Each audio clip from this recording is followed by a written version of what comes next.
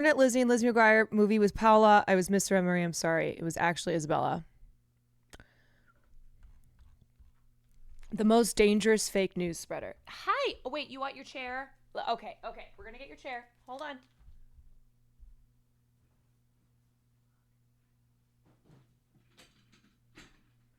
Okay. You know how it goes. Come here. Okay. You get your chair. Because otherwise, this cause problems. Okay. Can you sit in your chair? Yeah, the Farley chair's back. Yeah.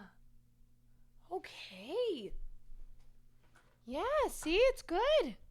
It's good. We got the Farley chair. Wait, okay, somebody link me something.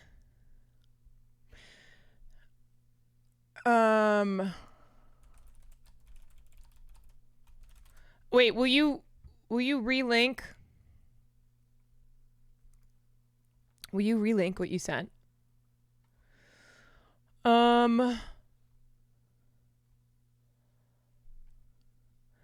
Hey, did you hear that Kamala's +3 in Iowa? Yeah, surprising. The margin of error in Iowa is still over that, so that's not a, Kamala's gonna win Iowa, but still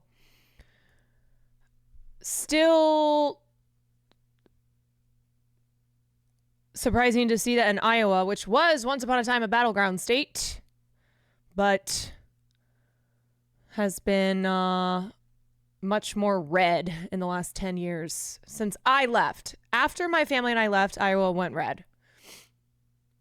As soon as we moved out, Iowa went red. I never spammed. This is actually the first time I've ever made a clip. This is incredibly important. Okay. Yeah, coincidence? Coincidence? I think not. I also like that with Iowa, after the caucus, no one goes to Iowa. They're like, whatever. Okay, let me watch this clip. Okay.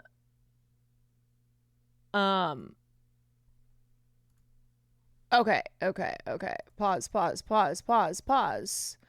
Hannah, thank you for the 5 months. Obi Dooby Doo, thank you for the 15 months.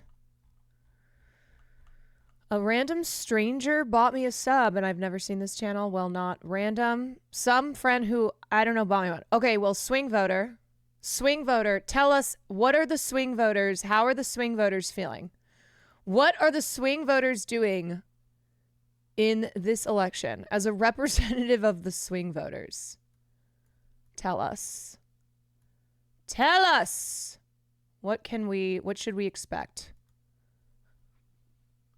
Are you swinging a Trump? Are you swinging a Kamala? Or are you just swinging? It's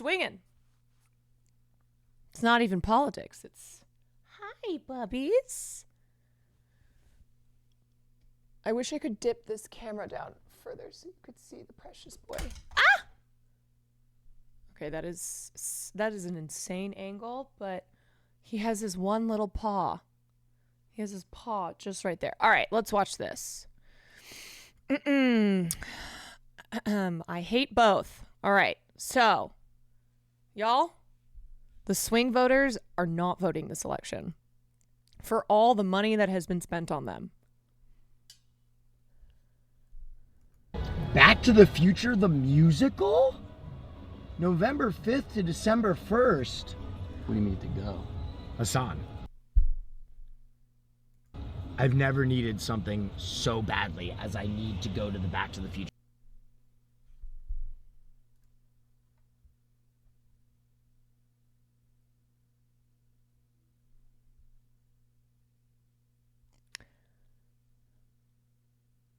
Hassan?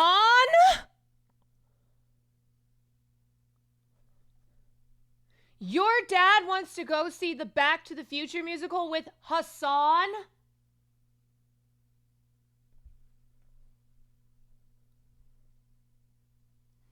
First of all, the fact that your dad is just now discovering Back to the Future, the musical, what is wrong with him?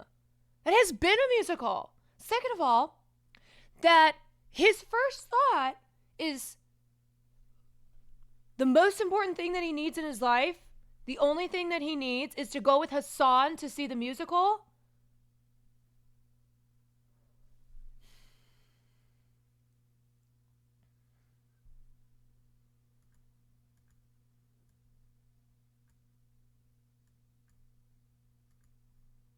Can you believe? No, that's your chair. No, that's your chair. You guys stay in your chair. Here, you guys stay in your chair. You want me to raise your chair up? Hold on. Don't jump out. Okay, I think that's the highest it can go. I think that's the highest that your chair can go. I'm sorry. I know. It's comfy, though. It's comfy cozy.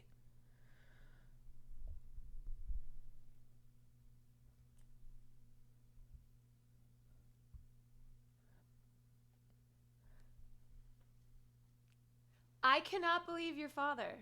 He's a bitch. Look at me. Farley. Tell everyone that your dad is a bitch. He is, isn't he? Okay, wag your tail if you agree. Go wag your tail. Can you wag your tail? Okay, turn your head if you agree with me that your dad is a son of a bitch. Go. Do you think that your dad is... Good job. Good job. Yeah, mommy loves you. Mommy loves you. Oh, good boy. Good boy. Okay, good boy.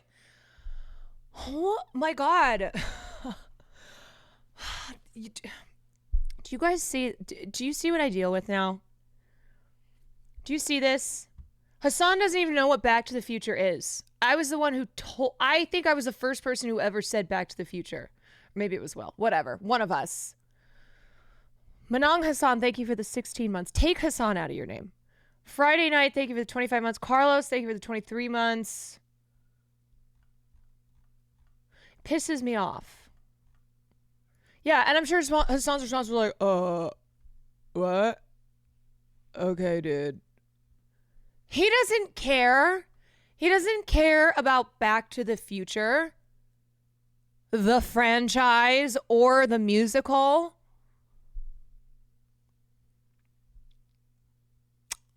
Anyway. Anywho. He ignored him and talked about Ferraris and then realized he should respond. Of course. Yeah, and you know what, Will? That's what you get. That's what you deserve for saying to Hassan Piker.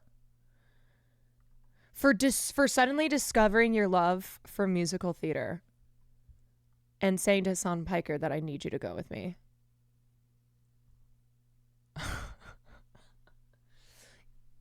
Unacceptable. Okay, let me fix one thing on here because I really want this Farley cam. How do I lower this? Hold on, peeps. Hold on.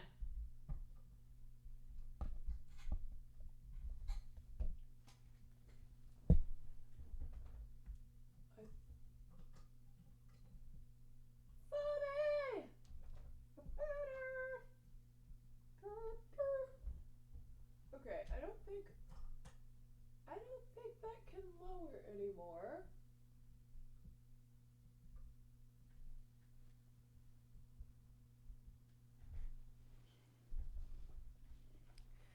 All right, I think that's the best it can be. My back.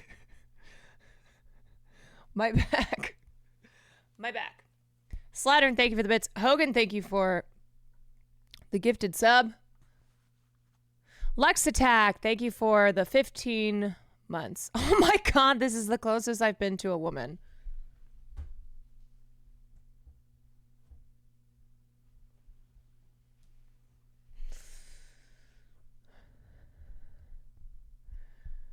I had to summarize an article on America's political realignment, especially Arizona, for my regional studies class. Then I had a dream that the voting was over and Arizona voted blue, except maybe it was a map of Nevada that appeared in my dream. So maybe I'm psychic and Kamala wins. Did you see what Pennsylvania looked like in that dream?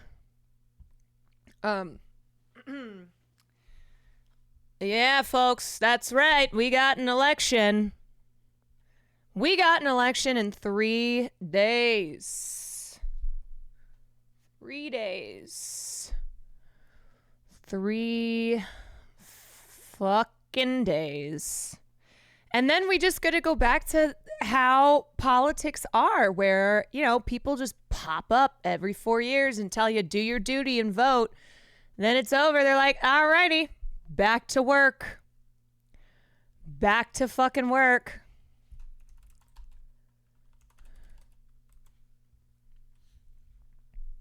Carry on. We'll see you in the next, one. Oh, except if Trump wins, you won't have to vote anymore. Yes, that is true. We won't have to vote anymore. You know what? Great. Great, because they haven't made voting a federal holiday, so okay. She's like this girl, what's her name again? Sienna, who does the Kamala Harris. Okay, I gotta scooch you over just a little bit. Don't move. Don't move. Mom's back is just breaking right now because I keep leaning over. Okay, good job. Good job. She is like the only person doing political humor that I can stand to watch.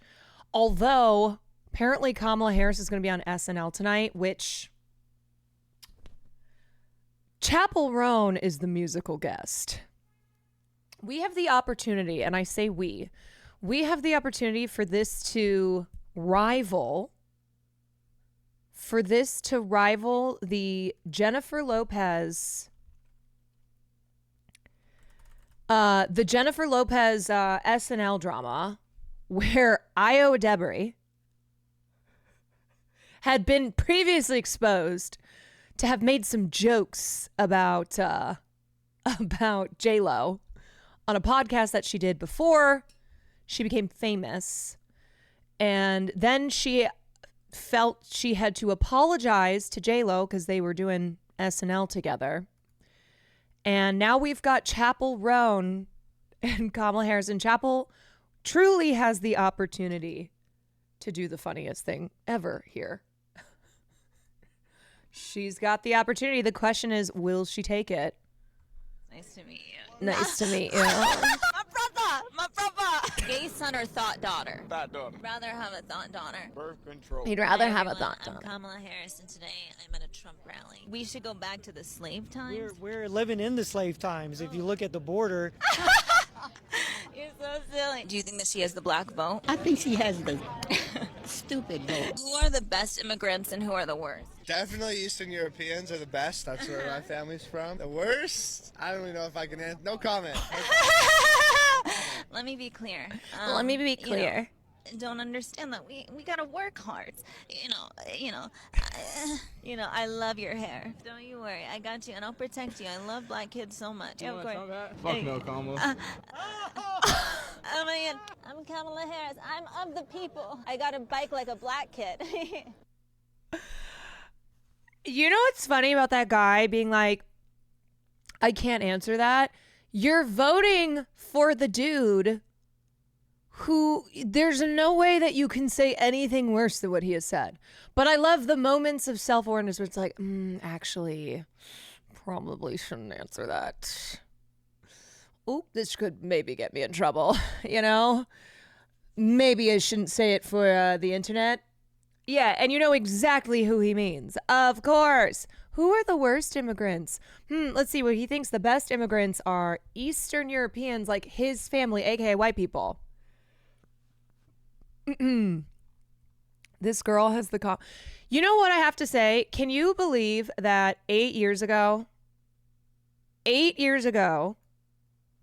the best that we had was Sarah Cooper lip syncing Donald Trump and becoming famous? Gun, I have a gun. Blah, blah, blah, blah, blah, blah. I have a gun. I'm Kamala and I have a gun. Don't run up on me, cause there's a gun in my house. Mouse, house, mouse, I have a gun.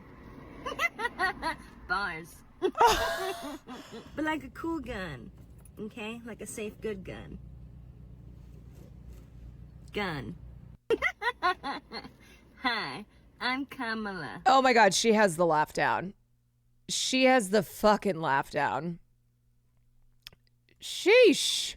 But yeah, at least this is an upgrade from 8 years ago when we had Sarah Cooper and we had Randy Rainbow singing Homosexuals. So at least we've had an upgrade. To some degree, I will admit Trump has made people funnier and meaner, but yeah, and we also like the Trump bits got exhausting, just like, oh, here's Alec Baldwin imitating Trump yet again for SNL. So at least we've got some, we've got some little fresh. We've got something a little fresh. Yeah. What is this? No, I haven't watched this yet. Here's Chappell and John Mulaney, who John Mulaney is hosting.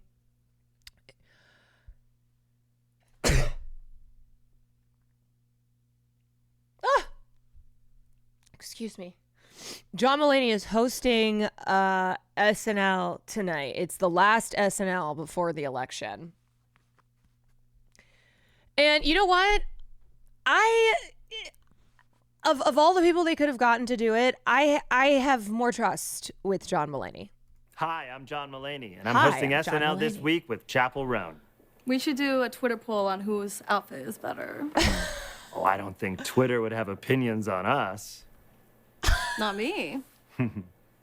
Hi, I'm John Mulaney, and I'm hosting SNL this week with Chappell Roan. We should do a Twitter poll on whose outfit is better. Oh, I don't think Twitter would have opinions on us. Not me.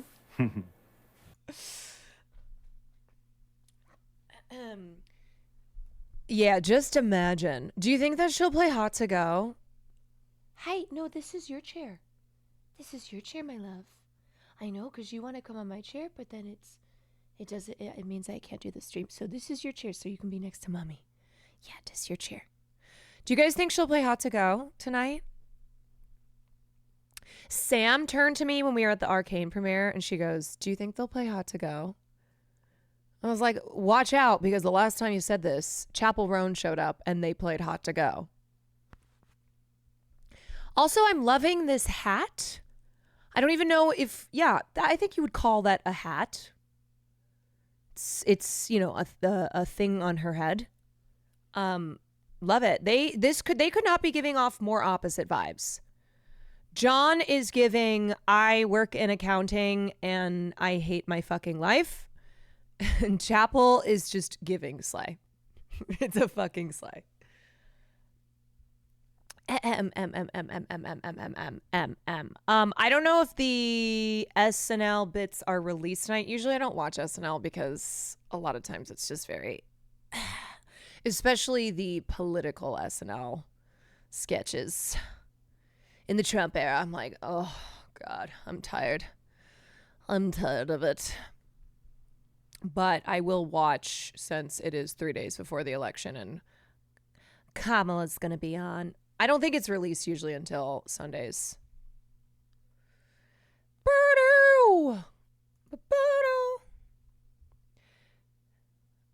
Wait, is she actually going as that Pokemon? Or is that just you are like, this is what she's dressed as?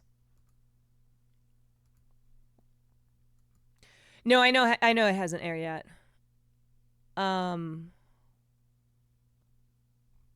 Look, I'm a Mulaney fan as well. I've been a John Mulaney fan for a long time.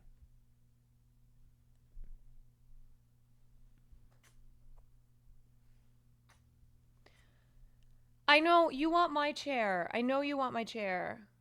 I know.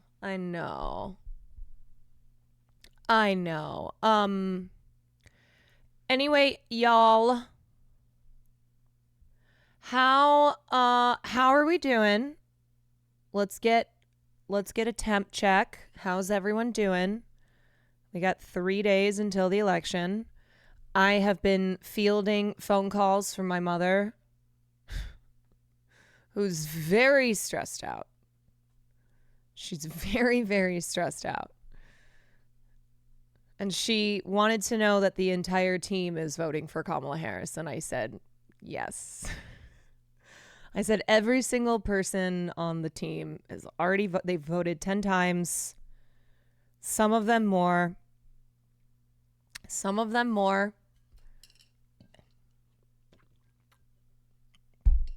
Some of them are going out every day.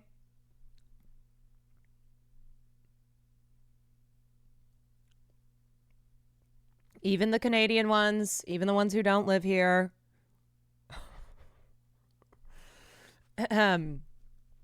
Yeah, I don't know. You know what I've taken to?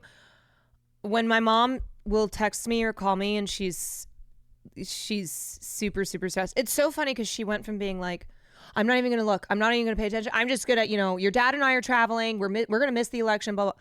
To she's now in her, she's now an ultimate suburban white liberal lady stressed out mode. So I have taken to just telling her things.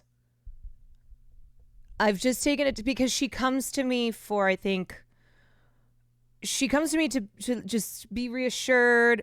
So I have, I've been telling her the things that she needs to hear. And you know what? Here's what I will say, okay? As I have said many times, I don't care to be right. I'm not somebody who, like, in my political coverage, I want, for the record, just for the record, y'all, let it be known. Let the record show that I called this. I don't care, because I also just am not pouring over polls and data and whatnot to do election coverage. But I feel like I have felt the last, I don't know. I felt like the last couple weeks that if I were to have to guess between Kamala or Trump, I think Kamala will manage a win. I think so. And so I've told my mom a lot of things that she wants to hear, needs to hear, but also I do think that I'm just one person. What do I know? Who am I? Did you see the Iowa poll? Yeah, we talked about that briefly. Crazy considering that didn't Trump win Iowa by something like 18 points, or he was up not win, but he was up like 18 points. Liberal Twitter's losing their minds, I'm sure. Yeah. I mean, it is definitely something that I think I think there's a lot of things, like the early vote turnout, more women have been first-time voters, and women are tending to, they tend to vote Democrat, especially in this election, with reproductive freedom being a big thing on the menu, women be voting.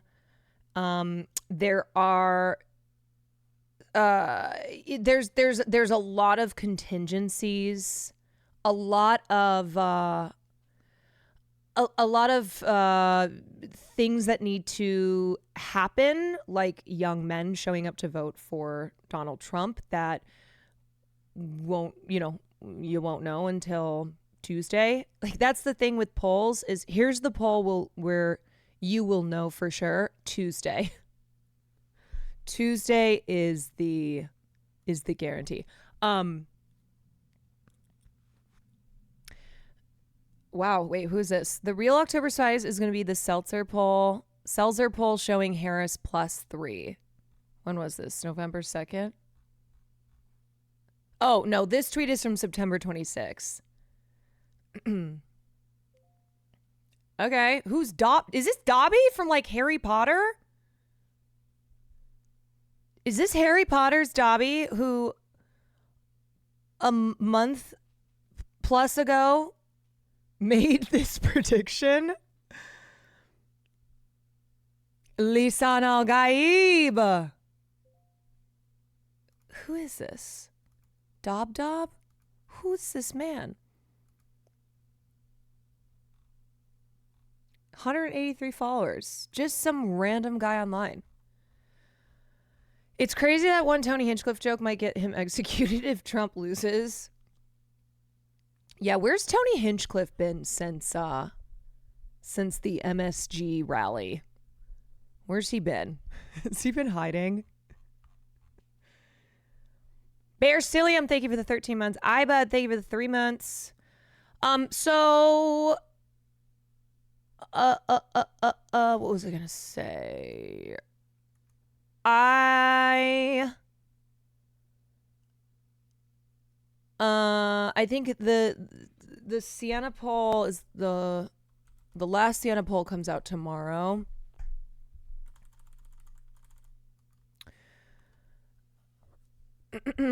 Oh, you're done. Okay, you're over it. You're over it. You're over co-hosting. I see. All right, that's fine. That's fine. Yeah, I saw that J-Lo came out in response to Tony Hinchcliffe. Not that J-Lo's going to change the election, but it does seem it's kind of funny that Tony Hinchcliffe's gross remarks on Puerto Ricans, on Puerto Rico, really seem to have reached through to an audience reached through to voters who didn't have a problem with everything else before, or like that was not even the craziest thing that was said on stage. We went through a lot of the statements that were said on stage, and that wasn't even the worst one, but that seems to have really moved some things. You know? What if Tony's actually playing inside baseball? I don't think so. But if he's actually a Kamala Harris insider, that'd be kind of wild. Yeah, he's playing some backyard baseball.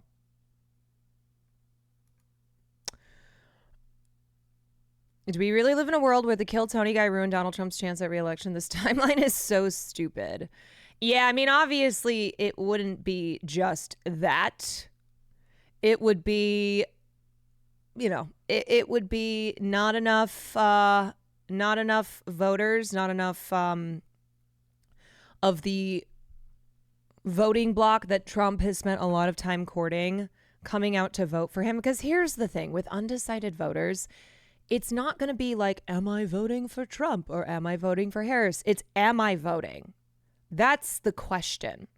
That's the thing with these voters. It's, are these voters going to go out and vote? It's not who are they going to vote for? It's, are they going to vote? And if Trump doesn't get enough of them because, they obviously don't like Kamala. They're Nikki Haley type voters. They're independents, whatever. If he doesn't get them to come vote for him in these important states, in the ones that are, neck and neck, not guarantees, then he can't win. Did you vote already? Not yet. Okay, we've got a man carrying thing. Every election expert right now. Just when you think Trump has the edge, Kamala gets good early. It's a nail biter, I'll tell you that. Just when you think Trump has the edge, Kamala gets good early voter turnout. Whatever we know, it'll be close. Maybe for those of you who aren't looking. This is what I have been talking about. When I talk about poll nerds, when I talk about like people who just sit there and their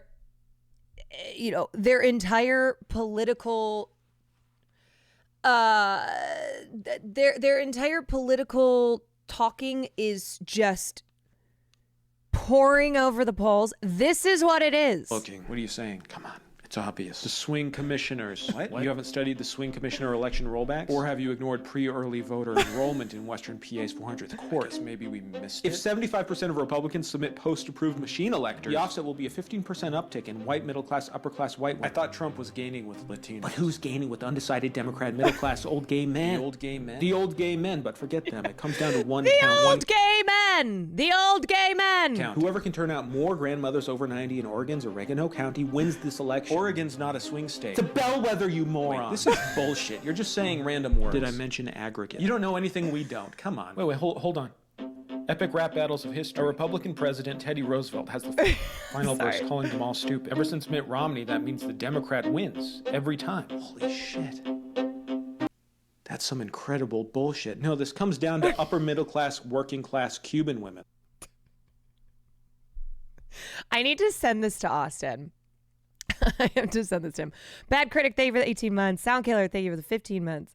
Lunette, thank you for the 18 months. Ibud, thank you for the 3 months. I'm telling you guys, when I used to work in politics, and then for probably I was probably like this in 2020, not as bad.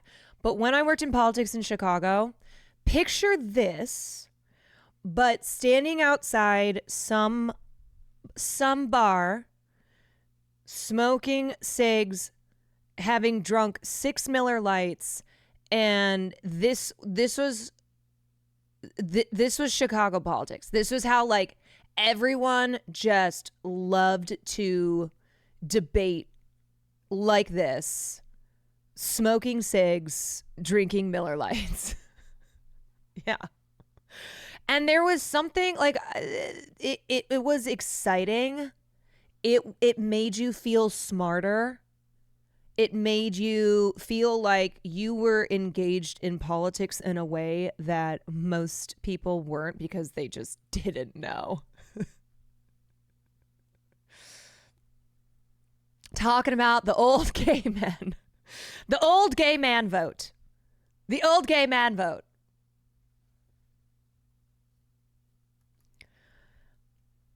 But yeah, that was how I was. That was how I was for a long time. The biggest takeaway from the Seltzer Iowa poll is that she's leading white women over 65 by 40 points. Yeah, I need to look more into. I when the first chatter came, it was like, did you see that she's +3? Victory of Harris would be a shocking development after Iowa swung aggressively to the right in recent elections, delivering Trump solid. Yeah, I mean, that would be insane. Especially because neither of them have been campaigning in Iowa, because Iowa was just considered to be a state going to Trump.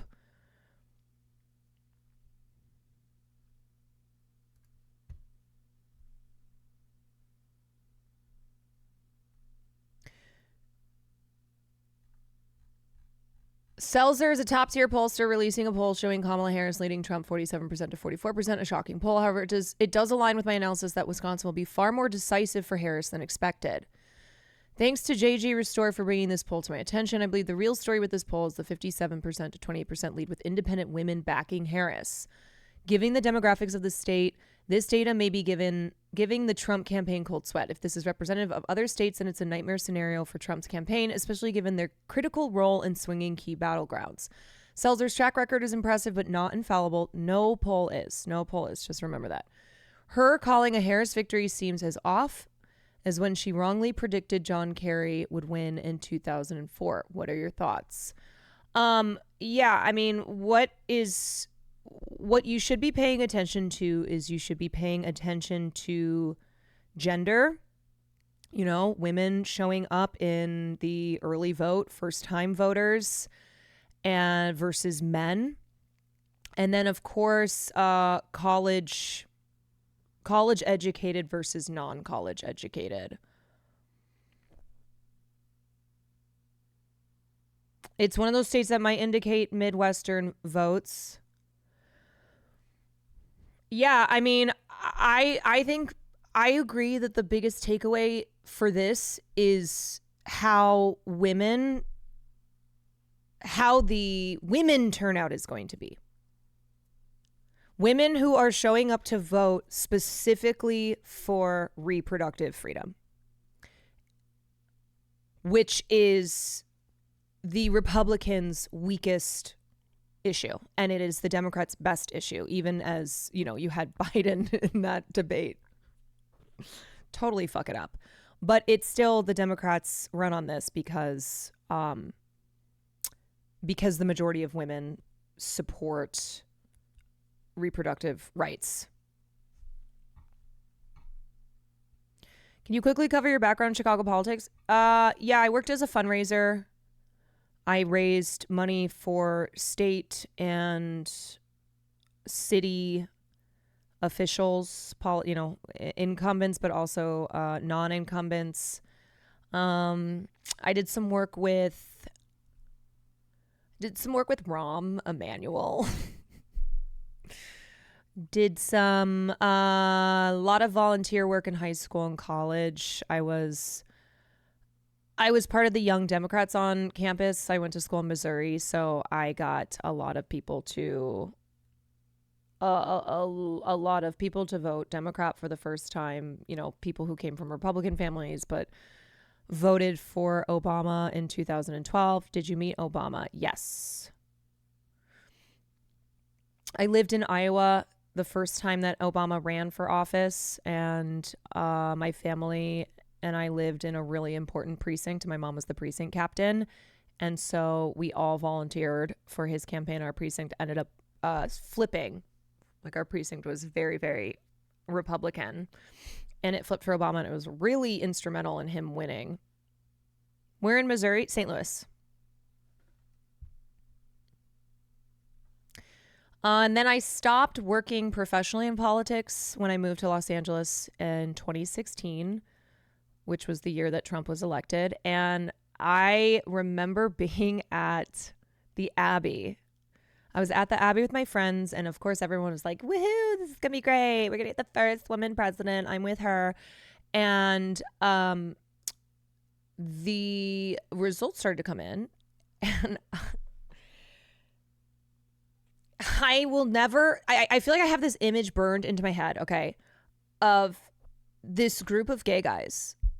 I mean, it's the Abbey, so like a lot of gay guys everywhere. But every time a state would go for Hillary, there would just be these, well, yes! But these were states that were, that were blue states, guaranteed.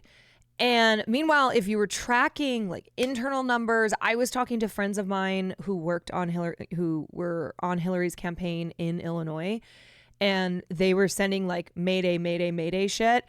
And so I remember looking around and seeing just gaggles of gays who would cheer when Hillary would win like California. And then the atmosphere of the Abbey becoming more and more and more solemn and morose when Trump started winning states that that everybody thought Hillary was going to win.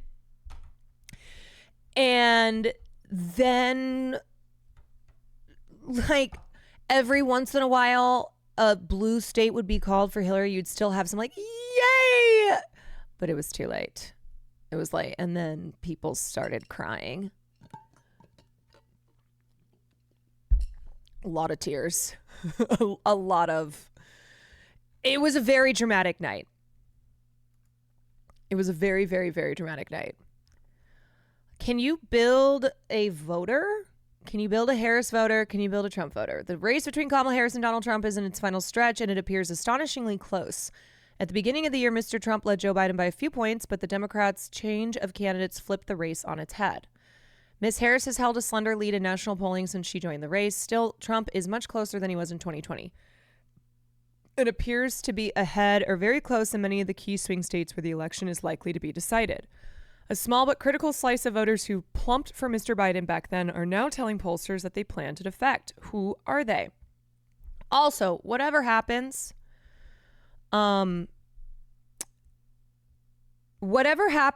we are never going to be free of this stolen election bullshit. Just know that.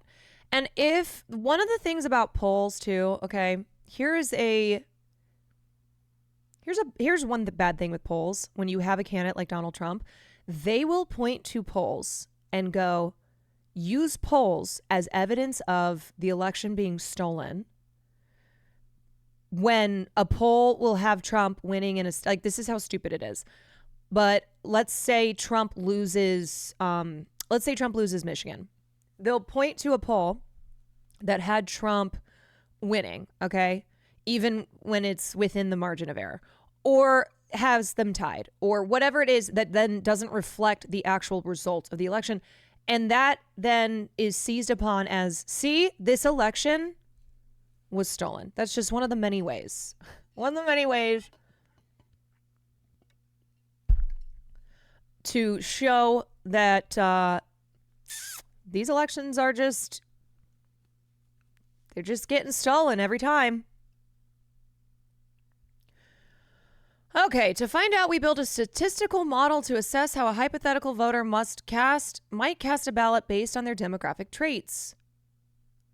Our data come from YouGov, an online pollster where every week surveys, I cannot read right now, I'm sorry, which every week surveys over 1,000 people about their demographic profile, voting history, and voting intentions. We combined all its survey results in January 2023 to get a detailed portrait of Americans' voting preferences. Use the drop-down menus below to plug in any combination of attributes, age, sex, religion, and more to construct a hypothetical American and see our estimate of their vote. Press shuffle to see a voter at random. Our model will continuously update to incorporate each week's YouGov survey. I'm just going to do shuffle.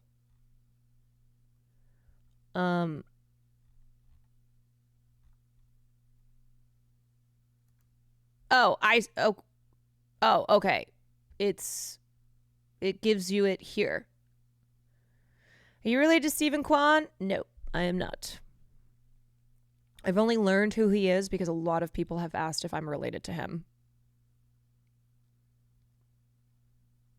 Sun's theory is that there are no more quiet majority Trump voters at the first assassination attempt than now there are quiet Kamala voters. Seems very likely to be. Yeah, I mean, the Trump voters are, they've been revved up. They've been revved up because Trump did not win in 2020 and they did a fucking insurrection, and they are like, Trump has never ever pulled back in a serious way. Even when he'll say like Tony Hinchcliffe, I don't know her. Everything he has done is still to appeal to his base, and his base has responded in kind, and they are very loud. And I think one of the reasons why, a major reason why JD was very crafty during the vice presidential election, especially on the issue of abortion, is because they're not dumb. They're dumb, but they know that they are well aware that abortion is a very bad issue for them. And it is a very strong issue for Kamala Harris. And it is an issue that will bring female voters, women voters who have previously voted Republican. It will bring them to the table to vote for Kamala Harris, or it will just mean that they don't vote for Donald Trump. And that's why JD was kind of trying to rewrite history during the vice presidential election on abortion, where it was, no, actually, we're not that extreme. No, look, you can trust us, okay? We're not trying to do anything extreme like our enemies have painted us to be. Especially white women voters, the biggest, white people, the majority of white people voted for Trump in 2020 and in 2016. So he's going to just, to win, he has to have enough white voters that it is, it's going to it's going to, push him to 270. And he needs to have white voters who are not just his base. He needs to have white voters who don't normally show up, low propensity voters who, maybe first time voters, and ones who are not like dead set on Donald Trump because they're not his base.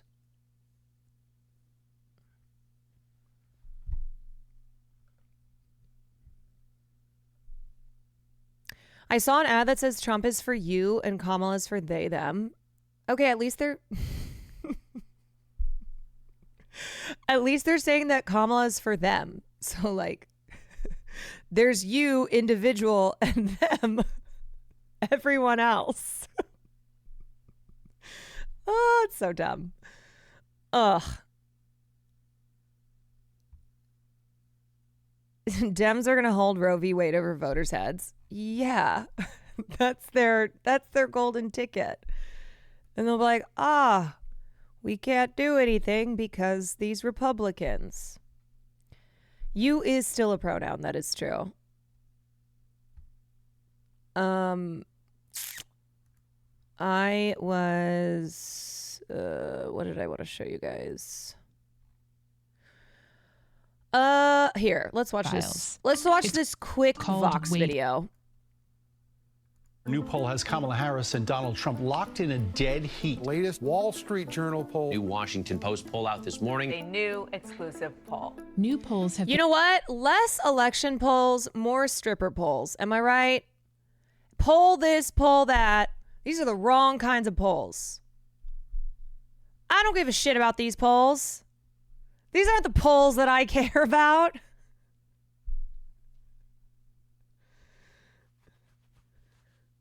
Sienna poll, Seltzer poll. Where's Crystal's poll? Where's what's another common stripper name? Crystal.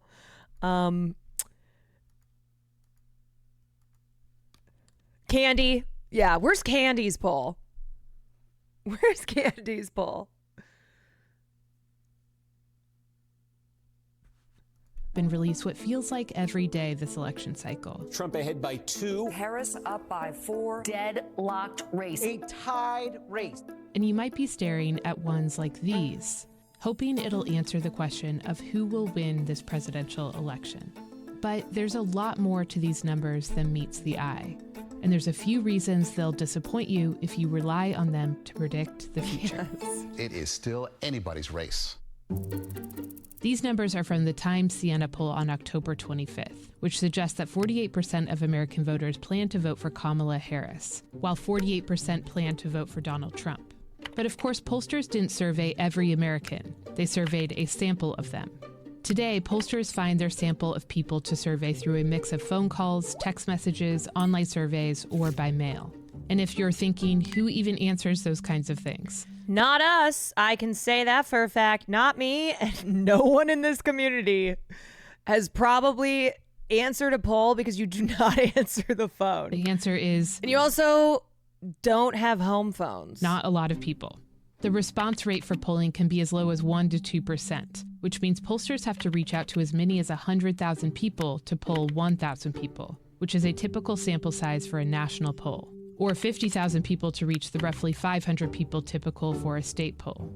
Which sounds small, but that amount of people can still be accurate at measuring the opinion of a population, if you read the polls with a few caveats in mind. The first thing to know about these numbers is there is a margin of error, which means this number is best thought of as the center point in a range of possible outcomes. On average, for a sample size of 1,000, any number that's 3% different in either direction could still technically be accurate.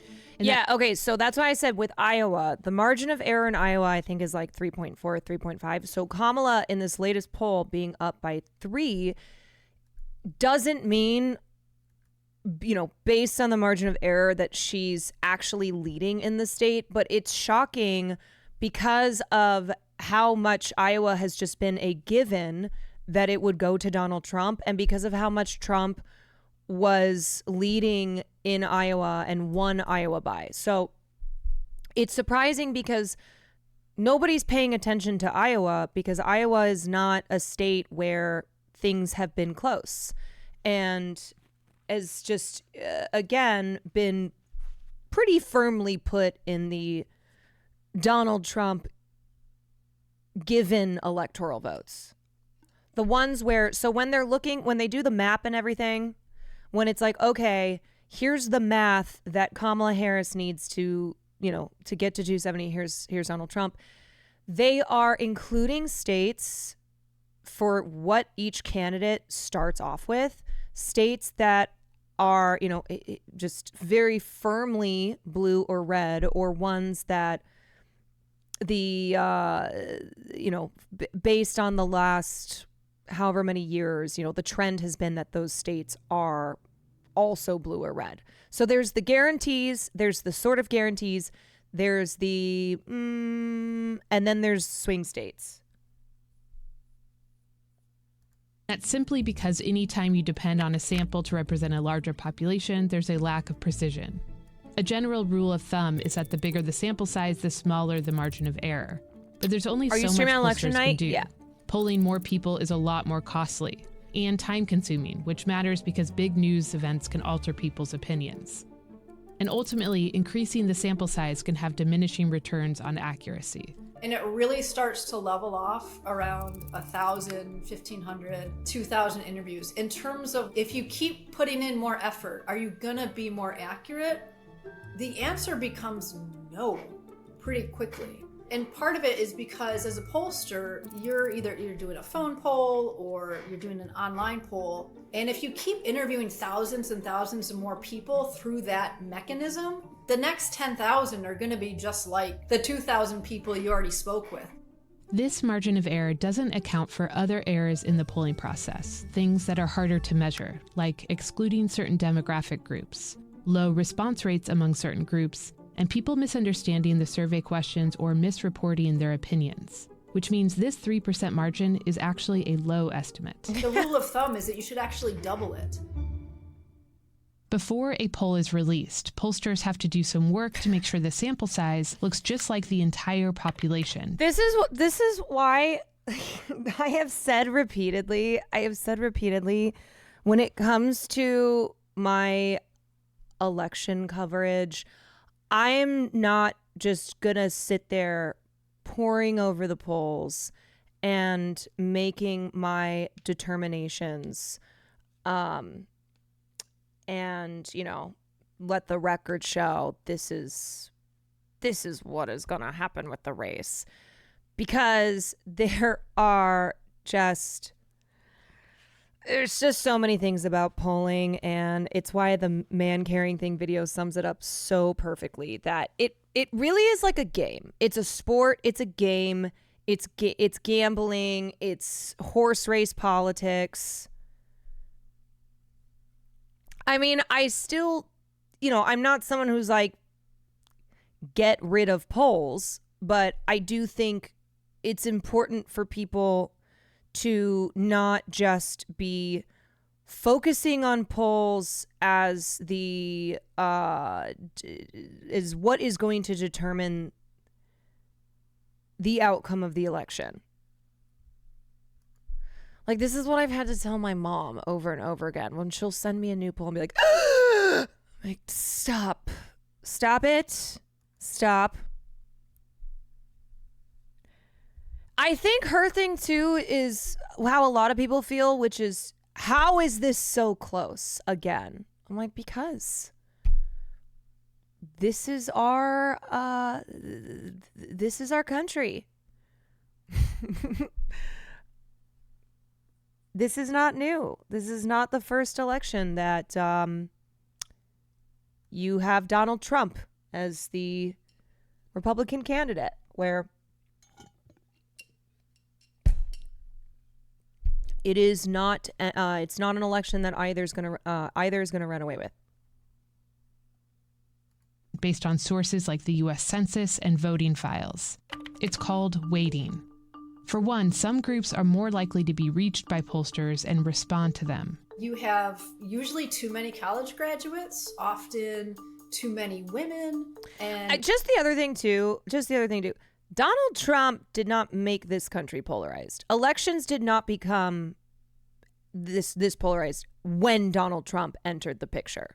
Like, this is not, Donald Trump is certainly extremist, and his rhetoric is extremely violent, fascist, et cetera, et cetera. But I think a lot of people act as if politics massively changed solely because of Donald Trump. Right. Donald Trump is a symptom, not a cause. Exactly. maybe too many white adults. If you look at 2016 and 2020, and he capitalized on it. supporters Yes, were more difficult to reach in surveys. After data collection, there's ways in which your sample now departs. and it's why, and I say that because I think a lot of people think, oh, if Donald Trump is gone, then we go back to normal. First of all, what is normal? What is normal? Second of all, you think that with Donald Trump being gone, that fixes the problems that we have? And I think a lot of people think of normal as, like, they look back on the John McCain era. They look back on even George Bush. How many fucking liberals now are like, we miss George Bush? What? George Bush is responsible for more deaths overseas than Donald Trump. And that's not for, like, Donald Trump's lack of trying, okay? All right, I'm not saying that because Donald Trump is actually a peaceful dove. But that's what's happened, is because Trump is such a showman in his political career, and he, Donald Trump brings along the Hulk Hogans and just this cast of insane characters. There is this nostalgia for politics of the past, of thinking that if we get Donald Trump out of the picture, then we'll return to that, which is insane to, like, it's insane to rewrite history and act as if John McCain and George Bush and Republicans of the past were, like, good.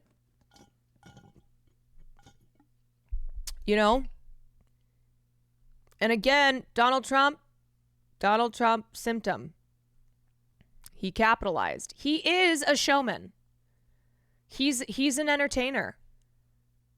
He saw his opportunity. Because that's what Donald Trump knows how to do, okay? Donald Trump knows how to seize on an opportunity. He knows how to make good television. And by good television, I mean entertaining television. Hi, everyone. What's up? We're just finishing up watching this video on what polls can actually tell us, which is really a lot of what they also can't tell us. And just a reminder, with the election being in 3 days, to not put everything into polls. From being random and representative. Now, weighting is how a pollster fixes that. Running the New York Marathon tomorrow. Good luck, dude. Poll starts off with a value of 1. Happy to have been there is when along people your who runs. are underrepresented compared to the larger population get a value higher than 1. While groups who are over... Bro, I'm sorry, too. The nostalgia for Reagan, no. We're not having it. We're not fucking having it. Represented get a smaller value.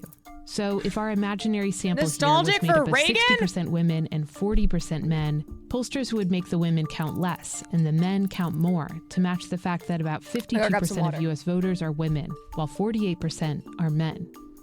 They repeat this for factors like age and race and geographic location too, until each individual is weighted in a way that makes the sample a good stand-in for the larger population it represents. Recently, pollsters started consistently weighting for education, too. In the 2016 election, some state polls underestimated Donald Trump's support among non-college educated people, an oversight that resulted in an election outcome few saw coming. Weighting respondents based on how their education level matches the general population Yes, is intended to help solve for that. In the 2024 election, pollsters are Education is a key divide. Education is a key divide. increasingly waiting for things like how people voted in past elections, and party affiliation too, to avoid any other ways they could be over or underrepresenting a candidate's supporters. But the thing is, weighting a sample to match the general U.S. adult population is pretty simple. Through sources like the U.S. Census, pollsters know how many people are in each age group, or gender, or racial group, or whether someone went to college. But for a poll to be a precise prediction of an election outcome, pollsters are attempting to weight against an unknown population, the people who will actually vote in the future, on election day. There's no guarantee that anyone surveyed ahead of an election will actually vote. Some polls make educated guesses, counting people more who say they are likely to vote, or who are registered to vote, or who have voted in the past. But at most, only 2/3 of Americans of voting age turn out to vote, and pollsters can only make informed guesses on who those people will be. Polls are good for a lot of things, at capturing where the population stands on big issues, or figuring out which states are really going to be decisive in the election outcome. But when the polls on voting choice are as close as they are in this election, the main thing they tell us is simply that the race is close, and the only way we'll know who will win is to pay less attention to the polling news cycle and wait until the votes are counted. Before you go, I want to tell you about Vox's new membership program. We put this video together as quickly as we could when we realized there was a lot of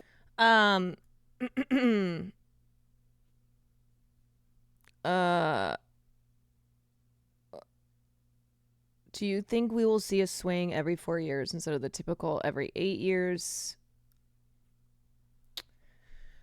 Are you saying if Kamala wins now, is she likely to lose in 2028? Well, I think that depends on the 4 years of a Kamala Harris presidency, which there's only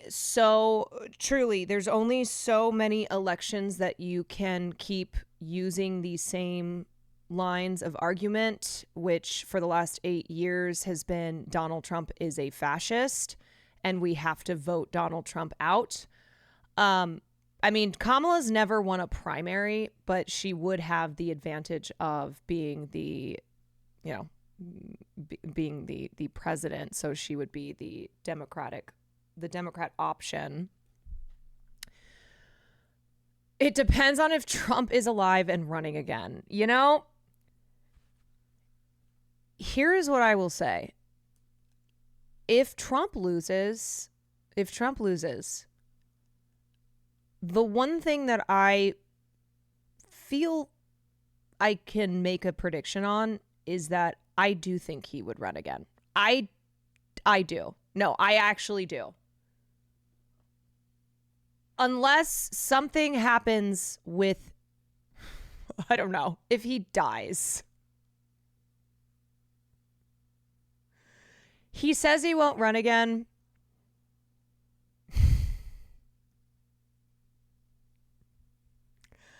I don't believe it. I once heard some chatter say that you said that Will is more left than you. Is that true? Right now? No. When we first met? Yeah.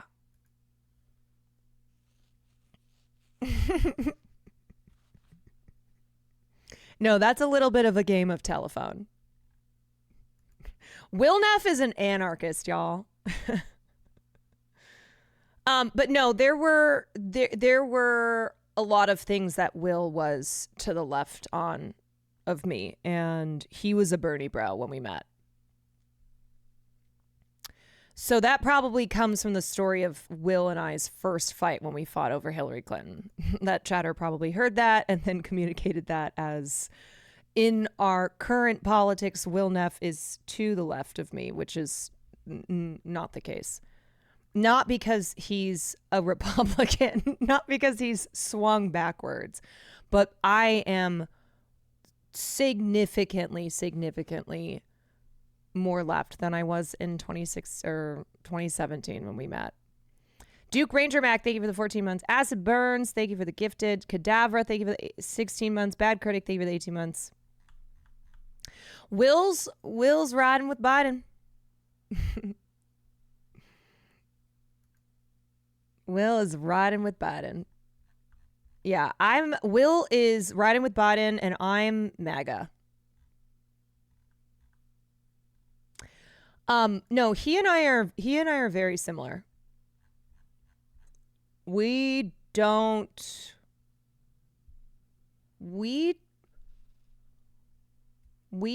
have political arguments like we used to have, I will say. We just are different in our content. Yeah. Will started off doing politics when he was streaming and realized he didn't want to do that. And he feels like he's best served in this life by making people laugh. And I know a lot of times people, like, because of his proximity to, dating me, dating Hassan, that they want Will to, like, do political content, which I remind people he started off doing that and he did not like it. It didn't go well.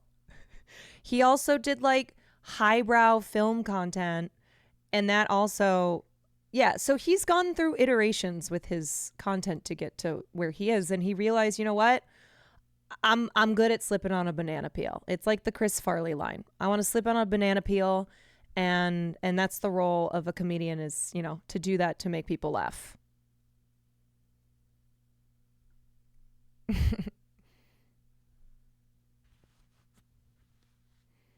And you know what's so great about Will too is that unlike me, because of how, just my very existence is political, but just me, if I want to talk about being a woman of color, then I'm doing politics. But he gets people into his community who I think he can really reach when he does drop these, truths, when he will give his Will Neff takes here and there. And I think that has an effect in a way that, I wouldn't have people like that necessarily in my community, in my chat, just because I'm much more obvious with what my politics are. Make America great again. We're gonna make America great again. Will is definitely part of the empathy and critical thinking pipeline, even if he's not overtly political. Yes, Will is one of the most empathetic people I've ever met.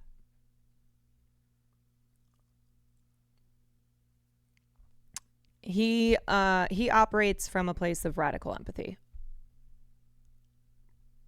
And I wouldn't be dating him after all these years, after I shed the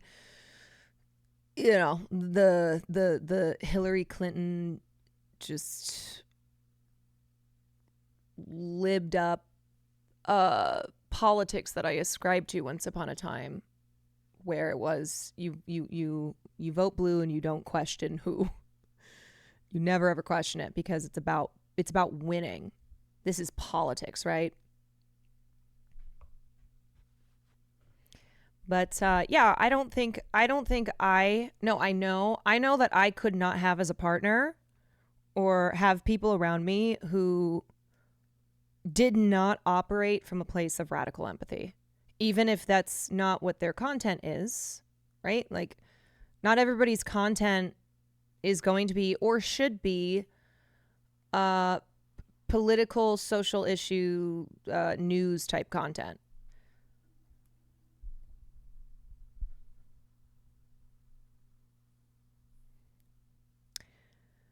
Yes, my family is very connected still to the Democratic Party. Yes, I have a lot of family members who still work, they work in Chicago politics.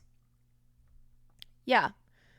So it's been interesting because my years being in Los Angeles, that was the first time that I was really away from my family. Even when I went to college, I was still in the Midwest.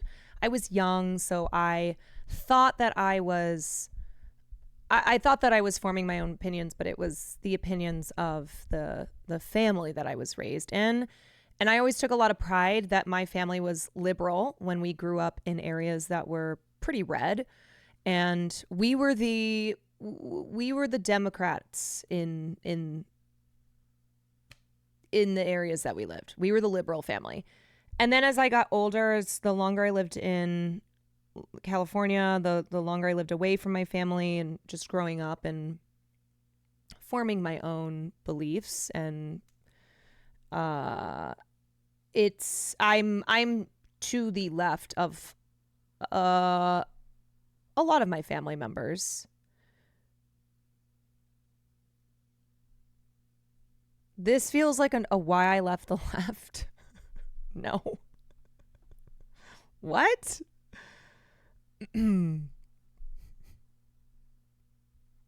Why I left the left?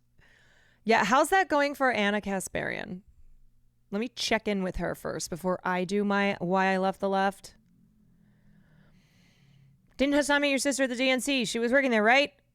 Yes, my sister and Hassan already knew each other. But she saw him at the DNC and she was there for, I don't know, like her, yeah, my sister's in that world. My sister's in that world, but she does listen to me.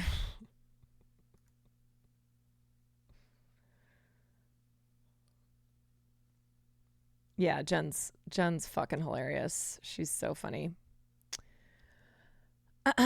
She was like, give me your stream so I can do your stream. I'll do your stream from the DNC. I was like, actually, the DNC would be happier with you doing my stream than me doing my stream. Yeah, my sister's the one who got Hassan kicked out, actually. This is true. This is true. Okay, I wanted to talk about let me see. I have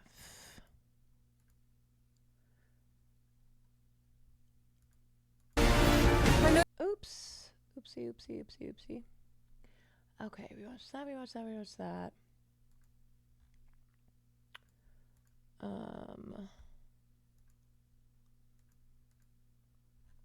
Okay, let's talk about my favorite person, Jerry Seinfeld. Jerry Seinfeld doesn't understand why kids might find this election upsetting. So, Jerry Seinfeld's kids went to this private pre-K through 12 school called Ethical Culture Fieldston School. Ethical Culture Fieldston School. And his kids are grown up. They're 18 and 20. I don't know. They're no longer they're in college now. But anyway, the school sent out an email. The school sent out an email to parents with the subject Election Day Support. And the principal wrote that this may be a high stakes and emotional time for our community and that the school will create space to provide students with the support they may need. Great. Okay. Because yeah, a majority of adults are reporting a decline in mental health because of the election, because of just the violence we are surrounded by, violent actions, violent rhetoric, how bad everything seems because yeah. So anyway, the school is basically like, we are cognizant of how children not just take on the stresses of their parents, but also that these are kids who are growing up in this country and in this world and are stressed on their own, like for their own reasons, not just because their parents' stress is being put onto them, but because of their own, their own understanding and seeing what's happening in this world, from climate change to the really violent, horrible language around immigrants, to Israel and Palestine. Like, kids are seeing this shit, okay? They're not living under rocks where they're not exposed to any of this. According to the note, which one suspects was spurred by questions to the principal from parents of attendees, excused absences will be allowed the day after Election Day, or whatever day the race for president is called, for any students who feel they won't be able to fully engage in classes. The email also included reference materials for parents to help kids through election-related anxiety and how to speak with kids about this year's pivotal race. So obviously this is also something that this school, which has a ton of resources, is a school that mostly wealthy, privileged people can attend because of the cost of this school, because of this being a private school. So they have the ability to do something like this, which I actually think is good, and I wish was available to, kids all over. Dank Techno, thank you so much for the 10 gifted subs. Thank you, Dank. Turtle.ttv, thank you for the 5 months. Amateur Phantom, thank you for the 3 months. Okay. Yeah, just kids having resources to talk about the anxieties that they are feeling, None of this sounds like a particularly shocking email to me, especially from a school with ethical culture in its name and a top-line self-description as a progressive school in New York City fostering intellectual curiosity, ethical responsibility, and social justice. Being taken aback that a school with these bona fides sends an email like that seems even more clueless than expecting Tony Hinchcliffe not to be racist when he takes the stage. But Jerry Seinfeld, who just can't stop being an angry old rich man, made some comments about this. And I don't really give it's not about Jerry Seinfeld. This isn't about Jerry Seinfeld. This is about adults. And this is about people in Jerry Seinfeld's position who his comments and his basically chastising this idea that kids would be feeling stressed, that young people would be feeling stressed out from this election and stressed out from the goings on in this world.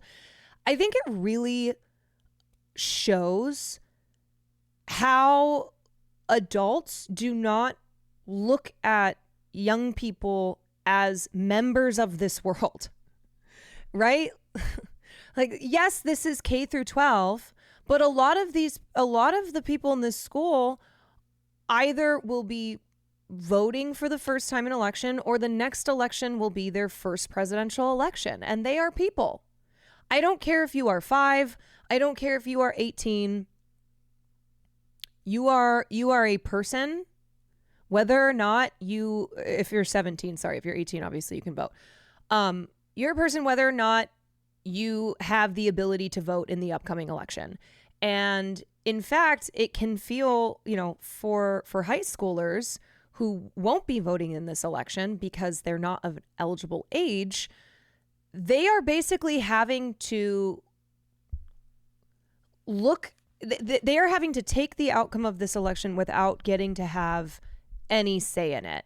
And kids are people too, and issues like climate change are existential AF, and this is the world that we are leaving these young people, okay? So Jerry Seinfeld, you'll be dead in, I don't know, I'm not going to guess, but you're old, okay? These are people who have a lot of years ahead of them because they're 15 years old, and they're looking at this world. They're seeing TikToks about climate change. They are exposed to information, and this is, I'm a firm believer in listening to kids, in valuing kids, and in understanding that this is having an impact on them. Yeah, and this is a school that obviously these kids are, a lot of these kids are probably up to date on things. Look at the description of this school. fostering intellectual curiosity, ethical responsibility, and social justice. This school has ethical culture in its name. It is a progressive school in New York City. The likelihood of the kids who attend this school having an awareness of the issues and feeling stressed out and anxious about it is very high.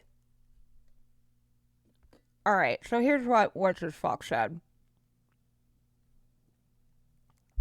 What kind of lives have these people led that makes them think that this is the right way to handle young people? Okay, Seinfeld. Jerry Seinfeld. Jerry Seinfeld's 17. Yeah. Actually, Jerry Seinfeld's really good at handling young people. Just Google Jerry Seinfeld 17. Yeah, Google Jerry Seinfeld 1738 and you'll see why Jerry Seinfeld is actually the person to be talking about how to deal with young people, how to deal with people in high school. He's quite an expert. What kind of lives have these people led that makes them think that this is the right way to handle young people? Seinfeld asked reporter Christopher Magg. To encourage them to buckle? This is the lesson they are providing for ungodly sums of money. Okay. It's a question Seinfeld might ask his wife, who in 2008 penned a book called Deceptively Delicious: Simple Secrets to Get Your Kids Eating Good Food. The best-selling book was, per its marketing materials, intended to provide a solution to the inconvenient truth that kids simply refuse to eat vegetables and other healthy foods, with recipes stealthily packed with unseen veggies pureed so kids will never suspect. Some might describe this as the kind of overindulgence contemporary parents are mocked for, especially compared to the "you'll eat what you're given" parenting many of us experienced as kids. But Seinfeld wasn't one of those advocates for dietary tough love. In fact, when another author criticized his wife's book, the comedian questioned the critic's mental health on national television. Jerry Seinfeld is such a bitch. The comedian questioned the critic's mental health on national television as part of a vigorous defense of his wife's food coddling techniques. So basically, the writer is pointing out, it's interesting that when it comes to the election, Jerry Seinfeld thinks these kids are being coddled. He thinks that the administrators or whoever at the school is organizing these, organizing support and sending out these emails in regards to making sure that kids are, that kids have the resources, that they have the support for this upcoming election. He thinks that is ridiculous because here's the thing. Jerry is a Hollywood liberal, okay? Like a lot of the elite in Hollywood, the rich and the famous in Hollywood. But Jerry is very, very, very, very rich. And so what happens when it's not just an aging thing, but it's also when you enter a social class of the one that Jerry Seinfeld is in, economic and social class, elections don't have the same effect on you, okay? Because whoever wins, Trump or Kamala Harris, that's not going to have an effect on Jerry Seinfeld's life. And same with people like Jerry Seinfeld. And he is, and that's why I wanted to mention his comments here, because it's not just about Seinfeld. It's the way that people over a certain age in this country, I'm going to say 60, okay? How old is Seinfeld actually? Jerry Seinfeld he's 70? He's 70? All right, let's say, if you're eligible for Social Security benefits,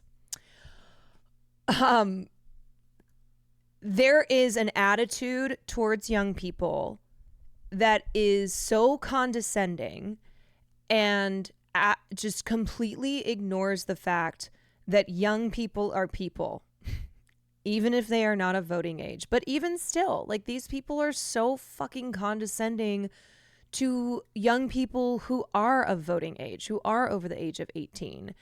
And so, yeah, he feels a way about that, but then is the same guy who will go after someone who criticized his wife's book, which is, a book written by a very rich lady who's offering tips to get your kids to eat vegetables, eat good foods when they are refusing them. Whatever. One might think that a school that considers...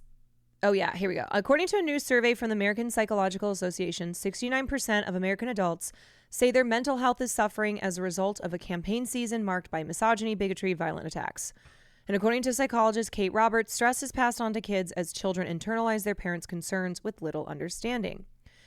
And I would like to say, in addition to that, what I already said, which is that these are young people who are at a school that is a progressive school in New York City, one that, is all about social causes and is a school where the average kid is more likely to have an understanding and awareness of the social issues.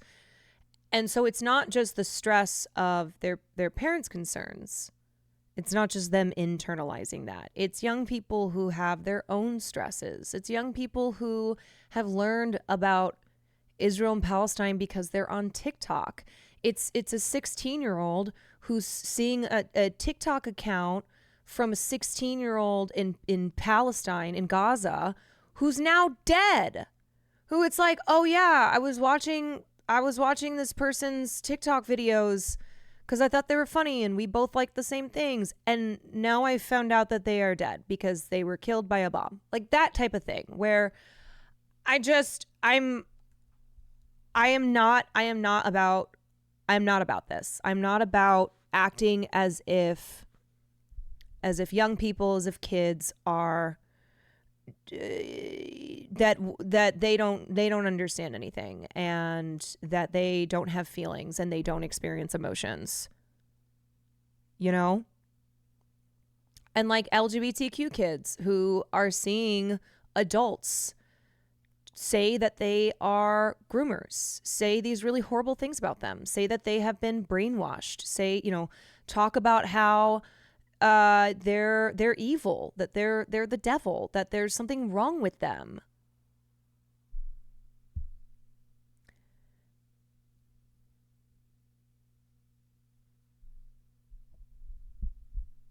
When I was a queer kid in high school, I was really concerned about gay rights and gay marriage. Yeah, I mean, when I was in high school, I was not a queer kid in high school, and things were different when I was in high school as for, young people in high school today. But I was also involved, and I didn't go to a school that encouraged that.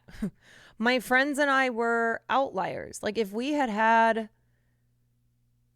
the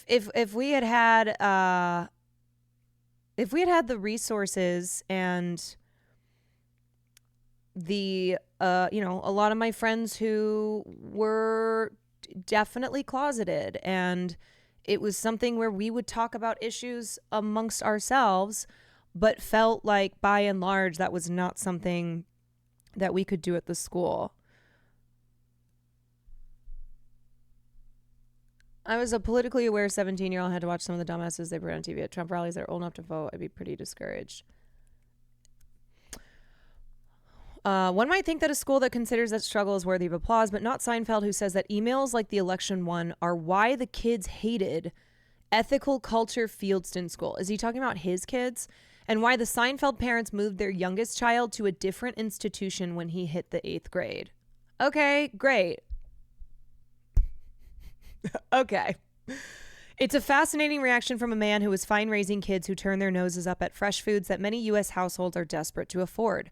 But reacting to the possible election of a violence-espousing, treasonous dictator is one thing. Expecting a child to eat their vegetables undisguised appears to be another matter entirely.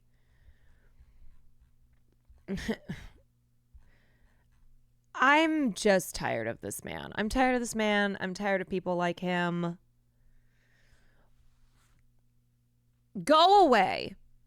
Go away. And as I said, if you want more Jerry Seinfeld insights, if you want to know why Jerry Seinfeld understands young people better than me, better than young people themselves, just Google Jerry Seinfeld 17.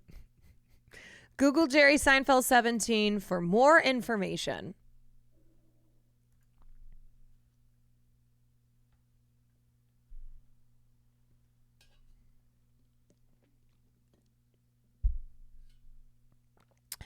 By the way, my kid also didn't like biology class because it was boring, and it's also why we moved. No, it's because the school was too woke. The school was too woke, and so that's why my kids wanted to leave. My 18-year-old who's about to vote for the first time is concerned about trans rights, the genocide, and climate change, and also angry. She has better judgment than most politicians. Yeah, I am never going to be somebody who ever discounts young people. I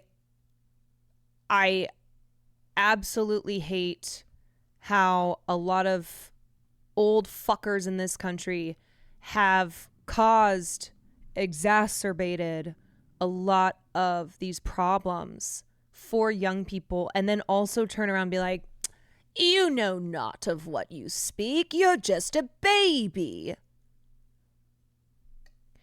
It's like, actually, yeah, because this affects their lives directly.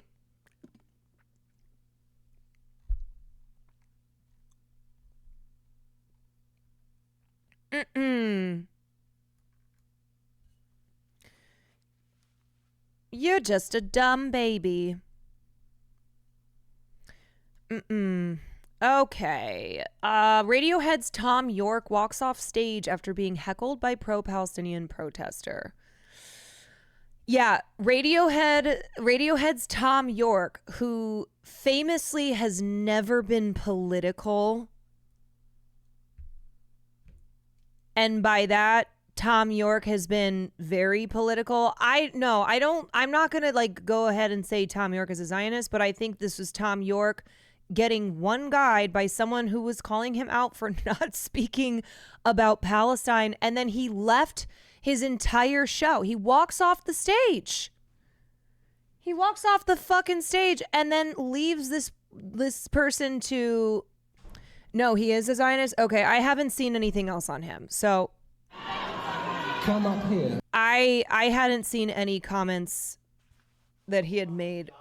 And say that, right? What?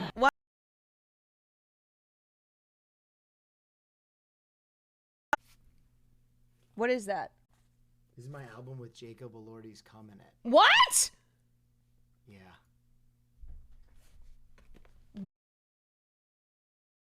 You're a liar. You're a liar. What are you saying? Why would you have Jacob Elordi's come? No, you don't.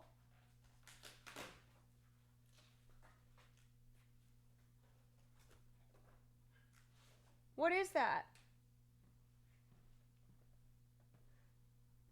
That's not real. No way. There's no way.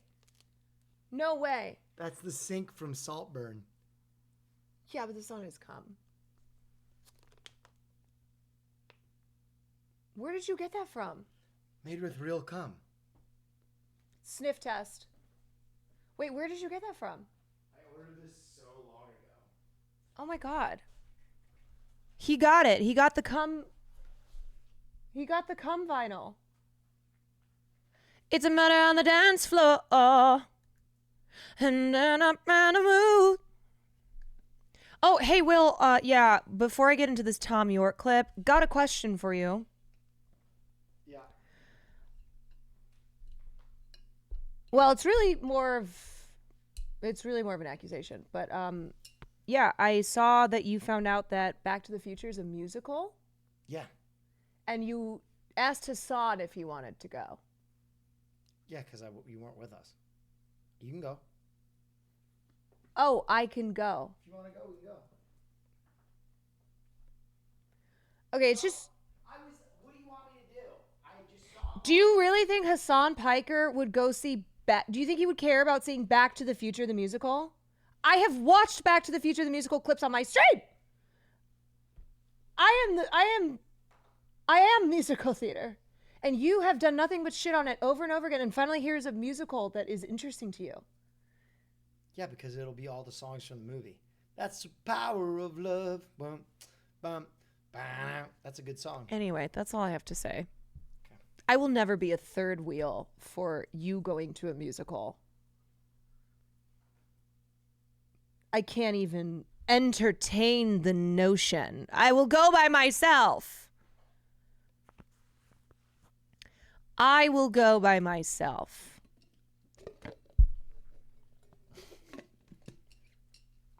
What? What do you want? I'm just chilling. You're just chilling? How was the workout? It was good. It was good. I'm tired. We were there for like 4 hours. Tai.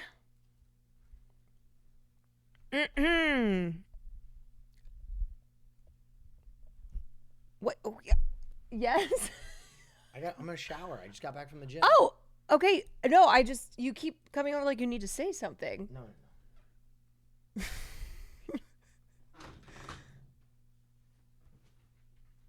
Okay. All right.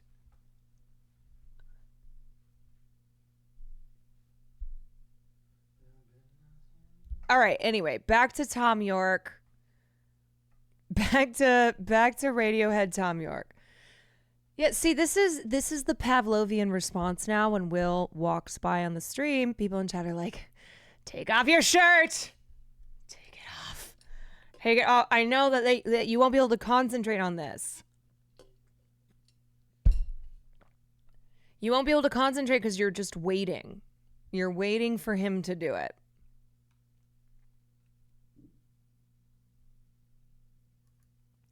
There's a murder on the dance floor. There's a boo. All right, he's closed the door to the bathroom, so he's taking a shower. Now we're going to watch the clip. During a solo performance in Melbourne, Australia, Radiohead singer Tom York walked off stage after being heckled by a pro-Palestinian protester.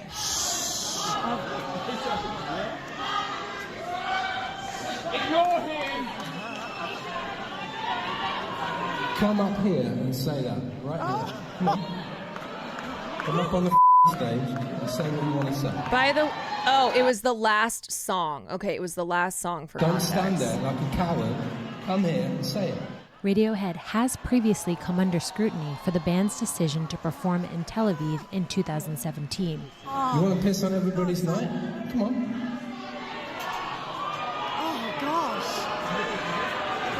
Okay, you do. See you later then. Yo, this... York later returned to the stage to perform the 1997 hit Karma Police, according to social media reports. That's so dramatic of him, first of all. It's so dramatic of him. I have a couple other clips. Let me pull up. That was intentional. You know, he could have ignored the guy. It was one guy. But no. Okay, here's another view of it. No, he wanted to make a whole thing out of it and then leave the stage knowing that the crowd would turn on this one guy.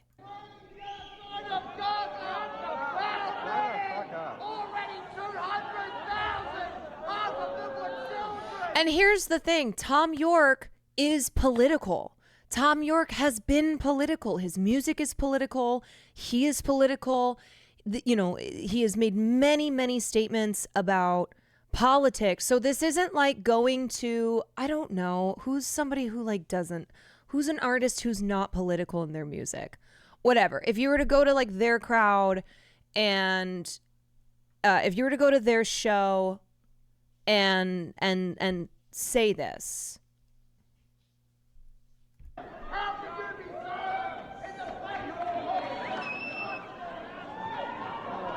Come here and say that, right here. Come on. Come up on the fucking stage and stand in the lesson. Don't stand there like a coward. Come here and say it.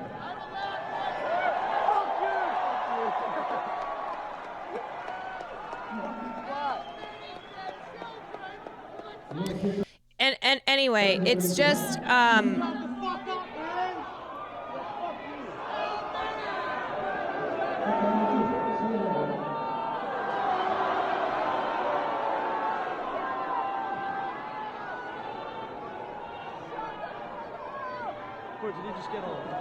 it's progressive accept. It's progressive accept. Yeah.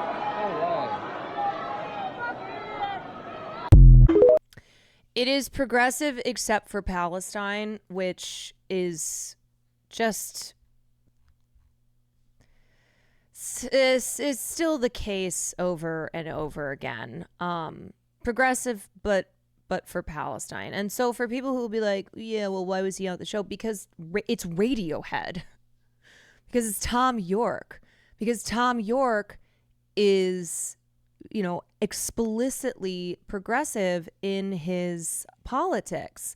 And what's the one song of his? What's the one? I'm not like a huge Radiohead listener. Obviously I know Creep, but there's one Radiohead song where they are the visuals and the lyrics are on wait. Let me just try to look this up.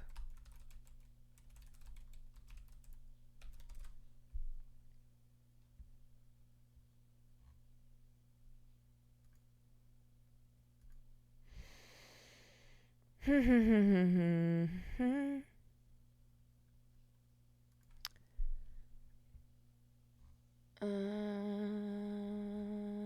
see if I can find what that one song was.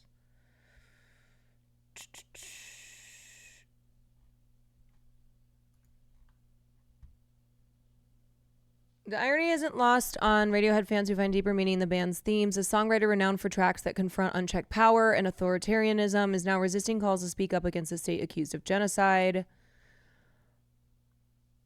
To them, this refusal is an evident contradiction, one that's hard to reconcile with lyrics they know by heart. So I think this is at the heart of the issue with artists like Tom York, who will not speak up for Palestine, is that it is directly contradictory to their music and to their politics. And it is progressive but Palestine every time. And it's why I do believe that somebody who has made their career off of the lyrics of their music being radical, being political, being, you know, against, like, standing up, sticking it to the man, being against authoritarianism, being against violence, being against war, being anti-war. How can you as an artist be anti-war in your music and be too cowardly to stand up for Palestinians?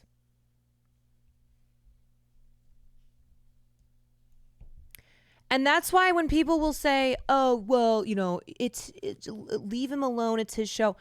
I want people to understand that an artist like Tom York should be called out, and that Radiohead fans are upset because his silence on Palestine and his past support of Israel is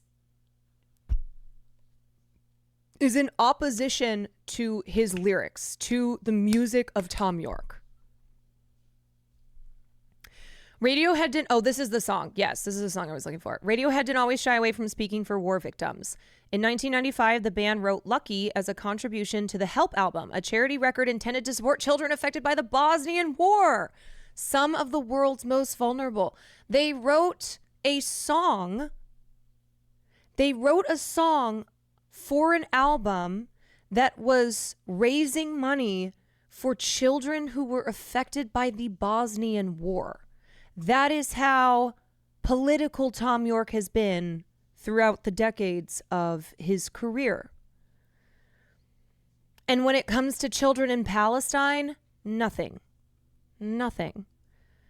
Imagine making this haunting song and video to shed a sorrowful spotlight on an ongoing genocide, then 30 years later, haughtily shutting down debate on an even bigger atrocity. One user posted on X referencing the song and the Australia incident.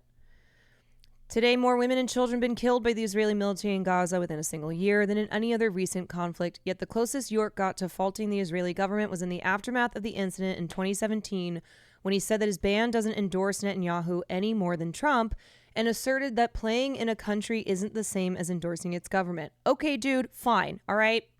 You know what? Fine, that was 2017. This is now 2024, and you've said nothing. So that, like, when you take in context his comments in 2017 with his silence now, it is showing a guy who does not care about Palestinians, doesn't care about Palestinian kids. Same guy who made a song to raise money for kids in Bosnian children affected by the civil war. And that came after dozens of high-profile artists signed an open letter urging Radiohead to cancel their upcoming show in Israel, with famous figures such as former Pink Floyd frontman Roger Waters encouraging York to rethink his position. At that time, too, York didn't hold back. It's deeply distressing that they choose to, rather than engage with us personally, throw shit at us in public, he said of the signatories of the letter. It's deeply disrespectful to assume that we're either being misinformed or that we're so R-worded we can't make these decisions ourselves. Okay, cool, dude. Cool.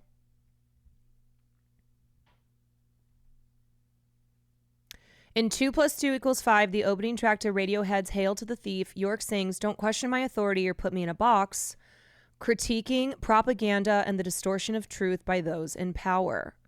Yet when it comes to deciding what is worth boycotting, it seems York's own authority isn't up for debate either.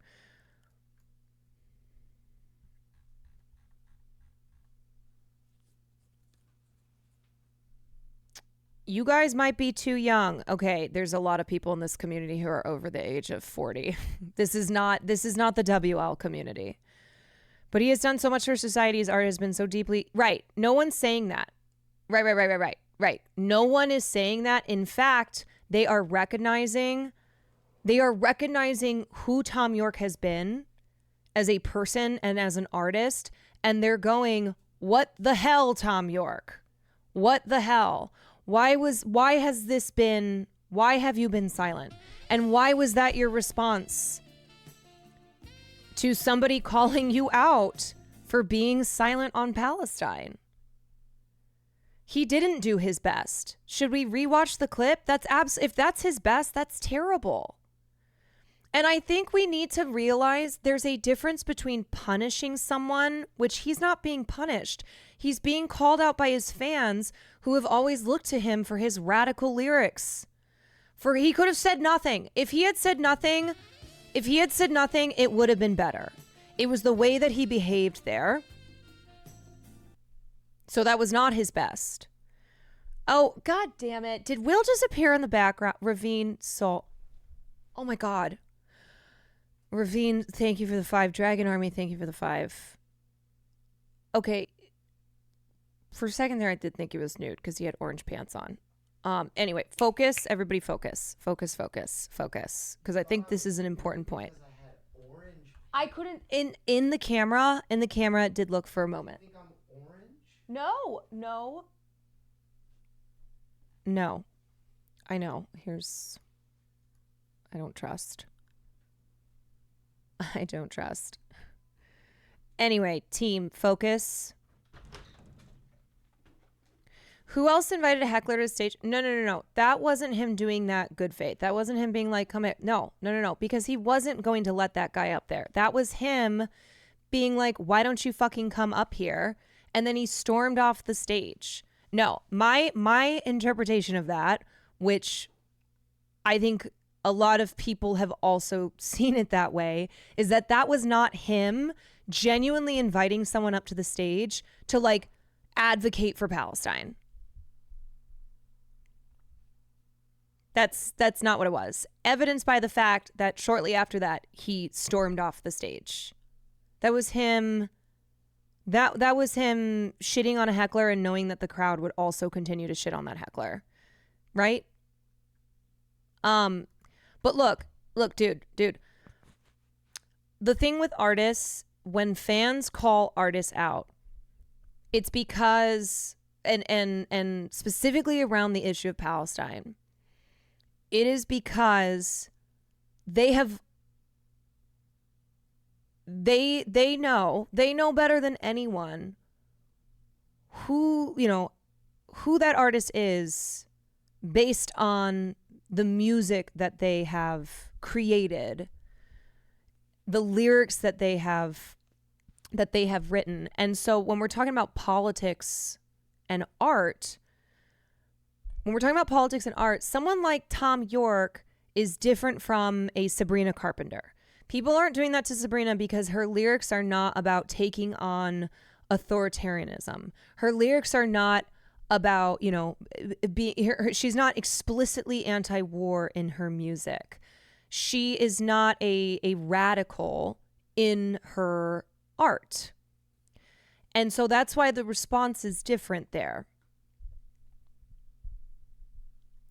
So I hope that makes sense. And it's why I think it is absolutely right for Radiohead fans to be upset with Tom York and to be calling Tom York out. And this is another example of progressive but Palestine.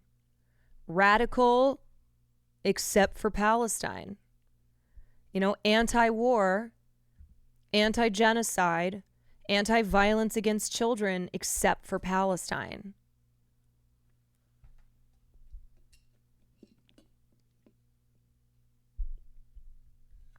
It's like, why is it that artists who spent decades singing about these things, advocating for justice through their lyrics, now are silent on Palestine? Like, when it comes to Palestine, there's just such a silence. And then not just a silence, but an anger when you've been called out. And here's the thing. Speed, thank you so much for the 5. I just started streaming 2 years ago, but from the moment I started streaming, my content has been, I advocate for civil rights. I advocate for the LGBTQ community. I advocate for women. I advocate for Black and brown people. Like, that's how I've presented myself as a streamer. If I said nothing on Palestine, I would expect, because of my content and because of what I have, what I have made my career in, now my career in streaming, talking about and advocating for, I would expect people to be like, why the fuck hasn't she mentioned Palestine? Why is she talking about all these other things? Why is she talking about all these other issues and says that she is, an advocate for the rights of all humans and peace and all that, all that good stuff, but has said nothing about Palestine? There would be a glaring hole there. There would be a real glaring hole.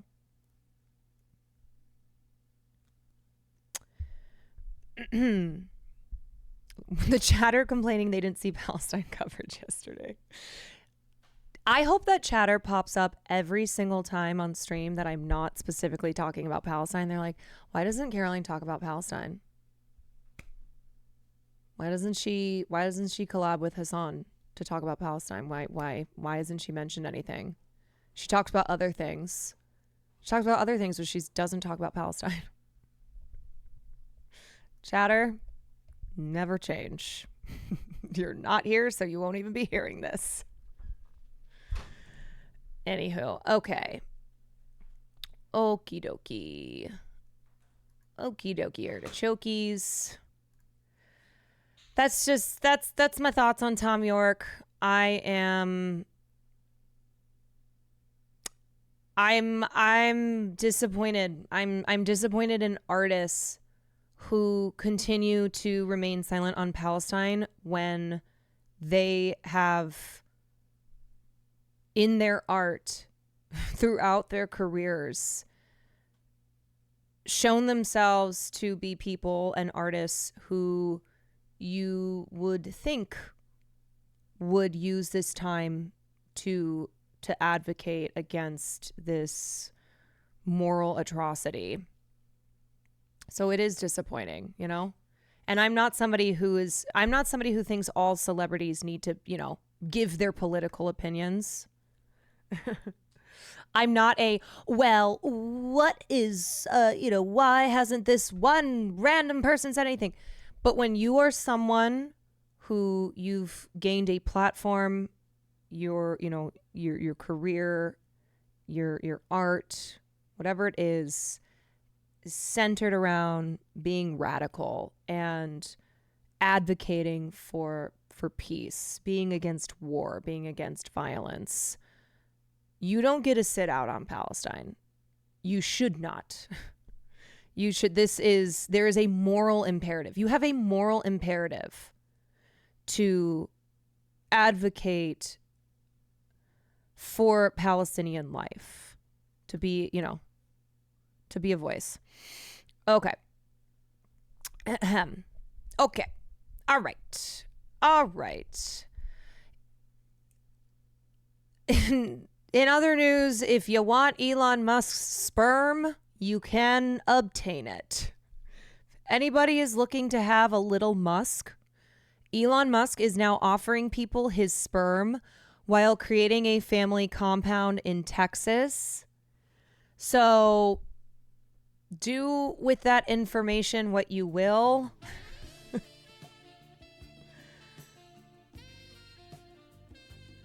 Speed Razor, thank you for the 5. Another 5 community subs. CT5 Ives, thank you for the 8 months.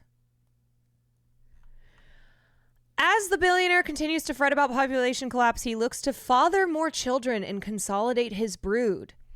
Yeah, Elon Musk believes that his role on this planet is to post epic memes from Reddit and also to father a shit ton of kids. He needs to spread his seed to save this planet. Yeah. I forgot that in 2020 he declared on Twitter that he was selling almost all physical possessions, will own no house, and was going to do a minimalist or nomadic lifestyle. Bitch, please. Please. Yeah, who's got more kids at this point? Nick Cannon or Elon Musk?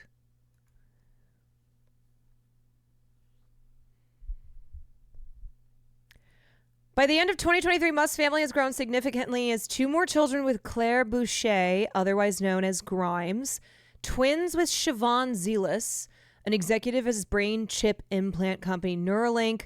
Zealous would have a 3rd child with Musk in 2024, making him the father of 11 known children. It was during this period that he began to lay plans for a compound patched together from several properties that he was buying in Austin, Texas to house his growing brood. Great. Far from owning no house, Musk now has at least 3 mansions in close proximity in a wealthy enclave of the city with enough room for all of his kids and their mothers. So, AKA a cult. AKA Elon Musk is trying to start a cult. Yeah. It's giving Waco. It's giving another white guy who believes that he is God's gift to this planet, wanting to populate with many, many women. Yeah. Musk is hardly shy about his reasons for having such a large family. Oh, we know. He says that the biggest problem humanity faces is the declining birth rate. And he's doing his part. He's a pro-natalist. And he's doing his part. Musk continues to seek out women willing to have children with him, sometimes offering his semen to friends and acquaintances. Nicole Shanahan, who was a Silicon Valley attorney, running mate of Robert Kennedy Jr., was one to turn him down. According to attendees at a dinner party thrown by a tech exec last year, Musk also said he could provide sperm to a married couple he had met socially only a handful of times, who had mentioned at the meal that they were having difficulty conceiving. Great. So if you Muck does fit. Muck fits pretty perfectly. Muck also boasted, I'm just calling him that, about his many children during the conversation. Yeah. When Taylor Swift endorsed Kamala Harris, Muck saw a chance to disseminate his genes. Fine, Taylor, you win. I will give you a child and guard your cats with my life. Muck's apparent ambition to grow his dynasty from a sprawling personal campus in Austin with help from a variety of women has parallels to the designs of another infamous billionaire, the late financier and pedophile Jeffrey Epstein, who made connections within the highest echelons of the scientific community as he considered a scheme to spread his DNA by impregnating women at his vast and remote ranch in New Mexico. So you know how there's always the prompt on Reddit or other places online where what is something that when rich people do it, it's thumbs up. When poor people do it, it's thumbs down just because poor people do it. Having a lot of kids. Because Elon Musk is the same person who would look at a mom on the south side of Chicago who's got 6 kids by a couple different guys and say the most denigrating, awful things about her. He is someone who, if you are of a lower income, you're in a lower social class, and you have a lot of kids and maybe with multiple people, then rich people like Elon Musk will think that will think that you should be like executed. That you are the problem. But not Elon Musk, not Jeffrey Epstein, not all these other weirdo Silicon Valley tech billionaires who are all pro-natalists, who are all pushing this we as the superior beings on this planet need to populate the earth with our seed. Musk is the real welfare queen. Yes. Musk has gotten infinitely more money from the government than a mom on the south side of Chicago that he would call a welfare queen will ever get. Musk is out here, doing things that he thinks actually makes him a hero because he's rich.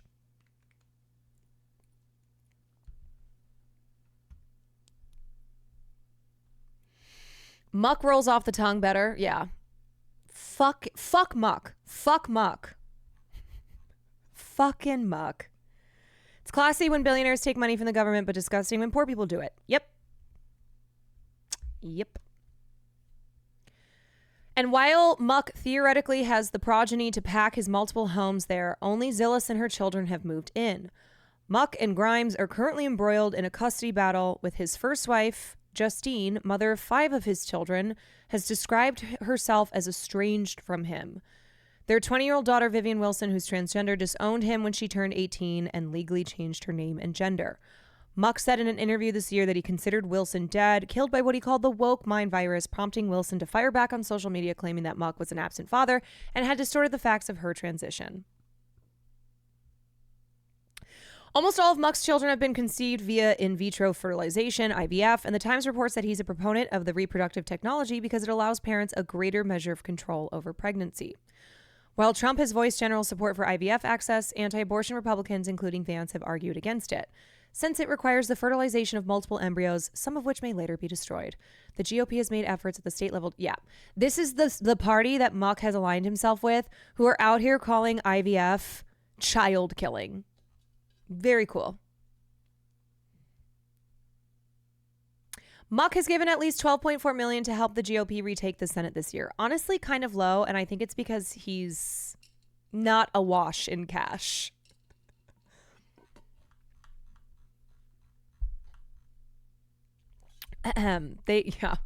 Brokey. You're going to need some more money if you want to have all those kids. In the USA, the order of rights grant is something like corporations, billionaires, then unborn fetus, and then adult woman or something, right? Yeah. A corporation is of more value, okay? Is a higher valued entity. A corporation is a person, not a woman, a woman. Only a matter of time before they start calling women having periods baby killing, since they didn't give the egg a chance to be fertilized. I'm sure that someone somewhere whose brain is just a pile of soup has made that claim.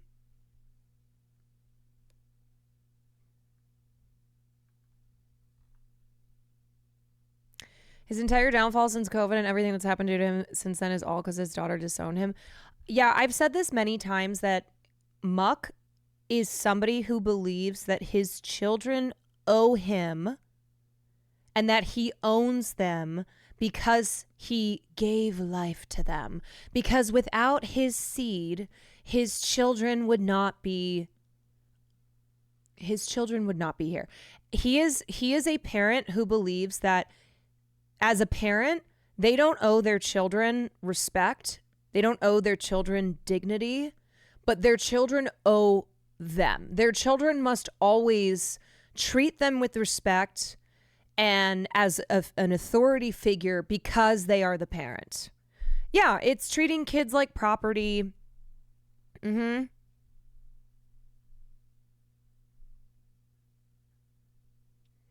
Also, I apologize because throughout the 2 years of streaming, I have definitely said Elon Musk and seed in the same sentence many times. And that's because many times I have covered Elon Musk talking about shit like this, where if you want his sperm,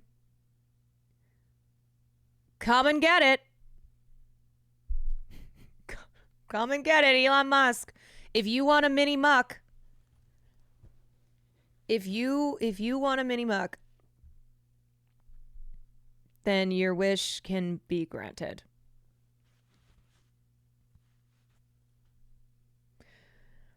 Him and Vincent Gallo, yes. But Vincent Gallo is charging like $100,000 for his sperm. I think Muck's is free. I think it's free. You're definitely not going to get child support or anything here unless, you know, you live on his compound.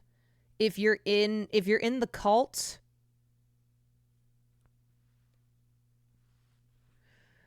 this headline is terrifying. What's up, girlfriend? Yeah, I was just saying that anybody interested in having a mini Elon Musk, well, here you go.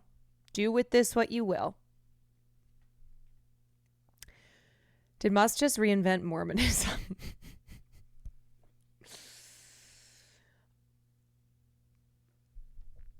Are there any tech billionaires who are not the biggest fucking freaks? Like, I know Elon Musk is on the more extreme end, but they all seem to me to just be freaks. And I've met many of them working in nightclubs because they would come in and buy bottles. I don't like them. Just as a species, the tech billionaire, not a fan. Not even just, it's not even just the billionaire aspect. I think it's like, I don't know. A lot of these tech people are fucking freaks. They're weird. Here's what we do. Create thousands upon thousands of fake email accounts and use them to request Muck's sperm. Then we just throw it all into an incinerator, completely drain the man so that he cannot reproduce any further.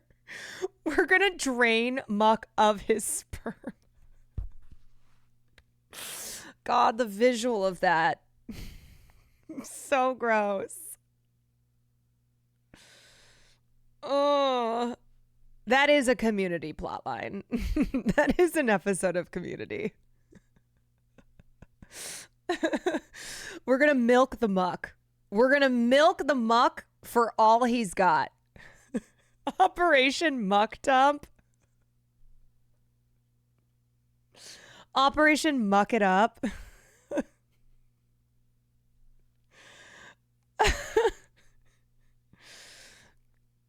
Operation Muck It Up. Which celebrity do you think is most likely to take Elon up on his offer? I don't know. Corinna Kampf. Just Grimes again. I don't care that they're in a custody battle. I don't care that Grimes is in a custody battle with him. I could see her being like, yeah, I'll have another kid.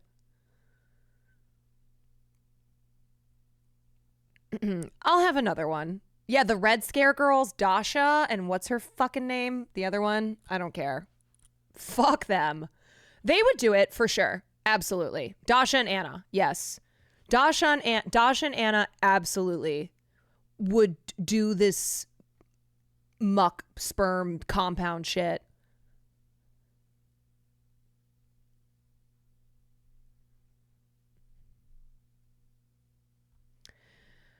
The reason so many tech billionaires are freaks is actually a feedback loop beginning from Peter Thiel. He made half these. Peter Thiel. Yeah. Talk about a guy who we know what a freak he is, but there's a lot of shit that we don't know. That's a guy who there's a lot that we do not know about that guy. And you can just imagine what a freak in a derogatory way that he is. Yeah, maybe Anna Delvey, maybe if she's looking to revitalize her career. You know, she had the Dancing with the Stars thing, but she was bumped off after the first episode. You know, if she's looking for a moment. Yeah.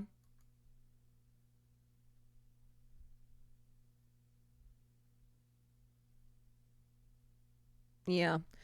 All right. I have a funny story for us in the pop culture world. The pop culture world of things. So, okay. I know I said earlier with politics that I'm not in the business of being right. You know, I don't need a, like, let the record show. I don't need a clip that you guys pull up and then I'll be like, see, I was right. But I just want to say that I was right about Ryan Reynolds. Okay. I feel so right in that I have called Ryan Reynolds out for what Martha Stewart has pretty much identified him as.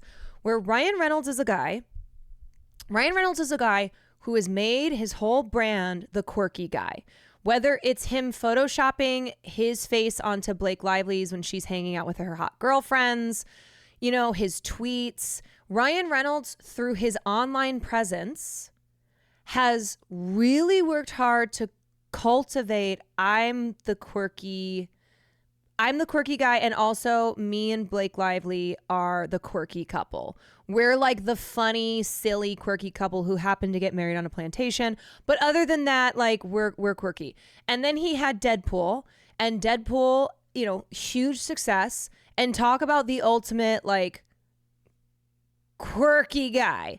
So between the success of Deadpool and his very carefully cultivated image online, Ryan Reynolds has tried very hard for people to think that he's a funny, quirky guy. And Martha Stewart is here to, I think she didn't even mean to do this, so unintentionally set the record straight. Here's what Martha Stewart had to say. Ryan Reynolds may be known for his signature sense of humor, but Martha Stewart claims that he's not really funny. The domestic diva shared her thoughts on the Deadpool and Wolverine star when she served as a special guest for Built Rewards' November rent-free game show. Asked what celebrities she thought respondents had named as the most fun to hang out with, she told Built CEO and founder Anchor Jane that she was sure her good friend Snoop Dogg was on the list. She then said Reynolds likely made the cut, though she doesn't think he should have. He's probably on the list just because he covers himself up in his movies and you don't see his face. Ryan Reynolds, is he one of those? She asked. And you want to know something? He's not so funny in real life. She insisted. No, he's not so funny. He's very serious. Stewart revealed that her picks would have been Brad Pitt and George Clooney, adding, I'd like to hang out with those guys. When Jane mentioned Taylor Swift, Stewart replied, I was only thinking men. Taylor Swift is lovely. Stewart then said she would rank Swift first on the list, followed by Snoop Dogg. Then I would take Ryan off it and I would put in somebody else, she continued.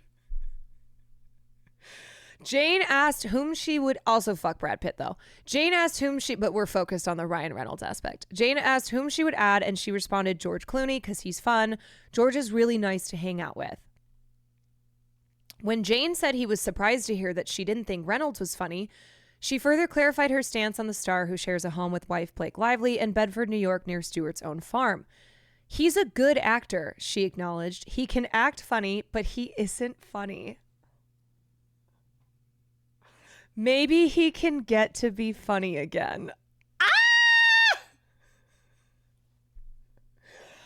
Again, I do not think that Martha Stewart was trying to cook Ryan Reynolds' ass. I think she was just being honest. I think she was like, yeah, I don't know. Ryan Reynolds, he's not that funny.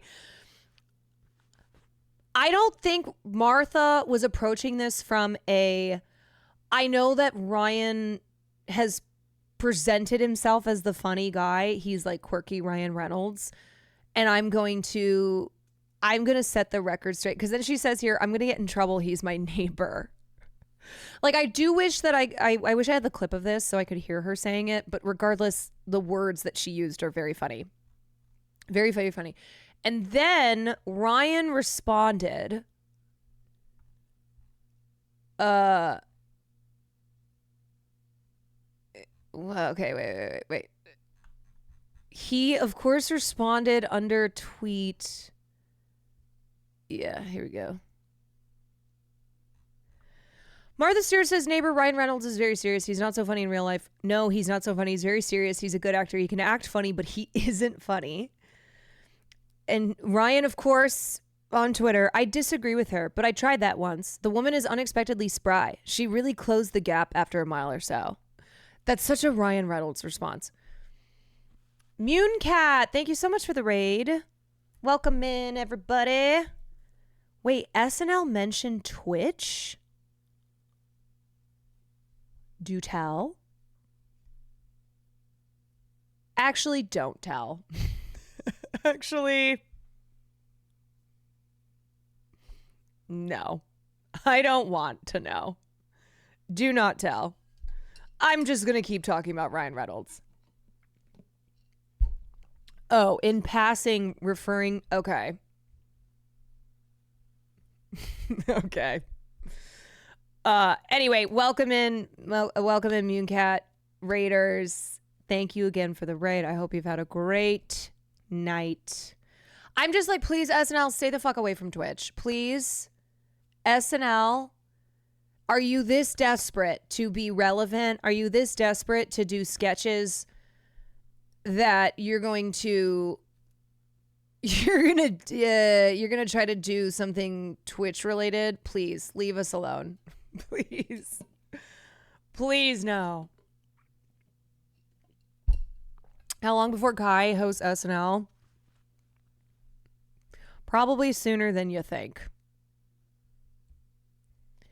I do think the John and Chappell Roan episode will be decent because I do like John Mulaney. I've been a fan of his for a long time. Obviously, you can never make me hate Chappell Roan. Obviously. Anywho. Hungry Brain, thank you for the 6 months. Kiz Store, thank you for the 13 months. Casimira, thank you for the 7 months. Okay. So just wrapping up this Ryan Reynolds, Martha Stewart thing. I genuinely LOL'd when I saw this because I have been saying this. Because the Ryan Reynolds, Blake Lively, haha, look at us. We're a quirky, fun couple. We, mess around with each other online.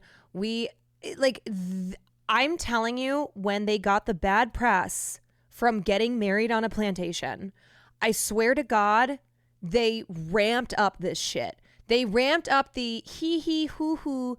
Look at these funny Photoshop photos. Like, we're actually just really wholesome and hilarious, and we love to mess around with each other. And it's always felt manufactured. Yeah, it's always felt strategic. And to have Martha Stewart be like, Ryan Reynolds is not actually funny. He can play funny.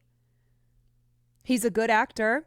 He can act funny, but no, that man is not funny. I have spent time with that man, and I do not want to spend time with that man. I would not have him as somebody who I want to hang out with, because that man is not funny. That man, the energy is not Snoop Dogg's.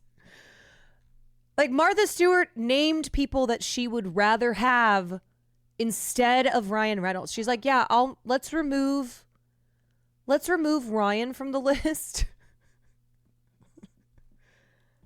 Let's remove Ryan from the list and put fucking Snoop Dogg.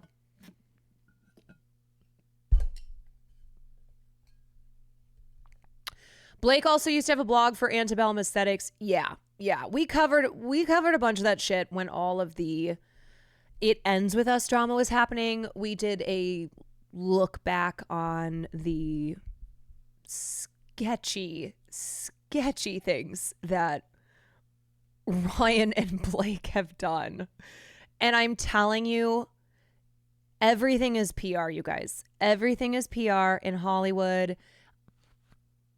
The relationships, individual celebrities, like they're a brand. You are a brand. When you get to the level of Blake Lively and Ryan Reynolds, you are a brand.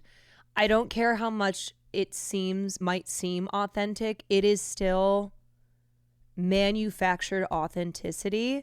And I'm not saying that you can enjoy it. I'm not telling you not to be a fan. I'm just saying this is a rare moment where I will be like, I feel like I clocked this shit.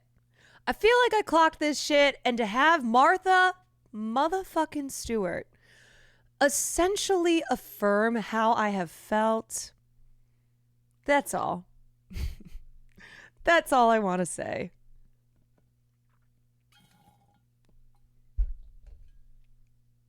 That's all I want to say. I will take my Caroline was right moment, because these are also things that it doesn't feel like there's a lot of stakes to it, So as far as me taking a moment to say, I'll claim being right. All right, is this SNL?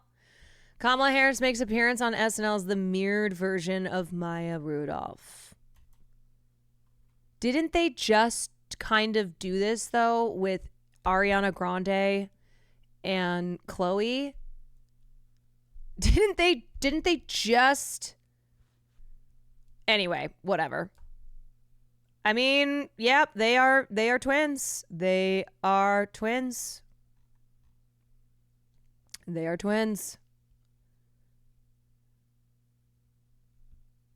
TBH, I don't really see the issue with not being funny in real life when you're an actor. No. It's not that. It's not that like how you are in real life has to be how you are as an actor. It's specifically about Ryan Reynolds. Ryan Reynolds, who has worked very hard on this brand of I'm a quirky, funny guy outside of my acting. The way that he is on Twitter and Instagram, and like how he's talked about himself and how Blake has talked about him, where they're always like, oh my God, we're always laughing. We're just always having fun. We're just so silly with each other. And Martha's like, no, actually, this man is not funny and I don't enjoy spending time around him. It's not a big deal. I don't want anybody to be like, well, wait a moment. Wait a minute. Is that mac and cheese? Yeah. Yum. Thank you. But I also want to say, as I am not somebody who's like, how you are as an actor is how you must be as a person, because God forbid, I just beg that Daniel Day-Lewis is not like Daniel Day-Lewis, the actor, in his personal life, because I don't know how anybody could fucking be around him. And I don't mean that as like he's a horrible actor. I mean, he is Mr. Method acting. He's Mr. Method acting. So if he treats everything else in his life the way that he is, the way that he treats acting, it's terrible. All right, I have forgiven Will for not immediately thinking of me when he found out about the musical. Well, because this is really good. Anyway, okay.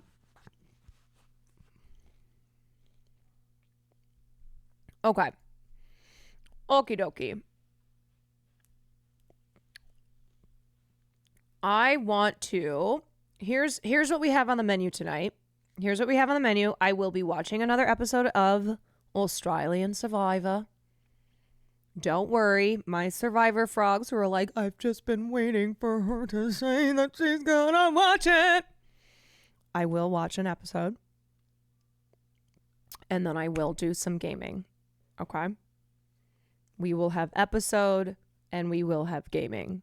I'm deciding if we're going to get into it now or if I want to look at one more thing.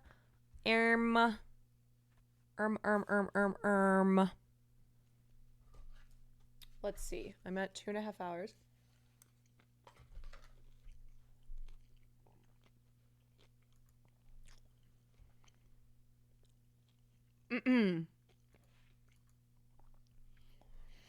Did you catch any of my previous messages? No, I'm sorry. I'm not the best chat reader. Was it if it was something vital, you can always message Ahmad. My eyes are old. Yeah, I have that second thought video. I don't know if I'm going to cover it right now. But I was, I do have that pulled. I love me some second thought. Okay, I really have to run to the bathroom. Let's see, 3:30. Maybe we watch.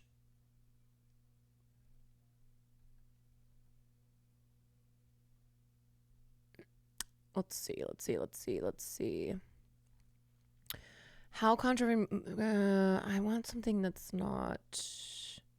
SNL is live right now. I will get clapped. I'm sure I will. I will get in trouble. Oh, yeah. Oh, wait. We can talk about Young Thug. We can look at Young Thug. I will get clapped into orbit. Okay. Let's look at the Young Thug outcome here because we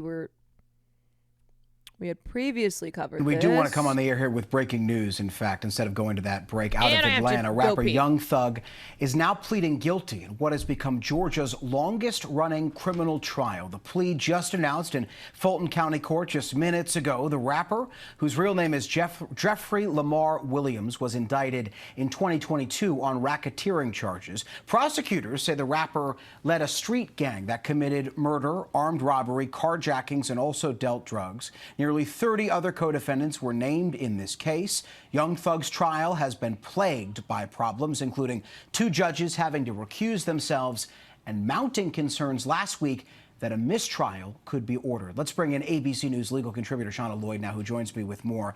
Shauna, talk to me first just about the state of play in this trial and remind me, frankly, of how long this has gone on. It is the longest running criminal trial in Georgia history. Is that right? That is absolutely correct. And it's amazing that this has been going on for more than 6 months. We have been here following this trial. It is one of the longest trials that Georgia has had. That says a lot about the state of this trial and how many witnesses the state has been calling. So now that we see this plea deal, I'm not very surprised by it because I think both sides were trying to mitigate damages here. And Shauna, very quickly, I do want to play for you images that just came into us. It is Young Thug taking that plea deal in court, and then I'll have you react on the back end. But here is what just played out in court just moments ago. Okay. As to count 60, violation of the Georgia Controlled Substances Act. Yeah, How do you so plead? this was the longest trial in Georgia's history, this RICO case, and it has been, it was an absolute clusterfuck. And honestly, there were so many miscarriages of justice throughout this trial. And so it is now ended with Young Thug taking a plea deal, but he will not be serving any prison time. Guilty. As to count 61, possession of a firearm during the commission of a felony, how do you plead? Guilty. And as to count 1, conspiracy to violate the Racketeer Influenced and Corrupt Organizations Act, how do you plead? No law. As to count 56, participation in criminal street gang activity under the leadership charge, how do you plead? No law. I think you didn't ask about count 62. As to count, thank you, Your Honor. As to count 62, possession of a machine gun, how do you plead? Yeah, this is his attorney. He has a pretty badass attorney. This guy who was willing to throw it all down and was sentenced by the previous judge in the case. He was held in contempt of the court and was like, fine, yeah, I'll go to fucking jail. Brian Steele. Guilty. And that happened, sorry, I'm trying to remember the rest of the case, but that happened after there was that closed door meeting with one of the star witnesses that that Brian Steele, who as Young Thug's attorney should have been made aware of it.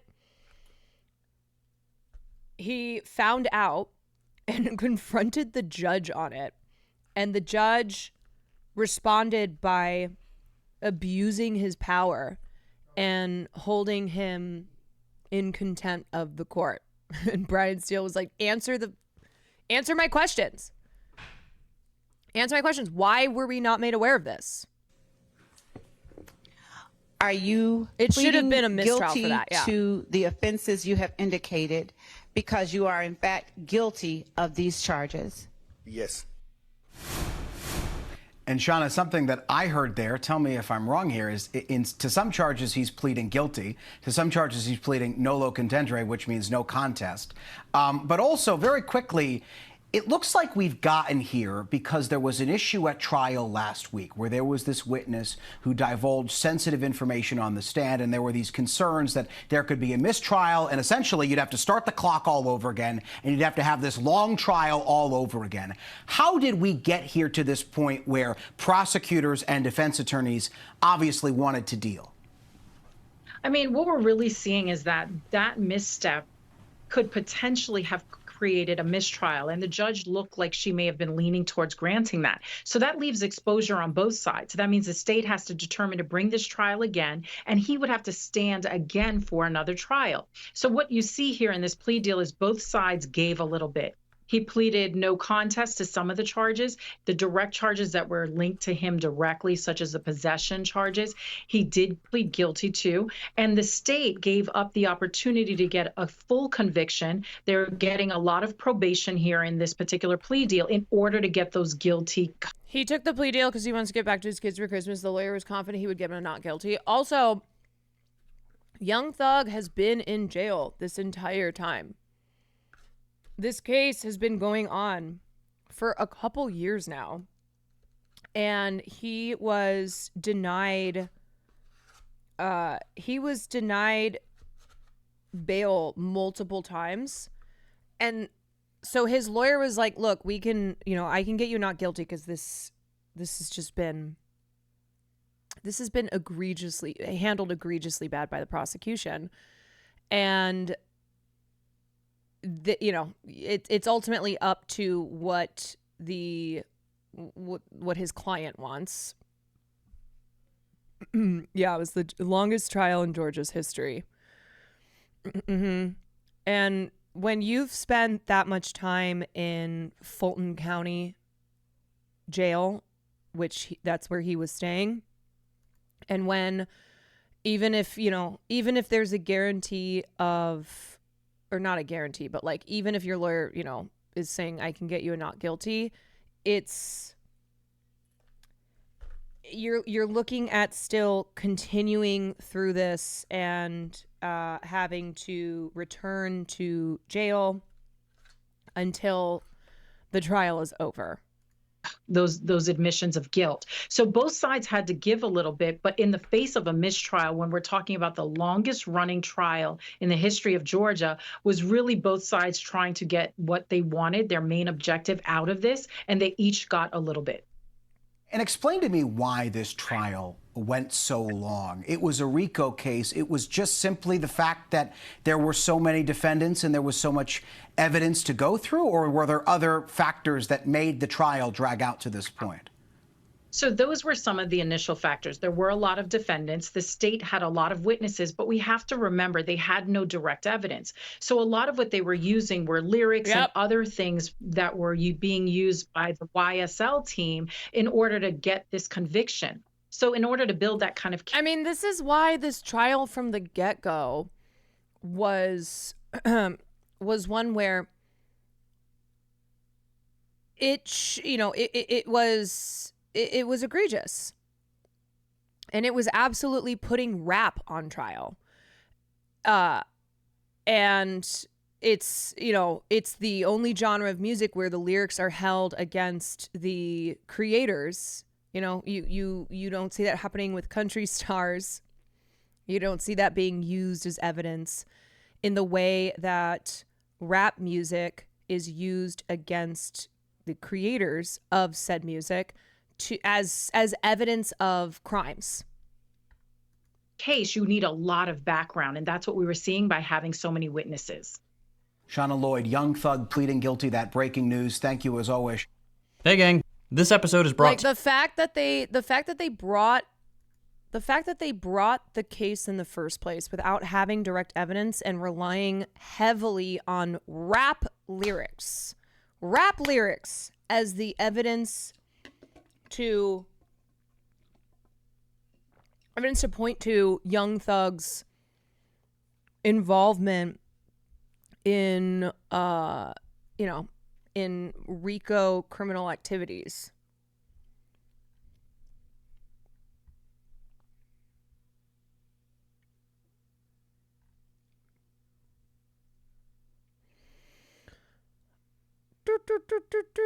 Facing the potential for decades in prison for allegedly violating Georgia's anti-racketeering law, Young Thug stared down at the desk when Georgia Superior Court Judge Paige Whitaker asked for him to confirm that he would change his plea to guilty in his high-profile gang conspiracy case and have her decide his punishment. "Am I misinformed?" she asked. Still, the rapper remained hesitant. Sensing Young Thug's struggle, the judge ordered a recess.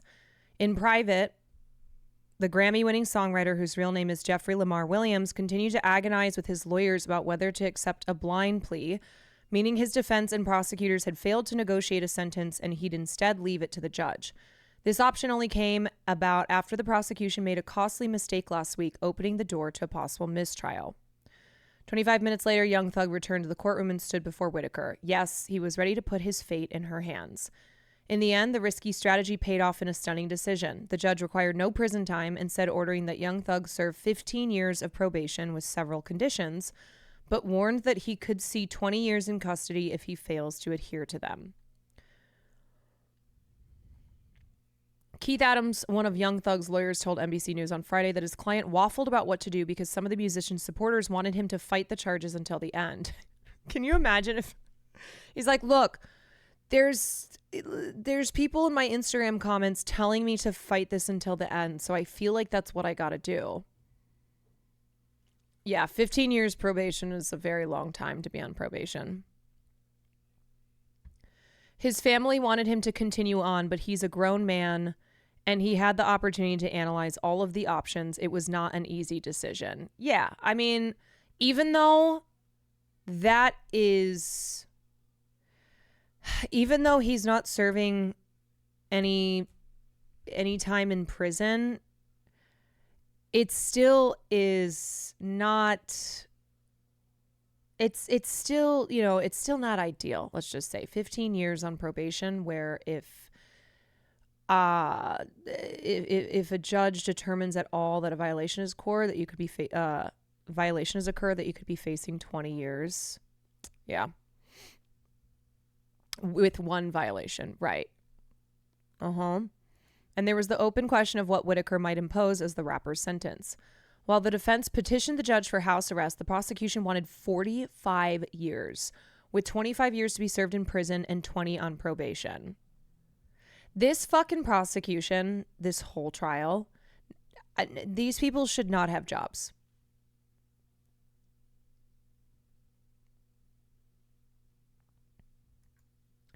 It was a consideration as to whether or not we could put our fate in the hands of the judge. Young Thug was accused of leading a street gang, Young Slime Life, or YSL, with members allegedly committing illegal and violent acts, including murder, armed robbery, drug dealing, and carjacking. Prosecutors said, and this is also why, like, pretrial detention, y'all, and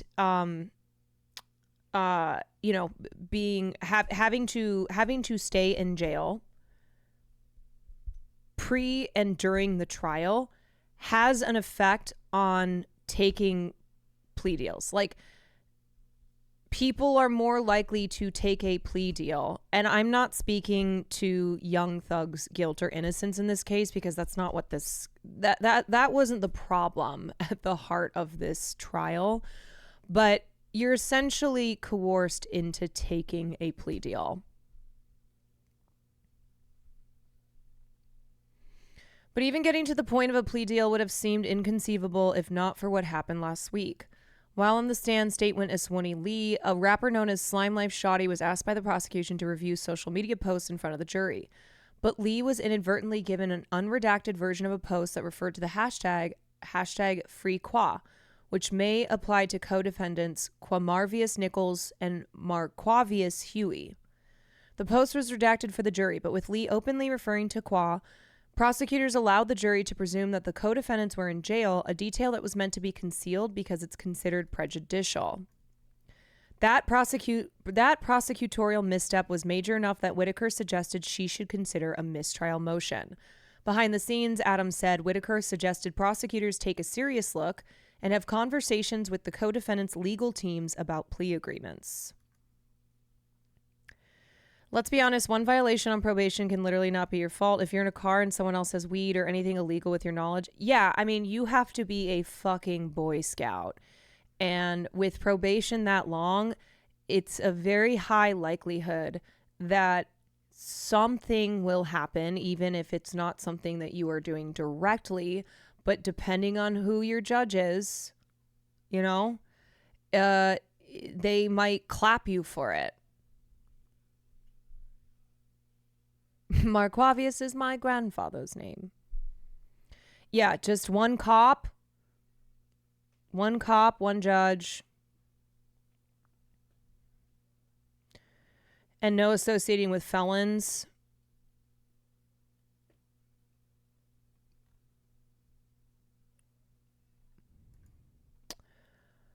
Okay, behind the scenes, Adams said Whitaker suggested prosecutors take a serious look. They spent days going back and forth. At first, Nichols agreed to a plea deal, then another co-defendant, Rodalius Ryan, and then a third, Huey. Adams said that he and Young Thug's other lawyer, Brian Steele, wanted their client to stay through the trial. Adams believed the plea agreements were a way for the prosecution to save face after not only last week's misstep, but also other issues that included the recusal of the trial's previous judge in July. Andrew Fleischman, a criminal defense lawyer in Georgia not associated with the case, said the threat of a mistrial likely put a ton of pressure on both sides to come to an agreement. For Young Thug, the lure of potentially getting out on probation via a blind plea as opposed to waiting until the end of a trial with only the possibility of an acquittal was important. During his sentencing on Thursday, Steele explained that though he vehemently disagreed with some of the prosecution's claims about the rapper's criminal dealings, the chance for his client to see his 6 children was too overwhelming to pass up. He told me, I can't wait another 3 months. If there's any possibility I could go home because I have children that are hurting, I have things to do. Young Thug was released from the Fulton County Jail on Thursday evening as part of his probation, and he must perform community service, can't be in contact with affiliated gang members, and can't travel in Metro Atlanta. Can't travel in Metro Atlanta.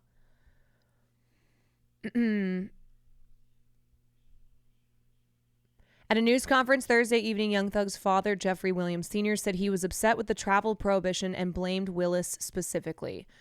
The district attorney is running for a second term as a Democrat in Tuesday's election, but Williams said he was endorsing her Republican challenger, Courtney Kramer. Neither campaign could immediately be reached for comment. Williams, meanwhile, said he would have liked to see his son formally clear his name in court. I feel great that he's going home, but at the same token, I still wanted to fight, but that's his decision. Collective opinion, Jeffrey would have been found not guilty of everything. So this is very painful. Oh my God, what is this? What is this audio?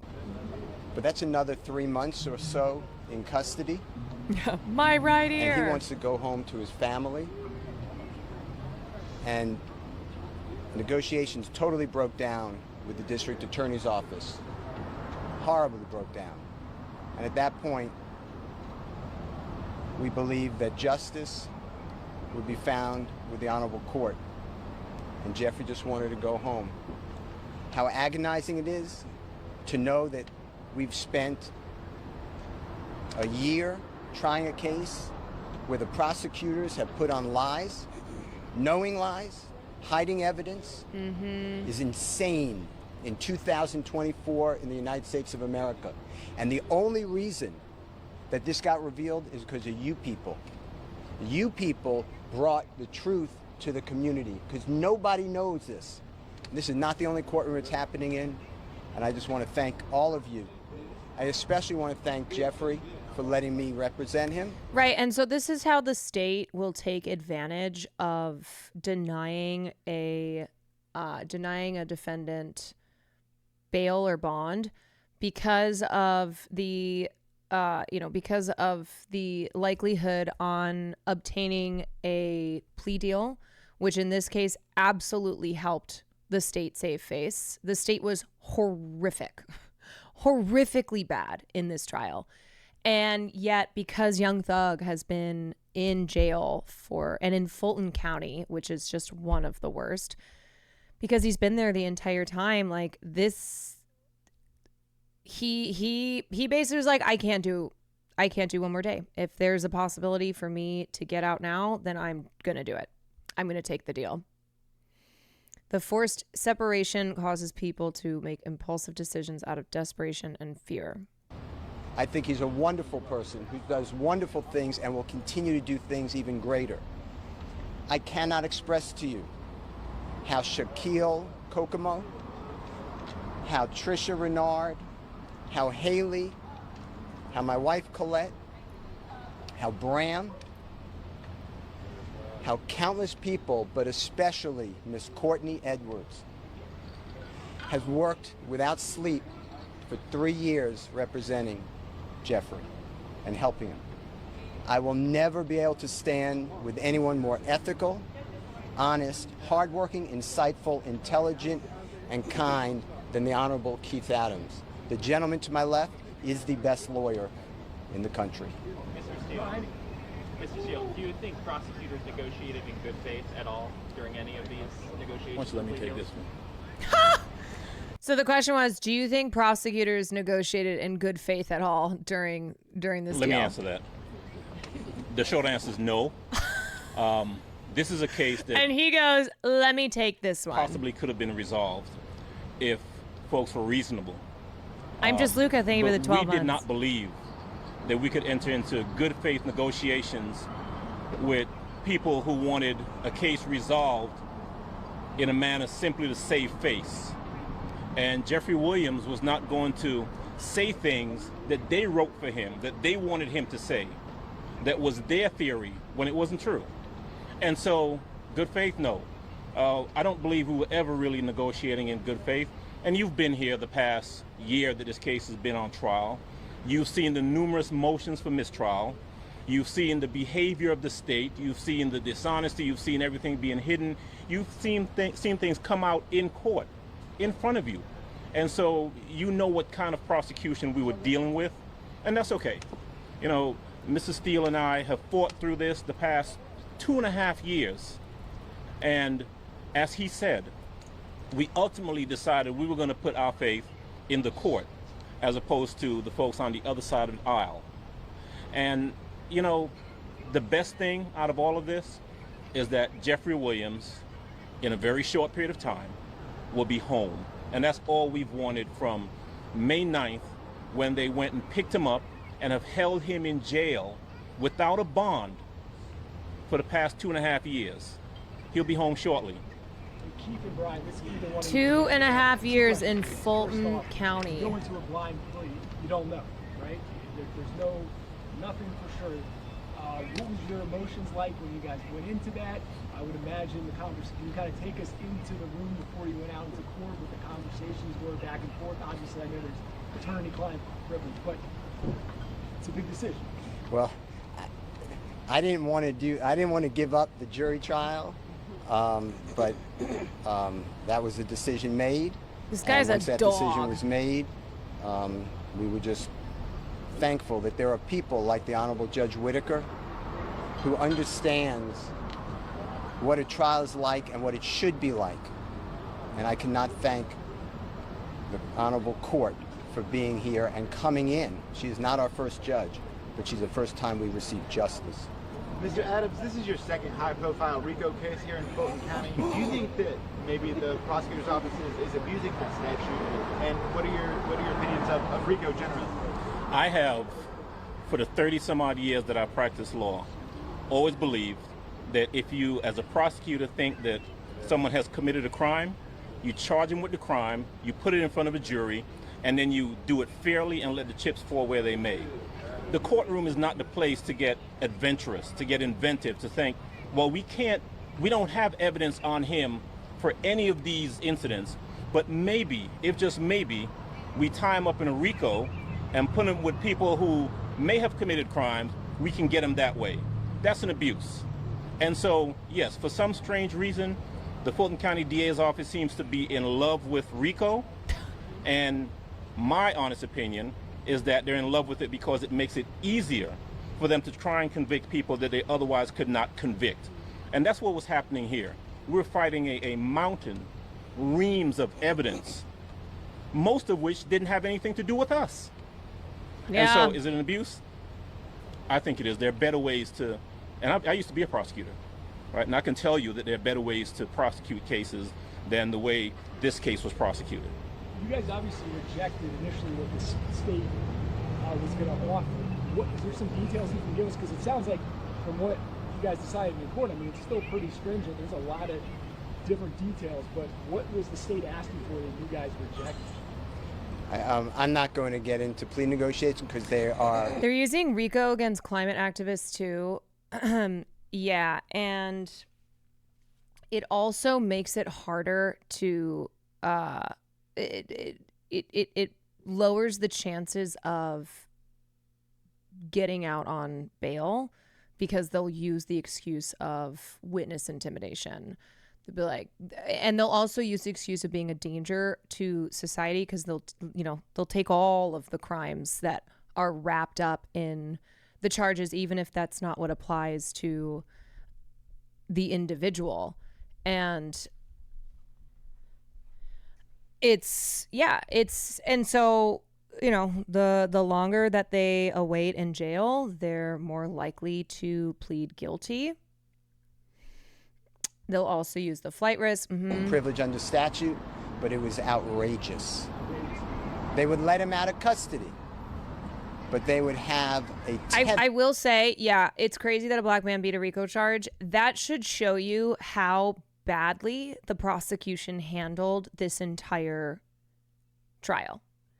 Like, that is the fact that this is even the outcome, even though it's not ideal, and a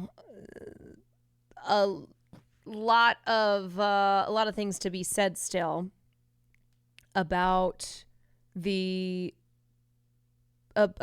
plea deal that he had to take.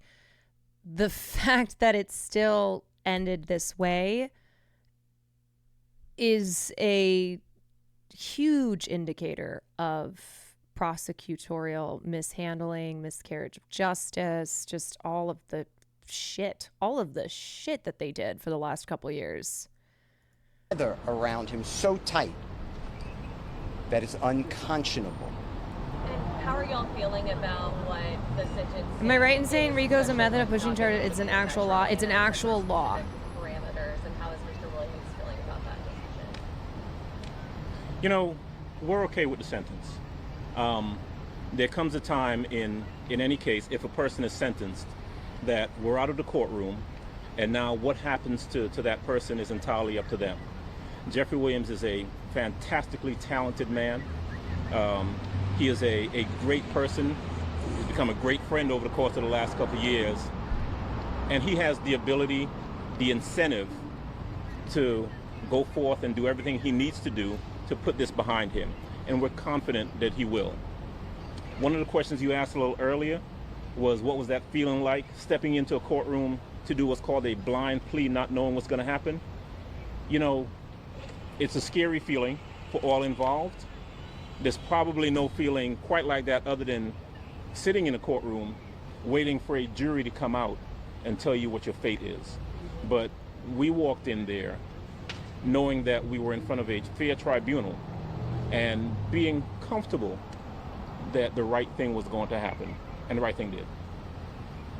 What do you think about your client just serving as a role model? Obviously, as part of the agreement, he's going to be participating in the community, doing events, things like that. Obviously, he has a huge reach for what he does for a living. I've known Jeffrey Williams. I've defended him for over a decade. I have been with him where we go to young children, children in need, children who are going down the wrong way. And he tells exactly what he's going to continue to say. He tells everybody, this is not a good life. We have to stop the generational disaster that is plaguing the community. And although right now I'm successful, I'm a product, but every one of you can get out. And he always stresses education. Jeffrey Williams is a great person, a great role model, and he will do even better now, hopefully, if you allow him and his words to get out. As far as how Jeffrey's feeling now, he knows my feelings, which I'm not going to reveal for attorney-client privilege, but this is not the same as a not guilty verdict. That should have been rang. But nobody here wakes up every day on a concrete floor that they're calling his bed, gets up at 4:15, gets shackled at his feet, his waist, and his hands, comes to the Fulton County Courthouse to be on concrete, eating out of a bag. Doritos is his meal of choice. And then coming to a courtroom and sit there with a leg chain on him every single day and hear lie after lie. So for Jeffrey, go home today and not have another 90 days or 120 days of it, he is very happy, thankful to the Honorable Court. So to answer your question, this is not what I wanted. I don't believe that it is just, but I believe that under these circumstances, it is justice for Jeffrey. One thing to think about, Chad, a defense attorney team who has the time and resources to be this committed to their client is a luxury for a lot of people in this country in similar situations can't afford. Yep. And even then, Young Thug went through treatment like this for years. Yeah, there are most of the people who are sitting in Fulton County Jail alongside Young Thug don't have the money and resources that he has to afford lawyers like this. And still, you look at the fact that he was repeatedly denied bail, and that there were, that he is a celebrity, but that the first judge was very clearly biased against him, had like a personal, should have recused himself from that case a long time ago. And so he had the advantages of wealth and of fame, and still this was what he has, what the last 2.5 years of his life have been. Williams, and he is delighted, as are we, and thankful. Can I ask you, you were standing right next to him as he was addressing the judge, what seemed like a very sincere apology to her, or apology to Yeah, the court guess for who what decides how happened. much money and resources our public defenders get? How do you feel sitting next to him, knowing him for the last decade as an attorney for him, about what he was saying and what he was telling the judge? Jeffrey Williams is being truthful. That is his heartfelt feelings. He feels so bad for the loss of life, and he feels bad that people are taking his music. All right. Anyway,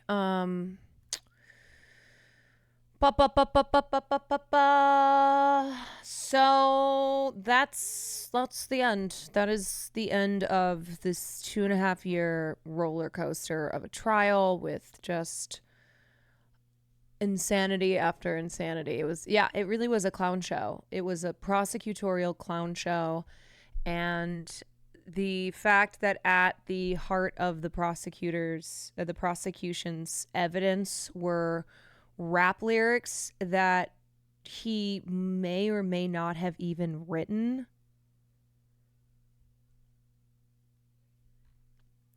And how, when the trial first started, a lot of people were talking about how the outcome of this trial will be really important on the future of rap lyrics being used as evidence in criminal trials, and how this could have, really, really damaging, long-lasting consequences if, here we've ended at a plea deal. So,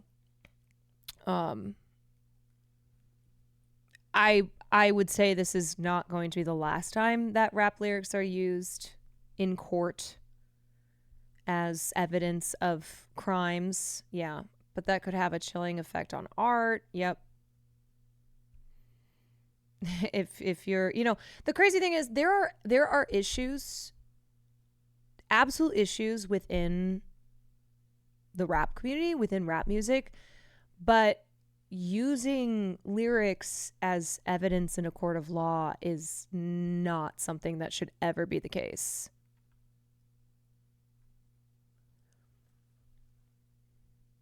At one point, they were using a song lyric as evidence of him killing someone, but it was actually a Nicki Minaj feature in his song, and she wrote that. Right. This is what I meant by, these are lyrics that he didn't even necessarily write.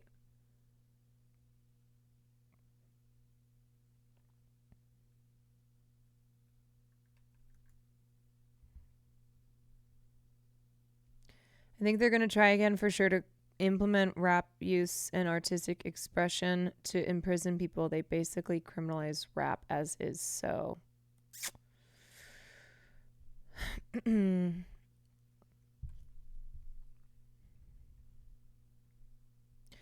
yeah, as I said, I think that there are things that are problematic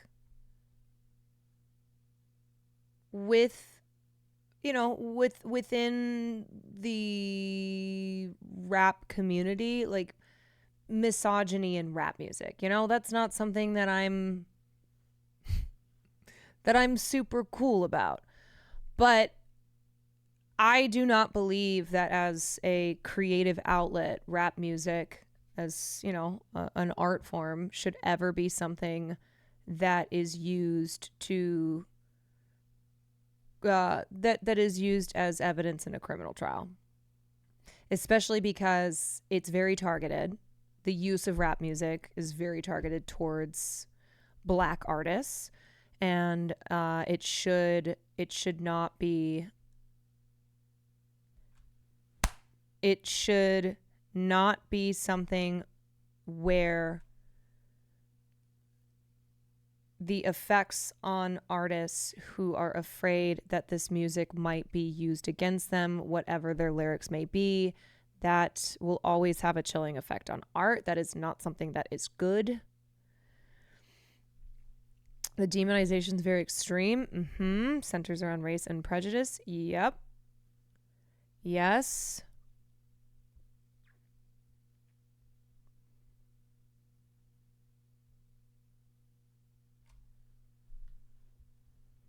Just like Anatomy of a Fall. Just like Anatomy of a Fall. Lego Brick, thank you for the 19 months.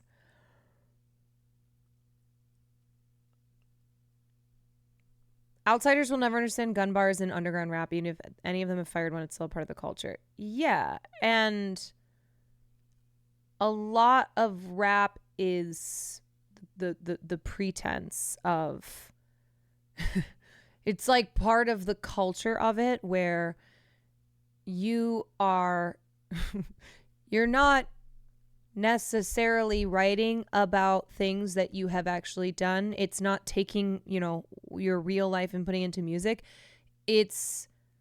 There are certain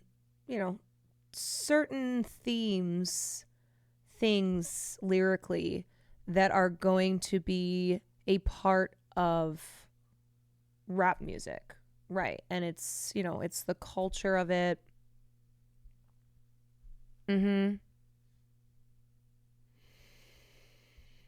do think the feds took such a bath on this case and they're going to try to song route again anytime soon they got washed. Yeah, it was pretty fucking embarrassing watching the judge read aloud the lyrics. It was mortifying to watch that.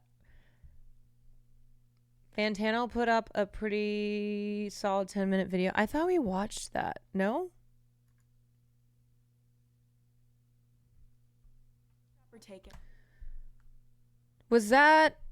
Did he just put that out? Everyone's mad at him right now. Everyone hates Anthony Fantano. Do you know what's so funny is that I don't really know him. I've tuned in when he was covering Kanye and there was all that crazy shit. But from my understanding, he's kind of just grumpy in general. I don't think he's someone who particularly targets female artists the way that he has been accused. Like, apparently he went after Halsey's newest... Apparently he didn't like Halsey's newest album. So now Halsey stands are like, he's a misogynist. But I don't... Look, you don't agree with his takes or not. Agree with his takes or not, but he seems to be across the board critical. It's not like he's specifically critical of a genre or a gender. He has a lot of smoke for a lot of dudes. Yeah. Grumpy's not the right word. Grumpy's not the right word. No. I didn't mean that. He just he's highly critical. Yeah, he's highly critical. Halsey's newest album isn't great, but a lot of reviewers have taken gross angles in how they review it. Pitchfork brought up an abusive ex of hers that wasn't relevant to the album. Yeah, that's nasty. Look. I think in the conversation around criticism of art, you certainly have critics who miss the fucking mark. And I think something like that misses the mark. And not just in a way where they are, they're missing the mark on the music, but on the personal parts of the reviews that they will miss the mark on. And then you have fans who cannot handle any art criticism whatsoever. Any criticism of their faves, they take personally, and I took that personally. And they will do a witch hunt on the critic.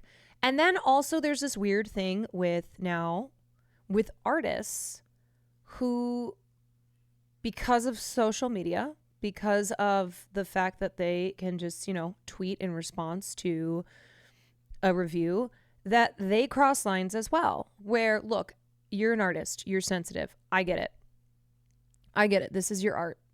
You would be lying as an artist if you're like, I don't care what the critics say. But there is a way that artists have weaponized their stands.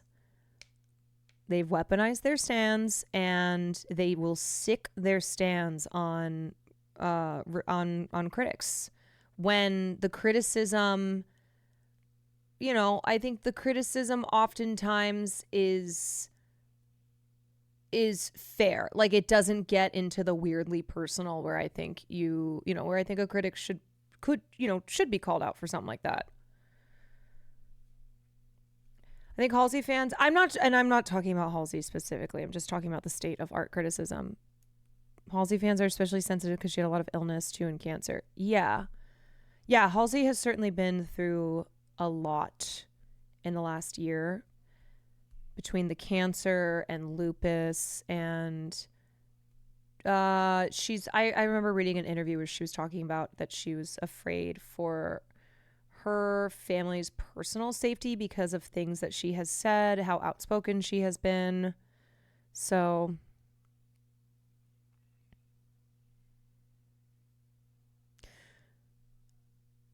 Anyway, I haven't even listened to the album or read any of the criticism. I just know that people have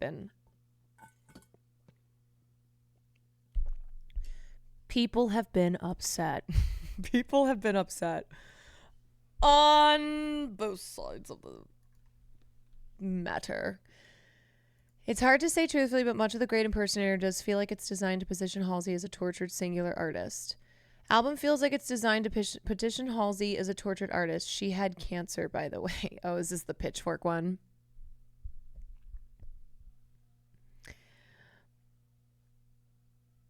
I think someone who was dying from cancer with a very young child would feel very tortured. Yeah, it's very strange to me to put any expectations on how Halsey should have reacted to having cancer and having lupus and having young children and dealing with that all as an artist and a mother and a human being.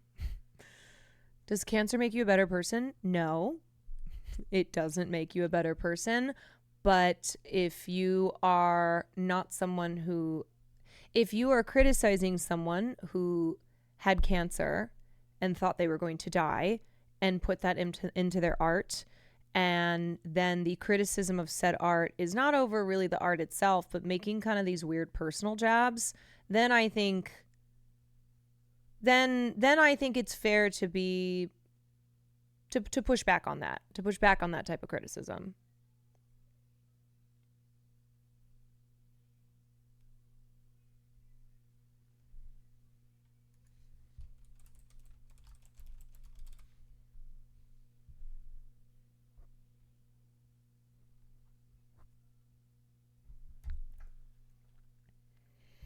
Just to be clear, it's never been publicly confirmed that she had cancer.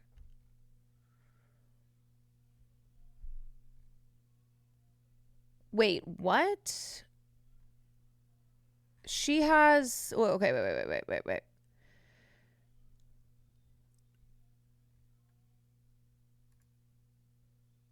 Halsey lucky to be alive after health struggles.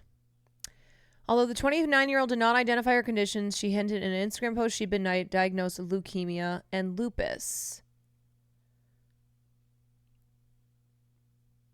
Long story short, I'm lucky to be alive. Halsey shared the health update while announcing her 5th studio album and releasing its lead single, The End. In it, she sings about how every couple of years now the doctor says I'm sick. I told myself I'm giving myself 2 more years to be sick. When I'm 30, I'm having a rebirth and I'm not going to be sick. She's spoken previously about her poor health, saying I've been kind of sick most of my adult life, but in 2022 she revealed her health became worse when she was pregnant with her son Ender the year before. She said she's been treated for conditions including endometriosis, Ehlers-Danlos syndromes, Sjogren's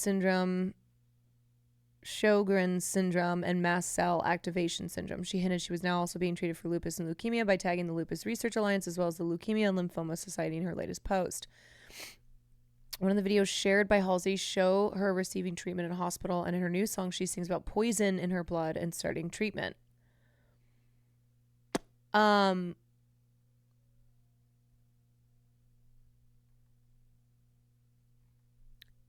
okay. Yeah. So, I can't fully give my opinion on the Pitchfork piece because I have not read it yet. I started listening to Halsey's album. I haven't finished it, and I haven't read the piece yet. But what I will say is, just from what I have seen, I do find it. I do not think it's appropriate. I do not think it's appropriate as a reviewer to bring up something that is not relevant to the album. You are reviewing the album, and then to also make assumptions, like weird assumptions that would inform your criticism. Like if you think that Halsey was not sick enough, that she was not, that her health and what she was going through in her personal life that then informed her music, that you don't think that like you're making assumptions about that, then that's when it gets into this weird territory, right? Because you can criticize an album without having to get into that personal shit, right? Like as a professional music critic, you should be able to do that. And I'm not saying that context isn't important. I'm not saying that context isn't important, but there's definitely there's definitely things within criticism that you should focus on and not focus on.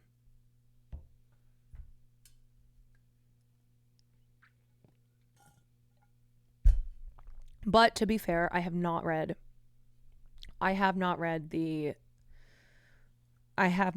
piece in Pitchfork, and I haven't listened to the artist, or I haven't listened to the album.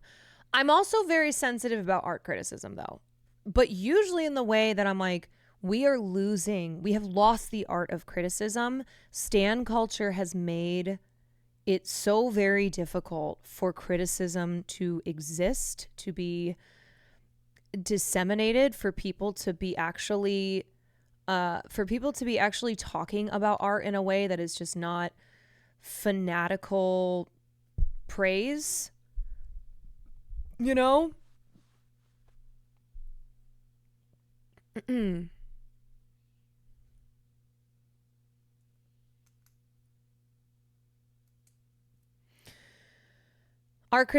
art criticism itself an art? Yeah.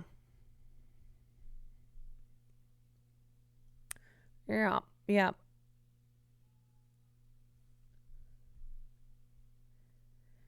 People forget art criticism is more of a supplement than something you should take as gospel. You, as the person engaging with the art, is going to know whether the art resonates with you more than any critic could. Dude, it's just, stands are so fucking insane. Why do you think that now we have seen art critics take their names off of their pieces when they are reviewing artists like Taylor Swift? Because Swifties will hunt them the fuck down. They will dox them. They will make their lives hell. There was that one piece that reviewed Taylor Swift's last album where they said that this was coming from the whole editorial board rather than one critic rather than one individual critic. And still the responses to that were like, yeah, we'll find out who this was. We'll find you. We'll ruin your life. They don't have jobs. This is their job. This is what they do.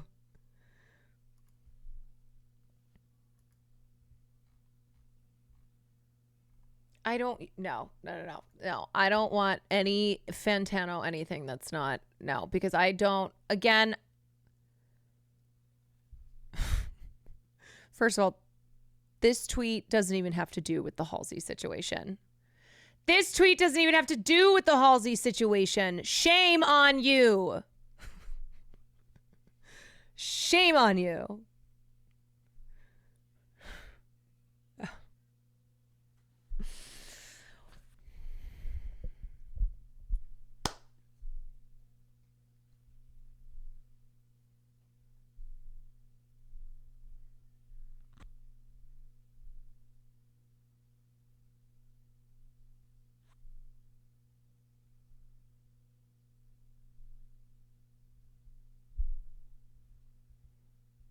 Anyway, let's watch some Survivor. Let's watch some fucking Survivor now, okay? All right. I I am scared of the Taylor Swift industrial complex and their massive political power to crush their enemies through their God Queen. Me as well. Me as well. There are definitely stand-ums that I've gotten a little close to, but I'm kind of at a point in my life right now where I'm trying to stay away from as many internet things as I can. I don't want to get anywhere close to certain things. So even though, with Taylor Swift and the Swifties, I've gotten a little close sometimes, and I have had not like the full wrath, but enough that I'm like, enough that has me going, oh boy.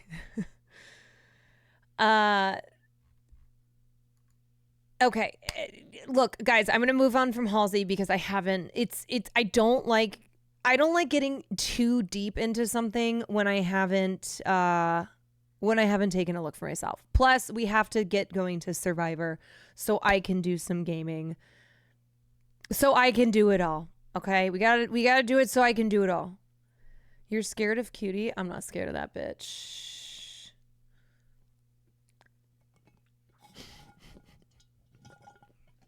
Not at all.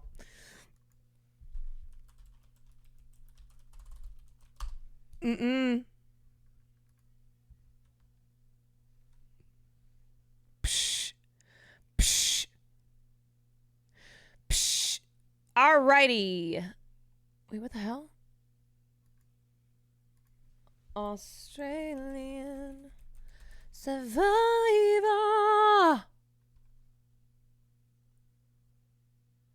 Cutie, here's what I will say about her. She's also scared of the crazy Swifties. She is... Wait, can somebody send me the link? Why can I not find this?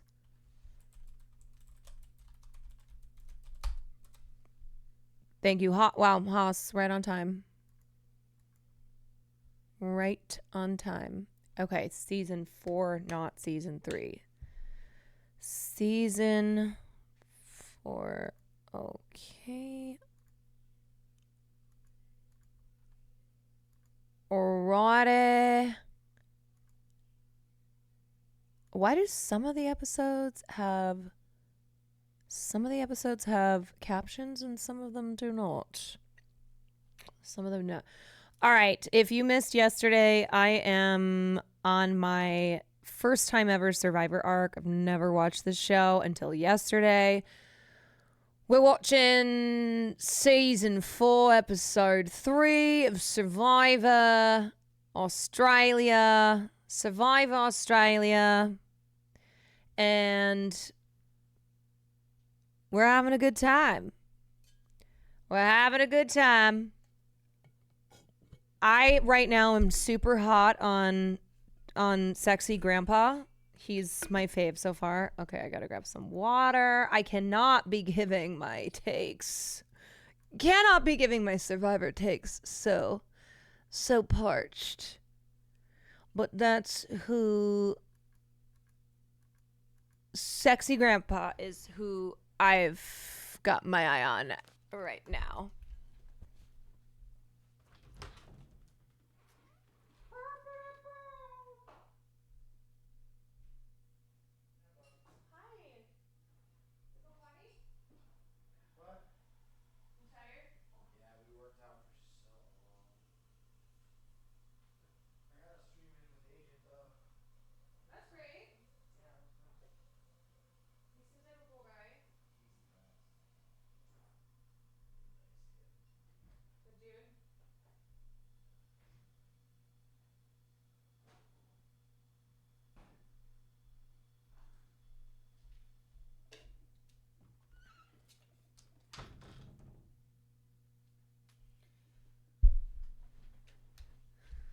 Alrighty, mates. It's Survivor Saturday.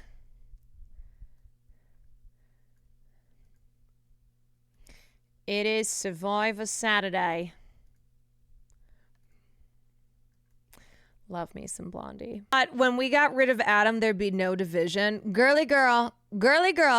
Only one person is going to win this game. It's called Survivor, not Survivors. I was asked to do OTK game day, and my ass got to get back at the gym because I am not ready for that. I feel in pain from watching that.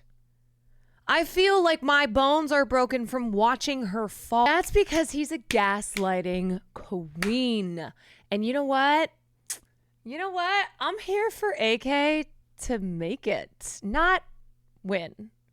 But let's see him keep going. I'm here for it. I like a gaslighting girl. I need help. Because sometimes I feel like I'm missing things where it'll seem like each episode, someone will just randomly be like, I think I'm in trouble. I think everyone's going to vote me off. And you're like, wait, what? Where's this coming from? What did you do? I don't even remember who you are. This is the first time I've seen you.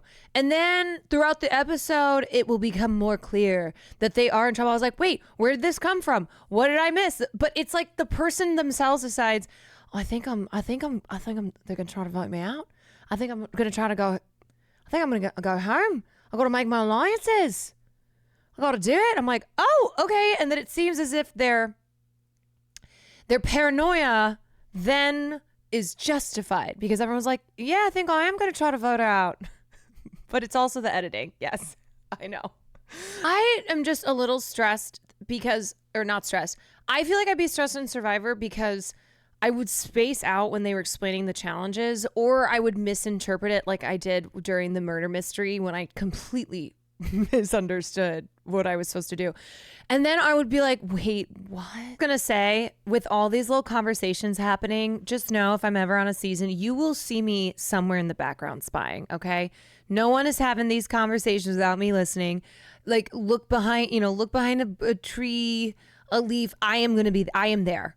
I am there. I'm crying that AK himself is not speaking and everyone is just speaking about him and for him. Well, I just think that AK should make up his own mind, you know? I mean, like, AK is somebody who, do I trust it? Yeah, but I think he should really make up his own mind. And folks, that's why centrism always loses, okay? Centrism loses. I kind of forgot about our centrism. I kind of forgot about Kate in general. I was really looking between Tara and Tessa, and I forgot that Kate was like, have you watched a lot of Survivor? No, this is my first season of Survivor. My first season of Survivor, mate. Okay, I will say, I feel like I was in that episode. I was in it. I don't mean like literally I was in it. I was in it.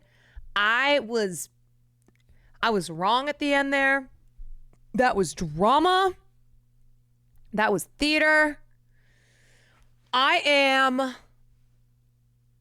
am officially hooked into Survivor because I'm getting it more now. I'm seeing the mind games. I'm seeing the politics. I'm seeing the politics, you know? Okay, let's do the post interview. Hold on. Wait, wasn't he part of their alliance? I was going home and I wasn't. Wait. I think Tessa will be the sole survivor. I think she's physically strong, mentally strong. Kate, bye-bye. Of course he spelled it like that. Of course he fucking spelled it like that. Look, his brine has been too cooked by the sunmates. He's Australian. He doesn't know how to say bye. He voted to save Tessa.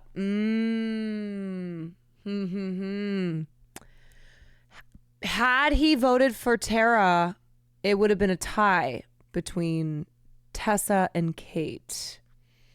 But he voted for Kate. So I think she's really one to watch. Bye-bye.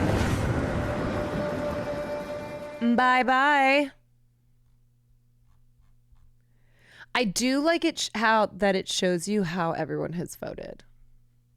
So you know who is a snake. You know who turned. You know who cast the vote that made the decision. Tarzan the Bye King. Bye-bye. Bye-bye. Okay, you guys, I have to pee so badly. Give me 1 second. I'm gonna piss my pants.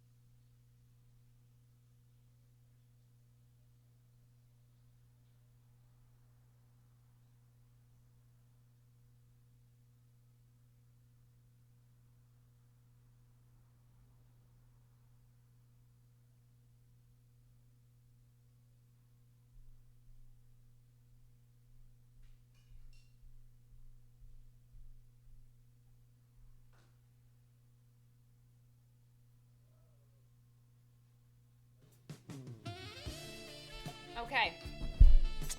Alrighty.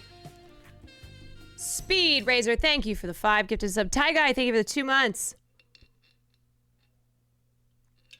So I was thinking why Tessa seems so familiar to me, and it's because she looks like a girl who's in my sorority. I gotta remember what her name was. Is. Oh. I guess I don't follow. Did I unfollow her on IG?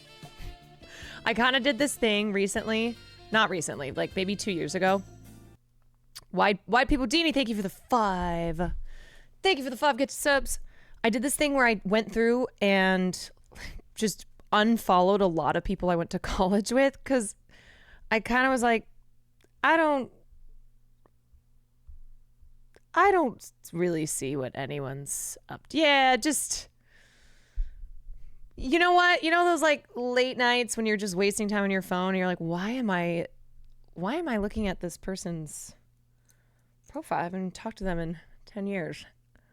In a way where I was like, this is not good use of my time.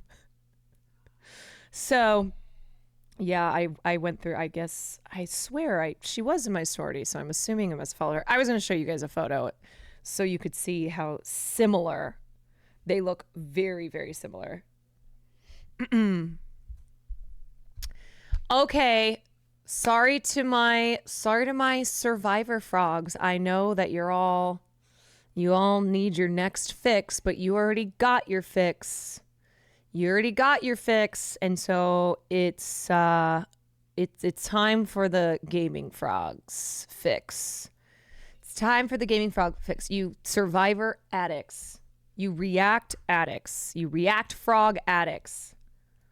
That's what you are. But the gaming frogs are also addicts as well. Let's get that. Let's just,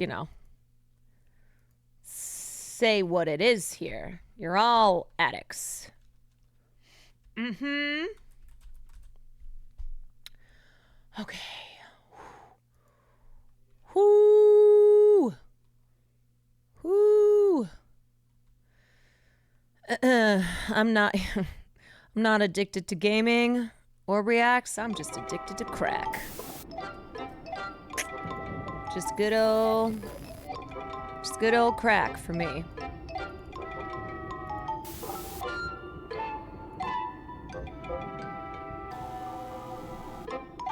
Okay. Deanie, thank you for the bits. All right, and this is why I am a variety queen. Okie dokie. Here we go. Time to... Oh. Is this...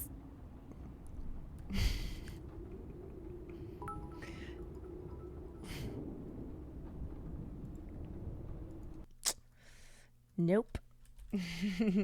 No, it is not.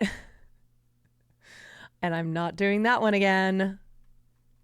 Okay, let's try it again. Let's do it one more time. Amanda the Adventure 2. All right.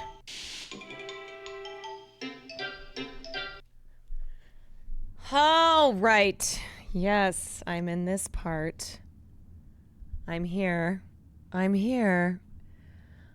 Okay, wow, wee, wah. Wow, wee, wah.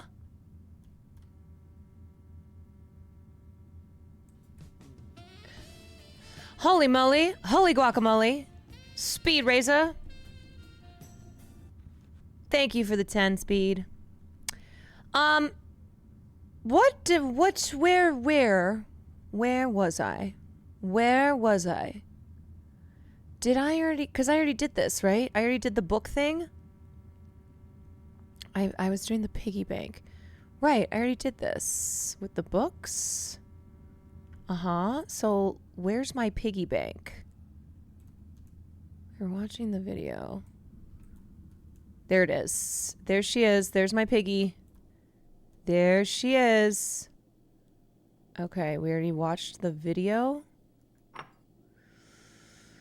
Okay, so now we need to find coins. Yeah, this is the difficult thing with juggling games. I'm like, what am I doing? Where are we? Is this spooky game? Yes, but it's also a game. It's scary because of the psychological damage that it does to you as the gamer who can't figure things out. Yeah. Okay, so we need to. Are we planning on IRL in your future? I mean, sure. You know, I'm not known as an IRL streamer, but I never say no. Okay, so I need to find coins. So is this just like I look around the fucking library for some coins?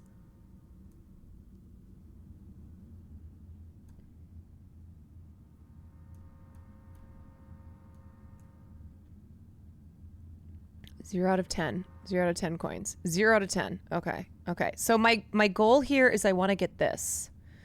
I want this videotape. That is what I need. And I need... Oh, fuck. We're losing an hour tonight, aren't we? Ugh. Ugh. What happened in the video you watched? I don't remember. Wait, I went to different... Wait. Where's my notebook? I went to different parts of the world, but I didn't because it was just her stupid little train. It was her stupid little train that she was on. She's like, I just want to travel. Oh, wait, no, we're gaining an hour. Wait. Oh, I'm sorry. Wait, what time is it?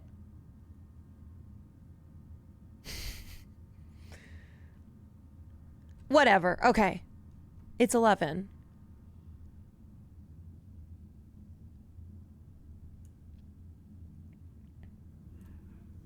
Right. Okay.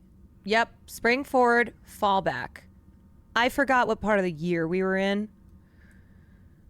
Okay, so I think I need to go to...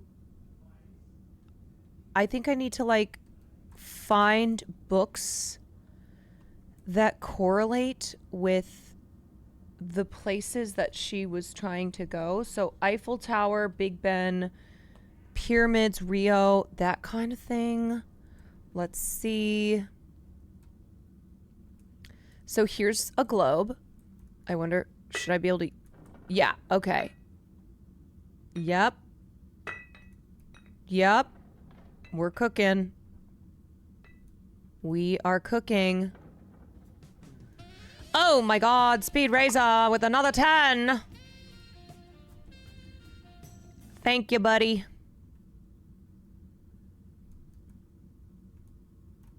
Thank you for another 10. Okay, do I need to rewatch this stupid ass video? I might.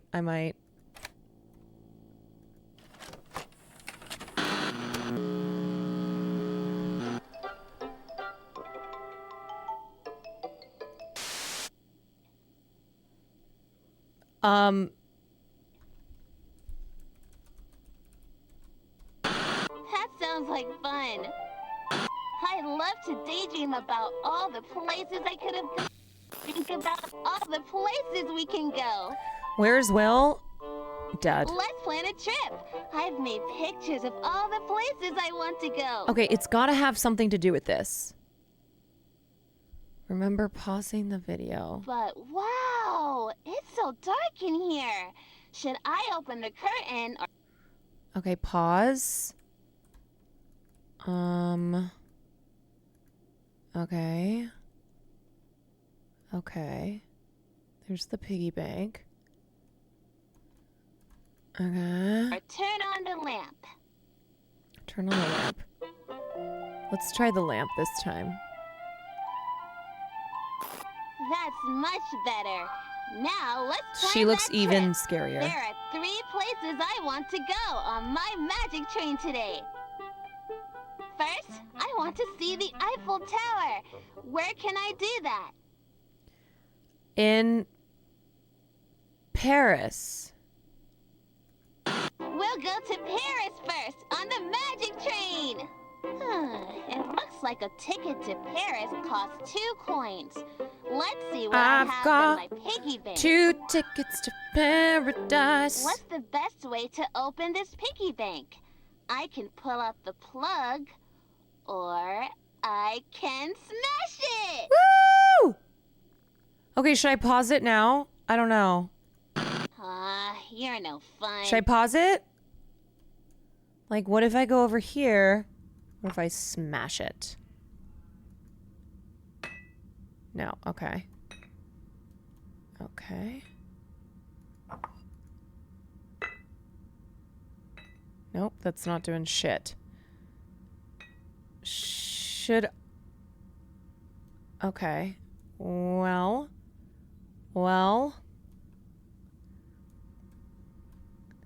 Is there anywhere you can put the pig?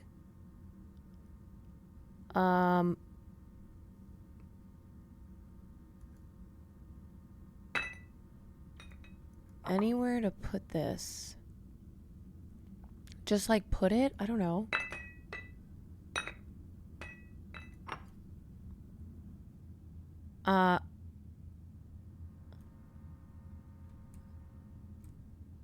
Okay.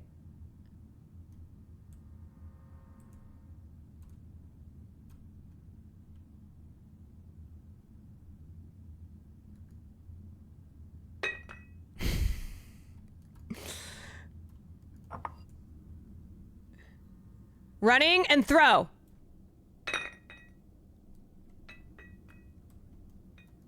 Okay, that didn't work. Speed. Speed, throw! Okay. Yeah.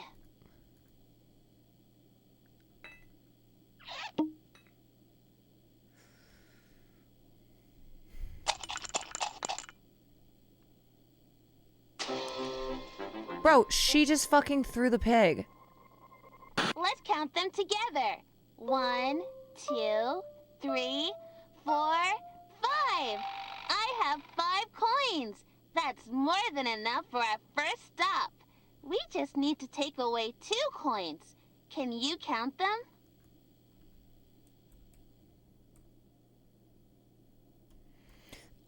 It seems like you guys are telling me that this X is important.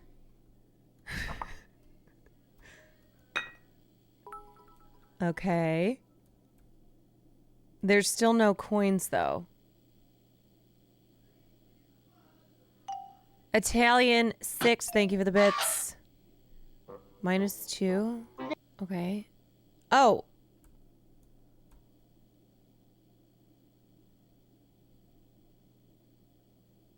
How do I have -2 coins in this piggy bank if I had 0?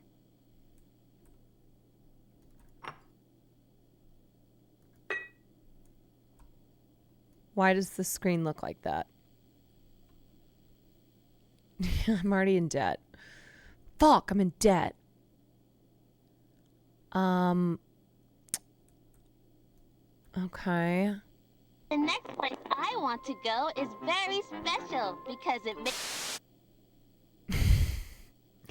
A Prambo, thank you for the 8 months. Do I just start this all over? I feel like I have to start this all over. Wow. I feel like I gotta start this all over because I fucked up. Our next stop is Mexico City. A ticket to Mexico City on my magic train costs 3 coins. Whoa. Okay, I'm in even more debt now. Fuck. Okay. We gotta...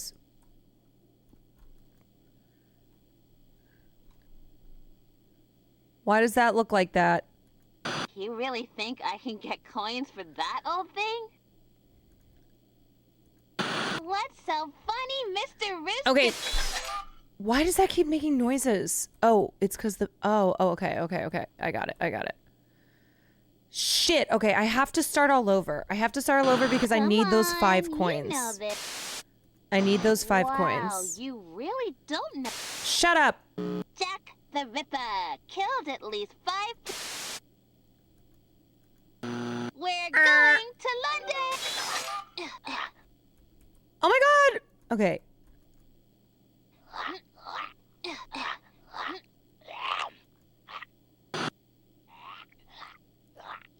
Three coins. Okay, we're still at -2.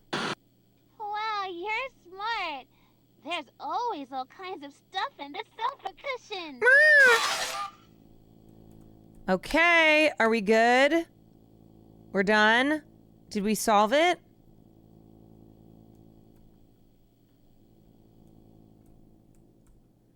We're back to 0. Okay. All right, next puzzle.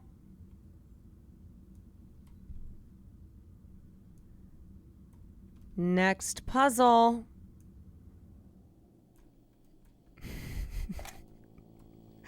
Back to where we started it. You gonna finish Resident Evil anytime soon? Hoping to. Bye. That sounds like fun.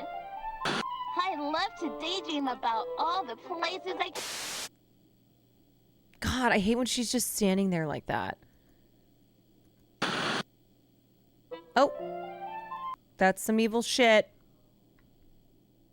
That is some scary stuff. There's a real serial killer pose. Much better. Now let's plan that trip.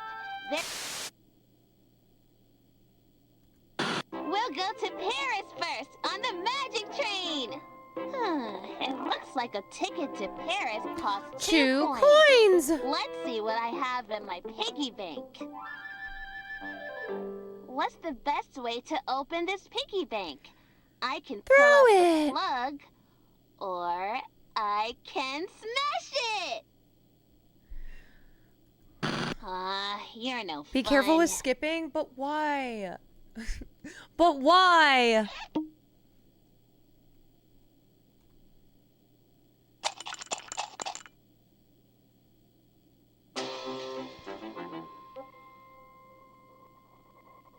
Let's count them together. 1, 2, 3, 4, 5.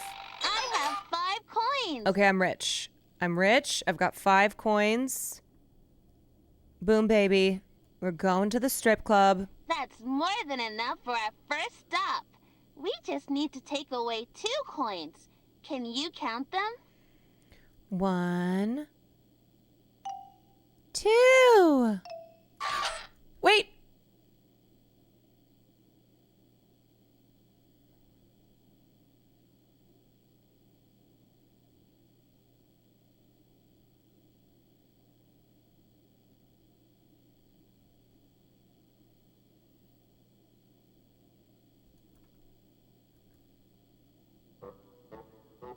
The next place I want to go is very special because it makes me think of our friend Gretchen over there. Let's go to the Isle of Dead Dolls. Where can I find that? Our next stop is Mexico City. A ticket to Mexico City on my magic train costs 3 coins. Don't take them. Okay, what if I... Should I skip? Anyway. Shit. Does she still get the coins? Fuck, I'm back to 0. You really think I can get coins for that old thing? You have really weird taste in toys. Okay, so which one can I sell? Wait, this is different. Something's different here. Wait, what's that noise? What is that noise?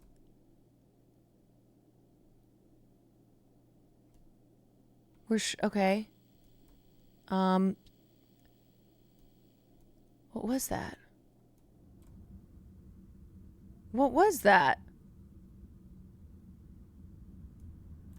Is it over here? I don't know.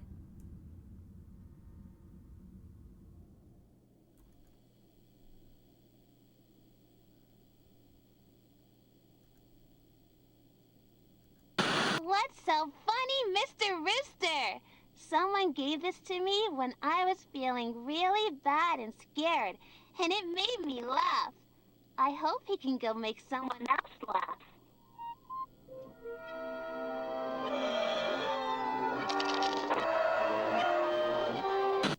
Wow! Oh! Okay, wait, +3. +3.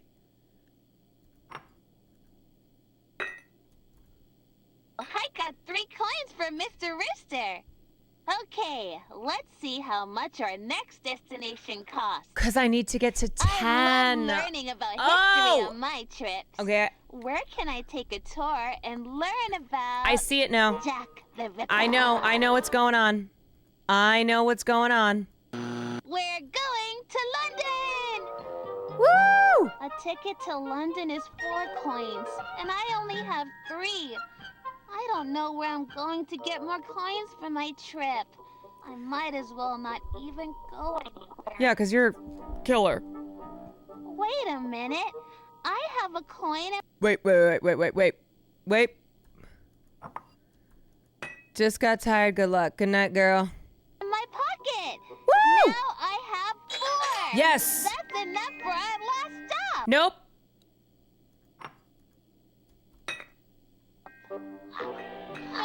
No, go away! Get this weirdo out of here! Give him your coin. Give him your coin.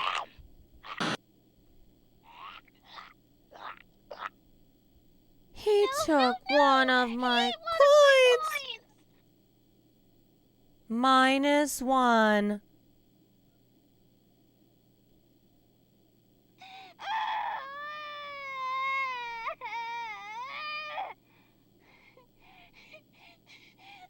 That possum is gonna be dead. Amanda is going to... she is gonna brutally murder that possum. Wow, you're smart. There's always all kinds of stuff in this. Yep. Stuff in the couch. Let's grab this guy. Put him back up here. Oh, for cushions. Woo! Okay, we're at 7. We're cooking. We're rich. We're rich. Oh, hey, it's time to catch my train.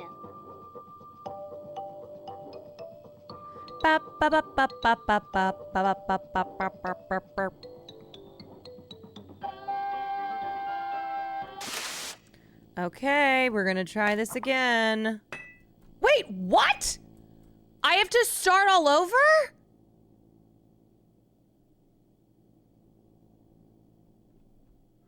Wait, I don't get my 7 coins? Why don't I get my 7 coins?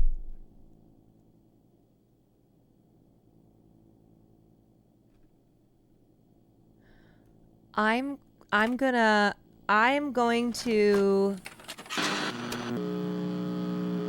die.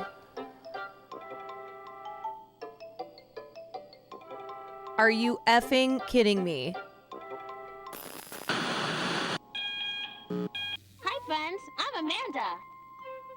Have you ever wanted to go far, far away? I want to Well, go we far, far can. away from here. I want to go far, far away from here. At least in our imaginations, we can. With my magic train. If you could visit anyone in the world, who would you go see? Oh my god. Oh my god. The devil because I'm in hell. That sounds like fun. Bring me to hell. I love to daydream about all the places I could have gone. Think about all the places we can go. Should have seen Sam do this one. Let's plan a trip. I've made pictures of all the places I want Ah! to go. Oh my god. But wow, It's so dark in here. Should I open the curtain or Or turn turn on the lamp.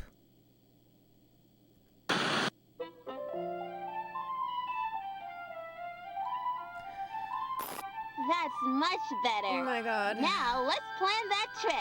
Okay. There are 3 places I want to go on my Okay, I don't magic care. train today.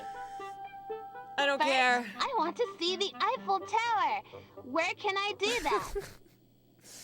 Here, stupid bitch. We'll go to Paris first on the magic train.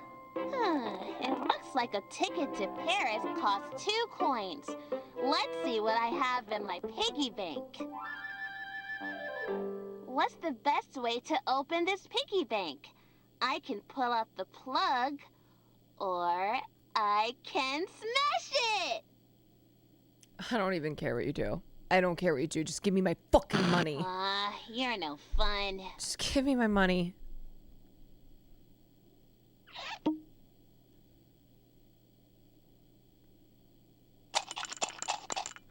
Give me my money.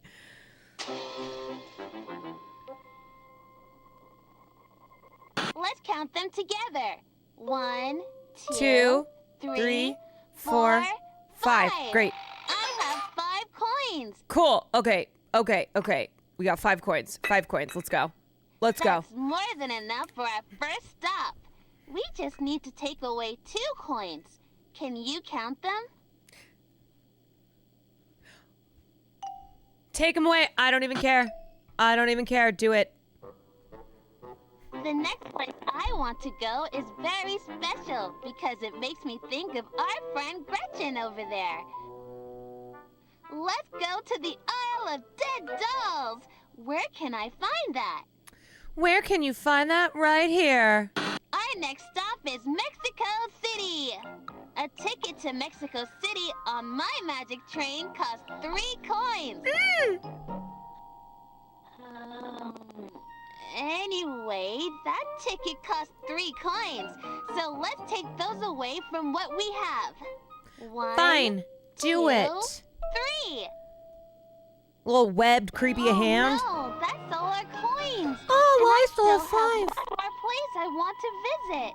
We need some more money. What are we going to do? What are we going to do? We're going to pause. We're going to put the piggy bank back up so we can get that cash. We can get that dough. I can sell one of these for some coins. Yep. Which one do you think will get us the most coins? Do you really think I can get Caroline, I coins email with you for that an old opportunity thing? with Scene TV Hope. Let me reach out to my team because all the emails go there. You have really weird taste in toys. I will have them get on that. Okay? Okay. So which one can I sell? Let's sell Funny Mr. Let's sell Rooster. Funny Mr. Rooster. Someone gave this to me when I was feeling really bad and scared, and it made me laugh. I hope he can go make someone else laugh. Okay, just give me the money. Give me the money. Wow, I got 3 coins for Mr. Rooster. Yes, we do. Okay. Okay, great. Okay, 8. We're rich. We're almost there. 2 coins away. Hey, 2 let's coins see away. how much our next destination costs. I love learning about history on my trips. Where can I take a tour and learn about Jack the Ripper? You know what? Of course she wants to learn about Jack the Ripper because she's a sick fuck, okay? We're going to London! She's like, I want to be Jack the Ripper. A ticket to London That's is my 4 hero. coins, and I only have 3. I don't know where I'm going to get more coins for my trip. Oh. I might as well not even go anywhere. Wait a minute. I have a coin. Wait. Oh. Wait. In my pocket. Sneaky pocket Now coin. I have 4. Sneaky pocket coin. That's enough for our last stop. Whoo! Okay, 9 out of 10. Yes. No, no, no! Go away! Yes. Get this weirdo out of here!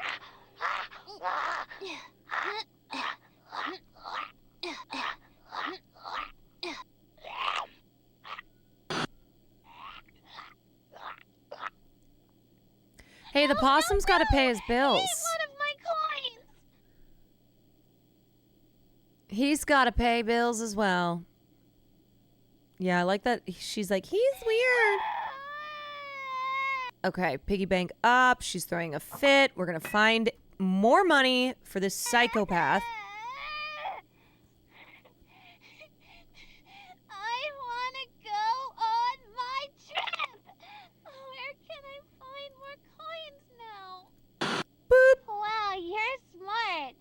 There's always all kinds of stuff in this sofa cushion. I love how much she goes from like screaming, crying to like, oh yeah. Yes. 12 out of 10. Wait a sec.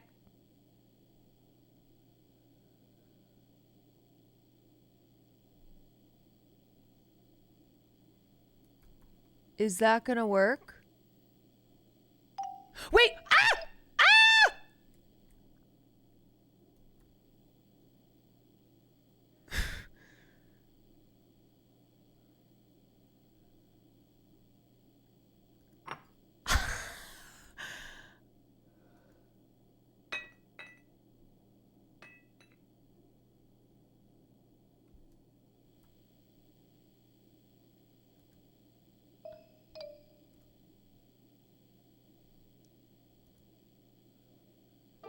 Oh, hey! It's time to catch my train!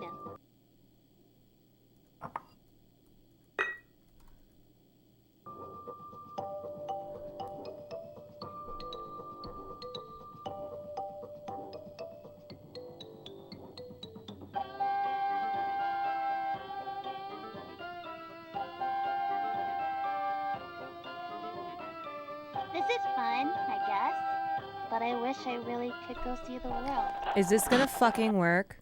If this better fucking work, or else I'm gonna freak out. I'm gonna freak out.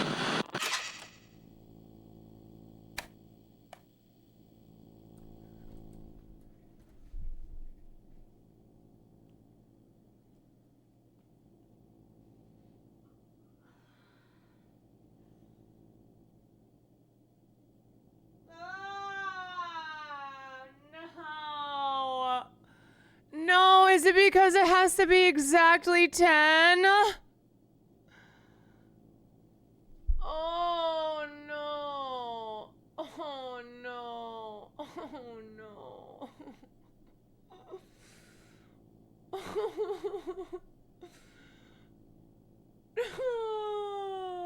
Oh, I can't. It has to be 10. Oh my god, I'm gonna kill myself. I'm gonna... Oh my god. Fuck. Okay, well, I don't remember how much shit costs.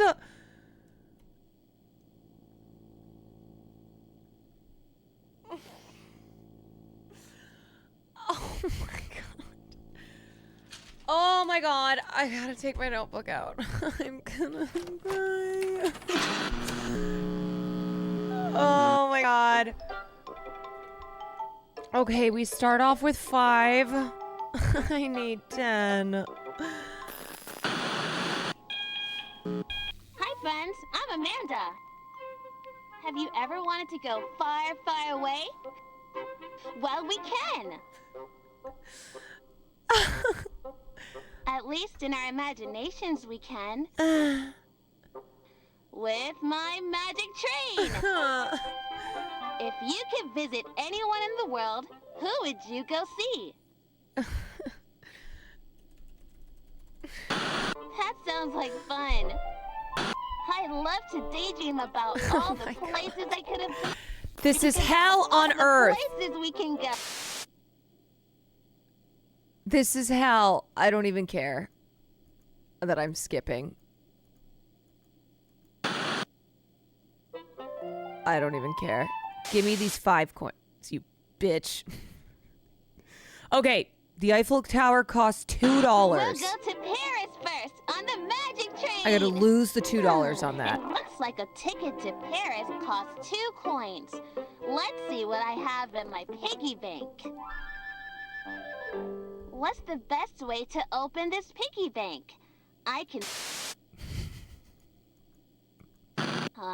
you're no fun.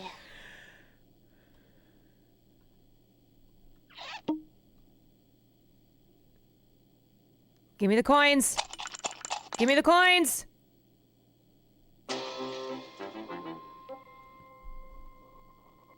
Is this a metaphor for having a job? Yes. 1, Yes. 2, 3, 4, 5. I have 5 coins. That's more than enough for our first stop. We just need to take away 2 coins. Wait, why didn't that work?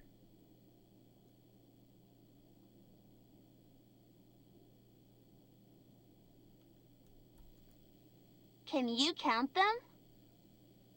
Oh, wait. Wait, we're good. The next place Wait, I what? want to go-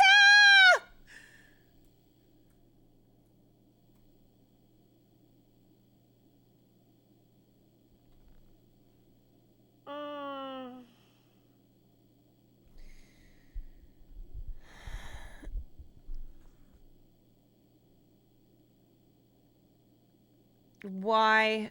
Is this because I skipped one time? One fucking time? One time? It's very special Literally, fuck you. Die. because it makes me Die. think Die. Wow, I'm doing this. I'm doing this. I'm going quit to title.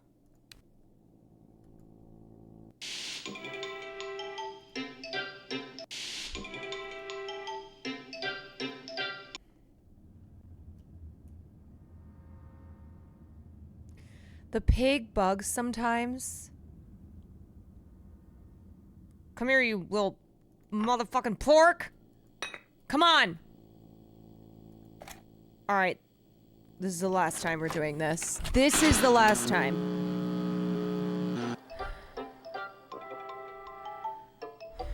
I will not skip anything. As much as I want to. Hi, friends. As I'm much Amanda. as I want to. Have you ever wanted to go far, far away? This is hell. Well, we can. At least in our imaginations, we This can. game is torture. It is. With my magic train. If you could visit anyone in the world, who would you go see? It is torture. That sounds like fun. I love to daydream about all the places I could have gone.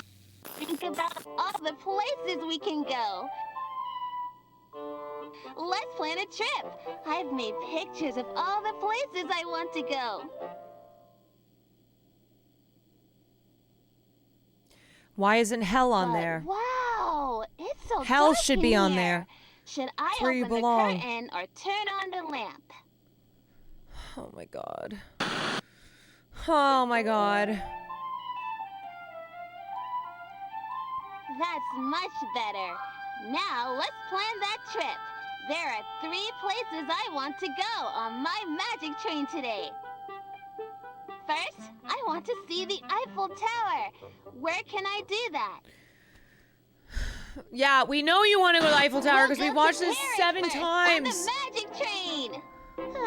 It looks like a ticket to Paris costs 2 coins. Let's see what I have in my piggy bank.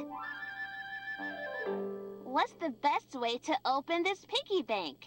I can pull Crush up it the on your plug, skull. or I can smash it.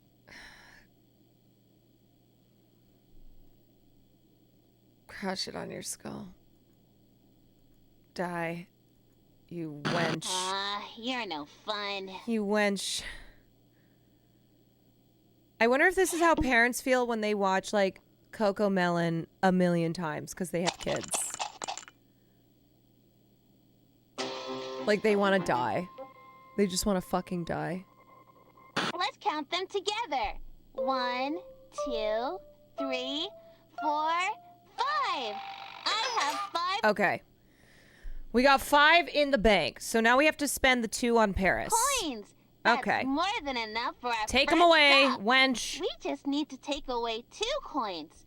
Can you count them?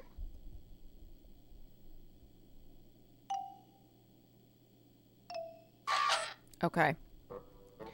Let's just check, make sure we're at 3. Okay. The next place I want to go is very special because it makes me think of our friend Gretchen over there. Let's go to the Isle of Dead Dogs. Okay, we gotta pause, remove this, and go to Where Mexico. can I find that? Our next stop is Mexico City. A ticket to Mexico City on my magic train costs 3 coins. It was Blippy for me, holy crap, and then after finding out about the whole Harlem Shake video, I made it a no Let's Blippy. take those away from what we have. No Blippy 1, household. 2, 3! Oh no, that's all our coins. Yeah, you're a broke bitch again, but not me. I got 3 coins. I'm getting out of this hell. And I still have one more place I want to visit. We need some more money. What are we going to do? Sell your shit. I can sell one of these for some coins. Which one do you think will get us the most coins? You really think I can get coins for that old thing? Let's sell Funny Mr. Rooster. Someone gave this to me when I was feeling really bad and scared. Let me just make sure my... Yep, it's up there. Okay. All right. And it made me laugh. All right. I hope he can go make someone else laugh.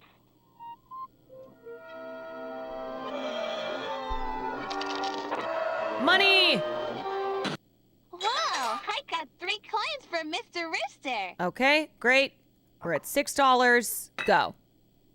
Okay, let's see how much our next destination costs. For the love of I God. love learning about history I on my love trip. learning. Where can I take a tour and learn about Jack the Ripper? Right here. We're going to London! A ticket to London is 4 coins, and I only have 3. I don't know where I'm going to get more coins for my trip. I might as well... Okay. Put it back. I'll not even go anywhere. Wait a minute. Okay, coin in the pocket. Coin in the pocket. Yep, that's 7. Now I have 4. Okay, that's 7. And then little weasel comes along, little possum, he steals it. Stop! No, go away! Okay. Get this weirdo out of here! Okay. Okay. No!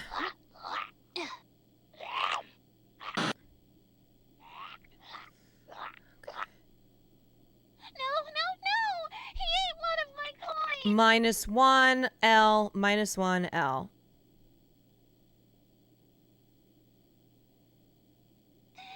Okay, and now we're gonna do this. We're gonna fucking do this.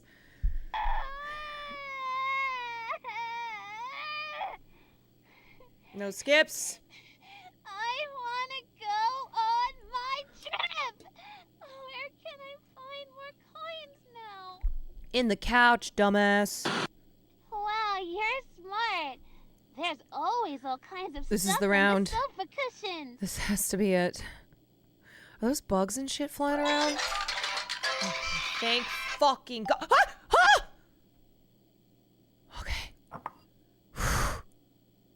There's always money in the banana stand, Michael.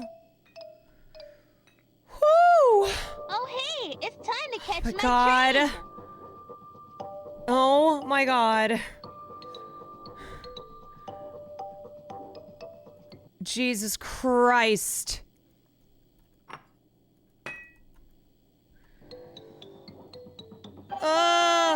Okay.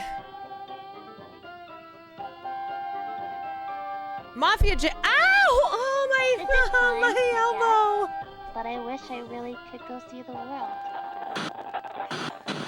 Mafia Jinx, thank you so much for the raid. Oh my God, this is the most cursed fucking game on the planet. Please. Okay. Oh, we've done it. Mafia Jinx, do not play this. Do not let your chat convince you.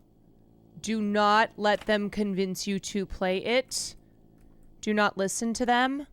Oh my God, I just hit my elbow so hard. Holy moly. Jenny, thank you for the 18 months. Woo! Do not let them do it to you, is what I'm telling you. Unless you feel like psychic damage. If you feel like psychic damage, then yes. I'm refilling my water because I am parched.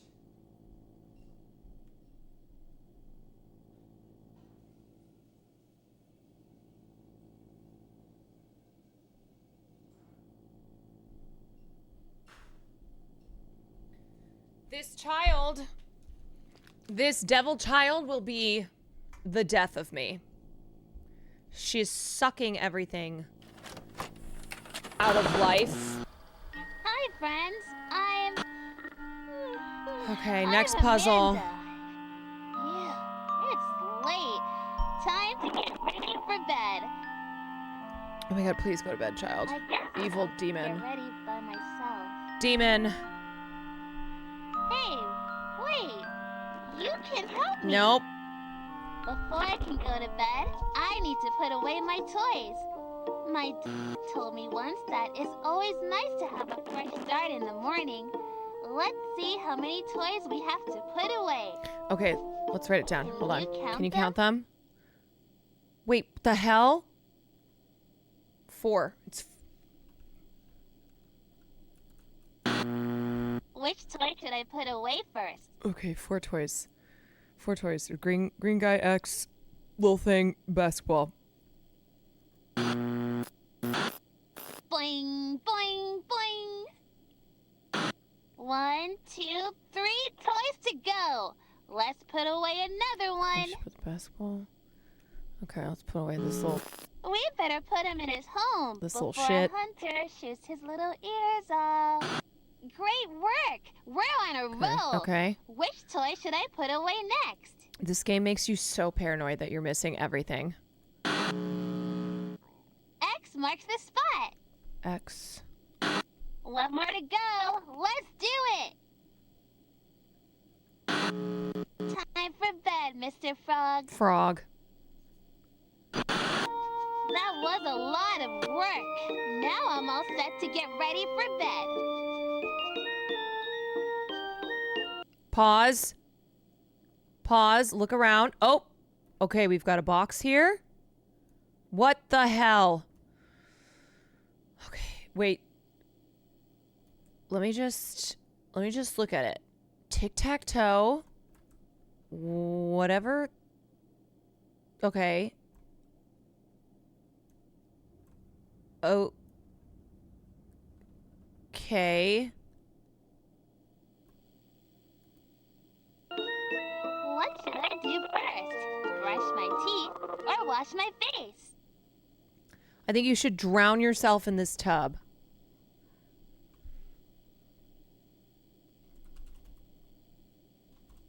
Is that really how you get ready for bed? Get serious. Okay, which toothbrush do you think I should use? Okay, we've got a blue toothbrush, a red toothbrush, and a purple toothbrush. Nice choice. I love lavender. You have to write everything Now, down in this you game. help me find the toothpaste? Is it That's in my the method. medicine cabinet, the bathtub, or the toilet? I don't think it's in there.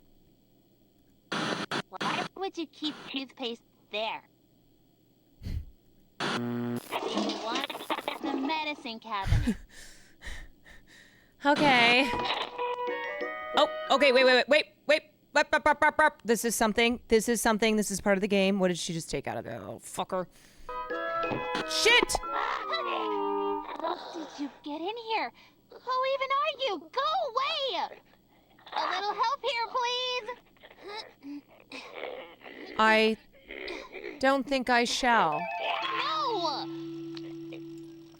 Look, this possum is a Now hero. my teeth will rot out and I'll starve to death. Thanks a lot. I guess I'll wash my face. But what's the point? Honestly, every time we get one of the Jesus chatters when I'm playing this game, it don't feel right. That feels like Amanda. I'm all done in here. That's Amanda Time doing to that put shit. on my PJs and hit the sack.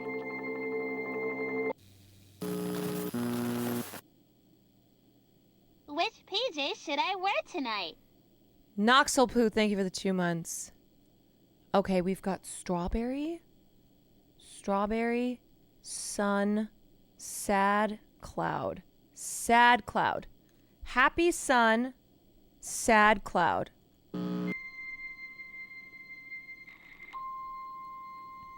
It's always late at night you get those chatters. Oh, I know. It makes me think about what's happening. Oh my God. Things I really don't want to think about.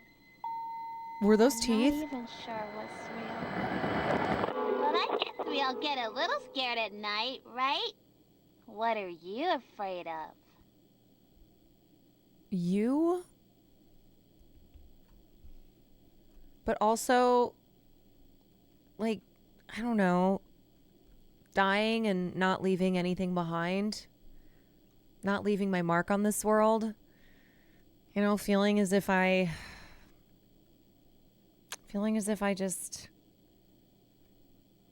didn't do what I was supposed to do.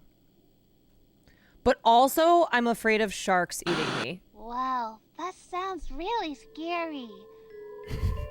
I bet you're trying not to think about it now, aren't you? Thinking about something you're afraid of can give you nightmares, especially when there's no one around to help you think about nice thoughts. I try to be a big girl and sleep with the lights off, but it makes me feel so alone. What do you think? Should I just turn off the lamp and be a big girl? Or maybe you can find me a nightlight. Oh my God! Back soon. Oh no, it's dark. Oh, I don't like this. Okay. Okay, here we go. Okay, what the hell is this?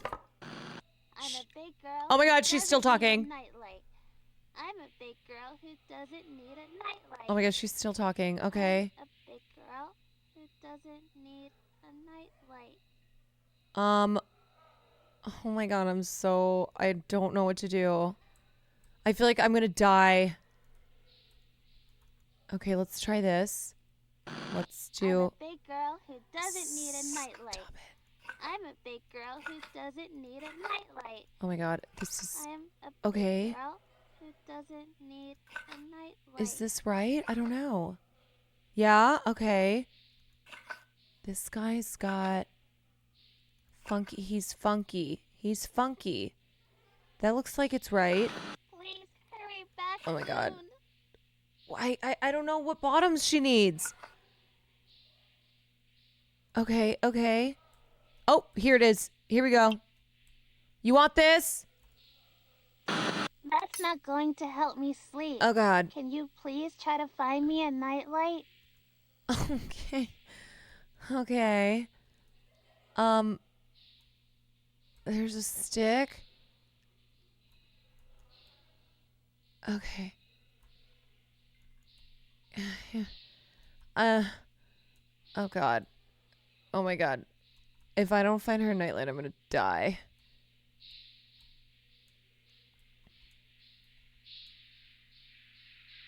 I do not like these noises. Oh, here we go. Oh, please. Ah, please, please, please, please. Please, no. Please. Please don't kill me. Please don't kill me. Please. Oh my God. Oh my God. Hurry back soon. Wait, where'd the fucking nightlight go?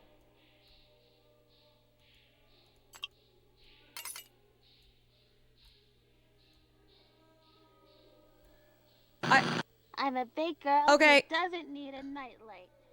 I'm a big Did I lose it? Where's... It's back here again? No. Oh my God. Oh no. Oh no. Please. Oh, don't kill me. Okay, take it. Take it, dummy. Take it. Thank you. Oh my God. Good night, What a... Riley. Well, that's not my name, Amanda. My name's Caroline, dummy. You thought you got me. Who's Riley? Okay, holy shit. I'm telling you, this game will cause you psychological trauma. Okay. Goosies, moosies, thank you for the 12 months. Here we go. What does this mean? We've got an egg. Egg. Okay. Wheat. Pig. Cow. Cow, apple, orange. Apple. Egg.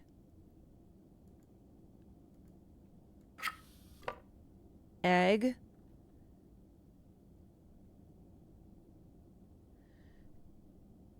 Wheat. Muffin.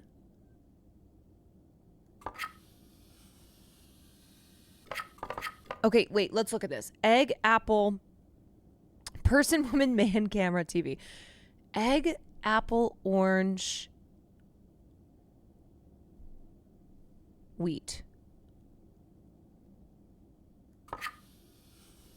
Muffin. These are the things that we have. 1, 2, 3. We have 3. 3 and 4. So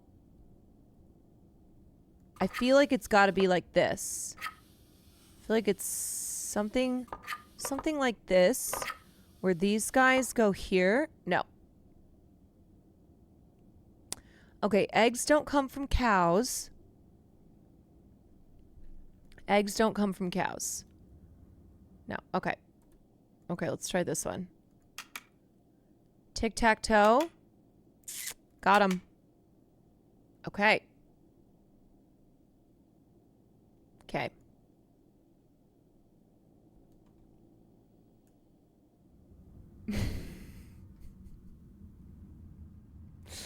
Okay. I need help. Where else had X's? Okay, wait. There was shit that was being printed out. Oop, where's my shit that's been printed out? Like this. They were printing stuff. Okay. XO. Wait. XO. Moon, sun, flower. That's the worst sun I've ever seen in my life, Caroline. Moon, sun, flower. XO, moon, sun, flower. Okay, so we go back over here.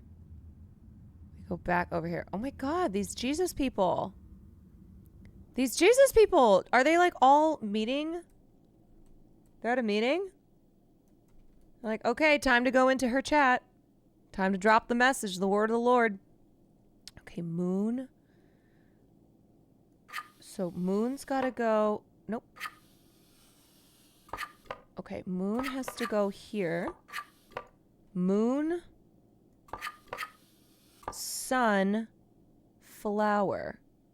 Moon, sun, flower.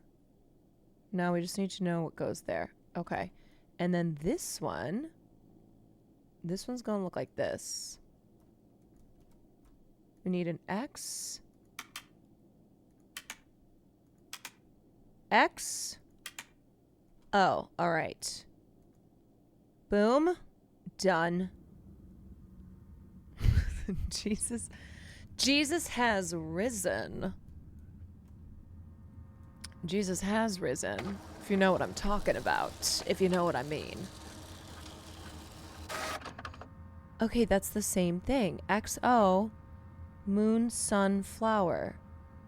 That's the same clue that we already got.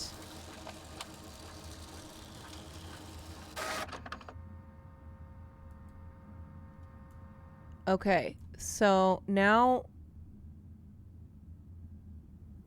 we gotta go back here and fix whatever this is. So like I don't know. Do these go here? Oh! Something's happening. I think that was right. I think that was correct. Okay, this is right. Oh no. There's Wait, what?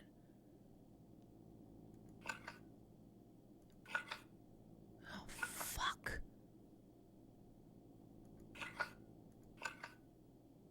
How? Okay. Do I have to watch the tape again? Do I have to watch the tape again?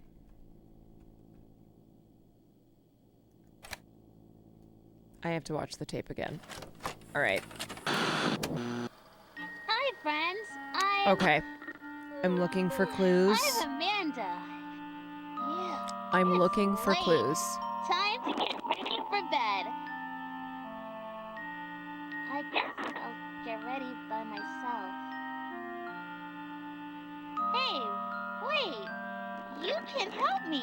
Good night, Lucas, Before Mucus. I can go to bed, I need to put away my toys. Put away your My toys. dad told me once that it's always nice to have a fresh Okay, let's go start back. in the morning. We Let's return. see how many toys we have to put away. Can you count them?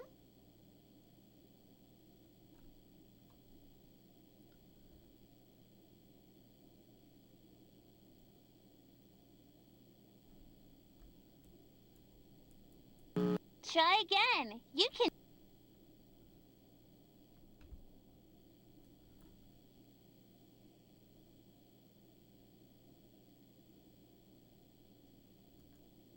Do it.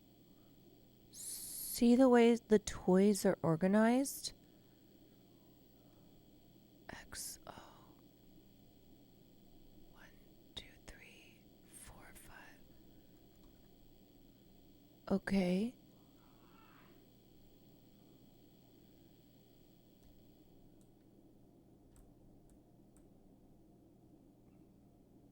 Empty.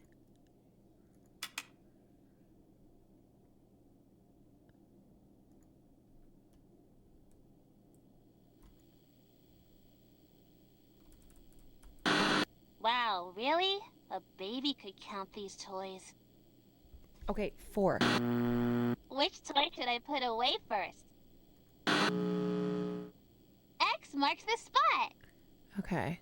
X One, marks the two, spot. 3 toys to go. Let's put away another one. We better put him in his home before a hunter shoots his little ears off. Great work! We're on a roll. Which toy should I put away next? Are these supposed to be... Are they supposed to look like X's or O's? Time for bed, Mr. Frog. Okay, wait. Okay. So, the top one looks like an X. The one below it looks like an X.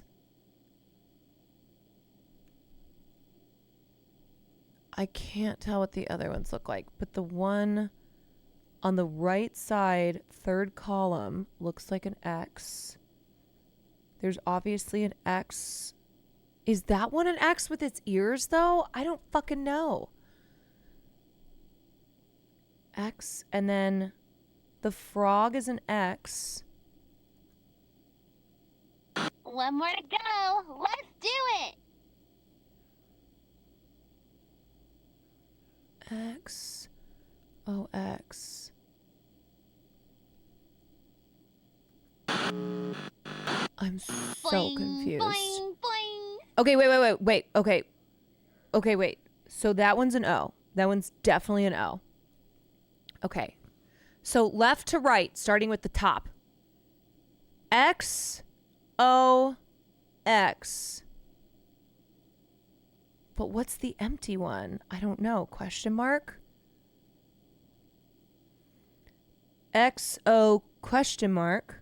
O, X, X. Let's try it. X.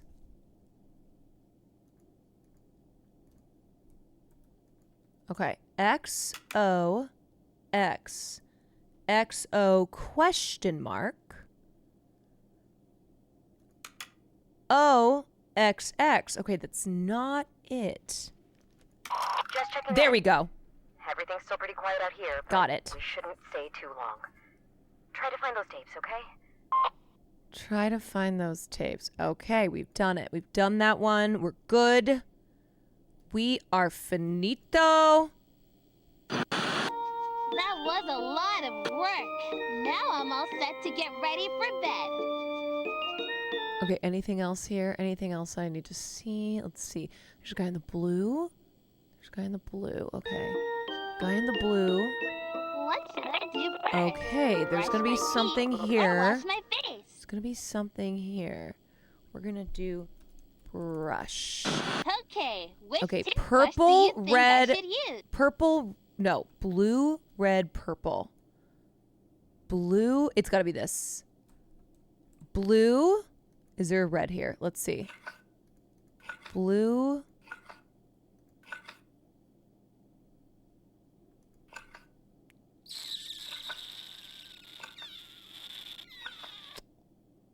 Blue, red, purple. Nope. Okay. Blue, red, purple. Blue, red. Okay, we're just going to move on. Blue, red, purple. Okay. Was that a South Park reference? You mean me or the... Nice I don't know. choice. I don't know the love words coming blue. out of my mouth. Now, will you help me find the toothpaste? I Is it don't in know. the medicine cabinet, the bathtub, or the toilet? I don't think it's in there. Okay, what am I? Okay. Oh. Okay. Okay. We've got something here.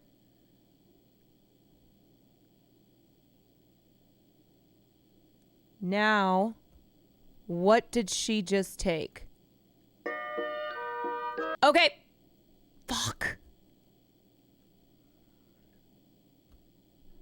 Oh, that was so fast.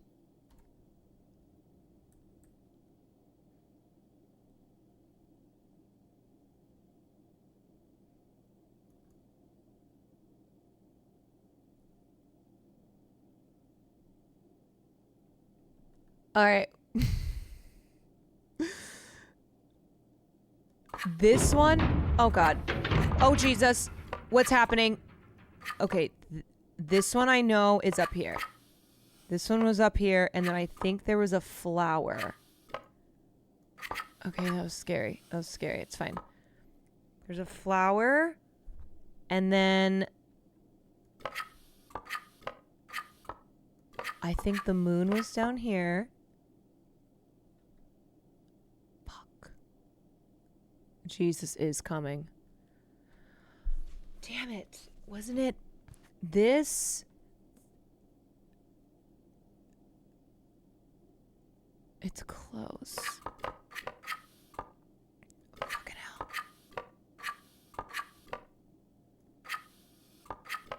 Sun. Okay, wait. Sun was in the... I remember the bottom was definitely moon and flower.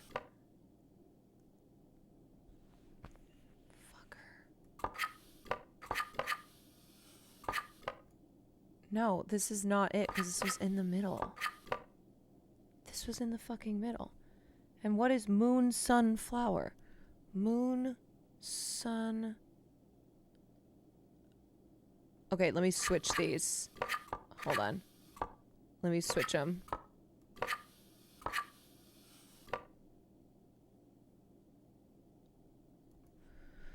You've got to be farting kidding me. How did you get in here? Who even are you? Go away! A little help here, please.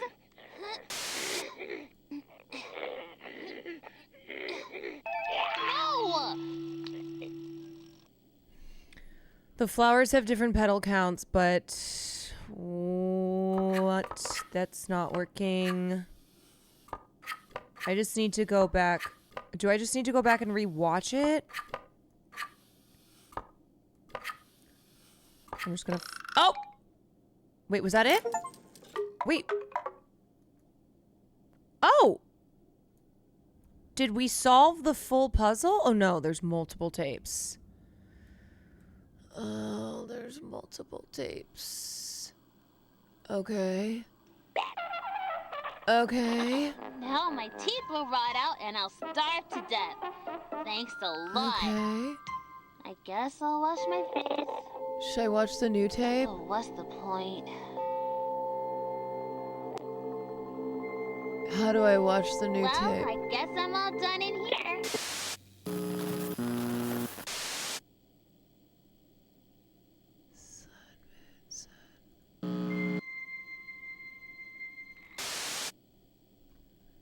Beep, boop, boop, boop, boop. Wow, that sounds So scary. Please hurry back. Okay, I gotta do her stupid ass nightlight.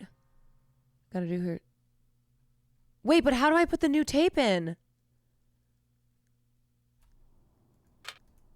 How do I get the new tape?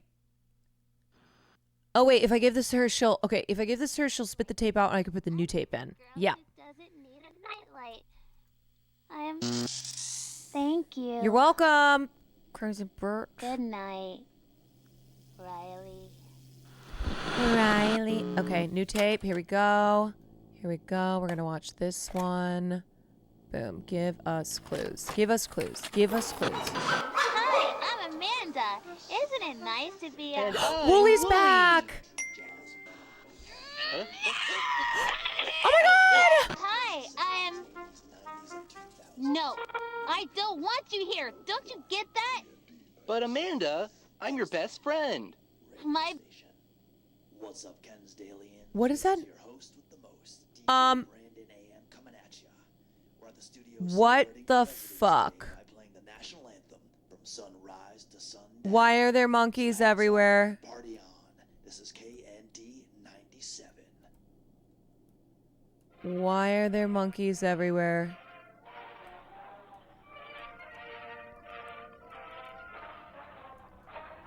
Monkey see, monkey do.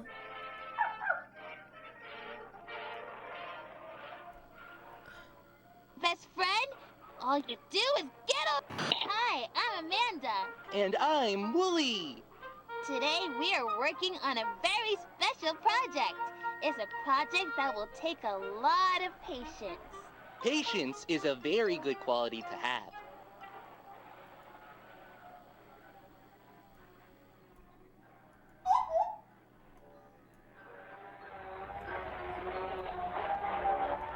I don't like this at all. I don't like this. I don't like this. Volume. Monkey. This is so loud.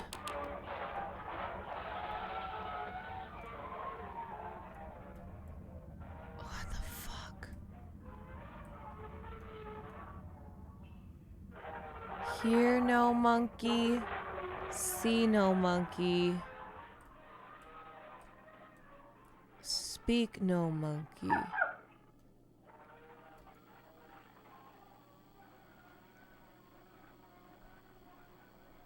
Patience is a very good quality to have. It means staying calm even when something or someone bothers you over and over again. Today, we are building a birdhouse so more birds will come to the yard.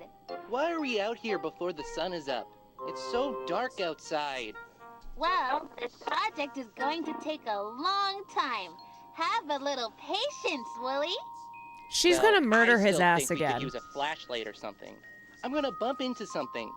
You can go back inside if you want. You don't have to be out here with me.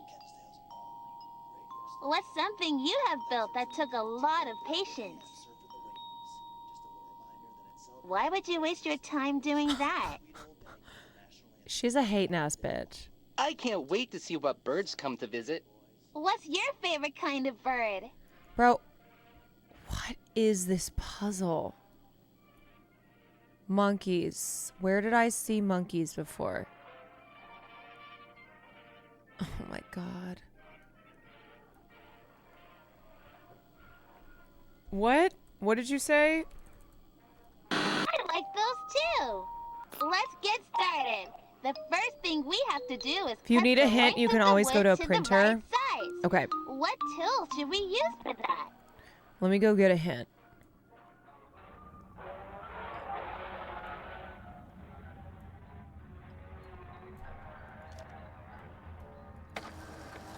Okay, monkey. Boy. Sheep equals monkey. Speak no. Boy, sheep. Boy plus sheep equals monkey. Boy plus sheep equals monkey.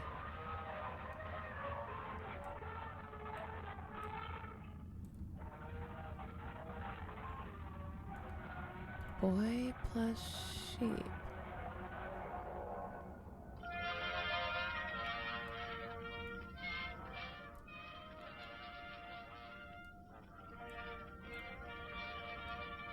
Mouse? Wait. Was that not a boy, but was that... Wait. That's Amanda. That's Amanda. Amanda Wooly equals monkey. Wait, why is this changing? Amanda? Radio station. Feeling a little under the weather? Okay. Well, I'm Dr. DJ Brandon AM here to let you know I've got Something's up here. Wooly, Amanda. Don't test my patience. of the national anthem, and you're in luck. Okay. Your session starts now. KND 97. Equals monkey. Amanda and Wooly equals monkey. So with this one, it's the volume up. Or I can turn it off.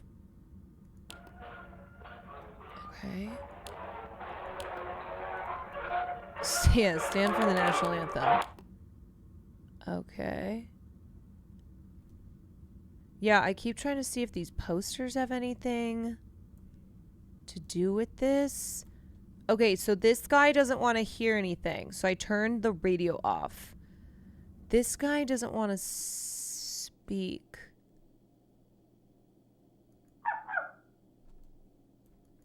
So, okay, let's go back to this video.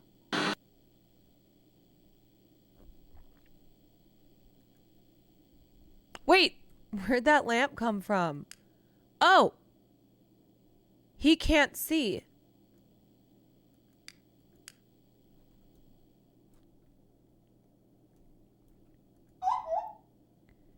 He can't see. So we've got the radio, the lamp, and this guy. Okay. Wait, what the fuck are we doing here? Right! We'll use the saw to cut the wood.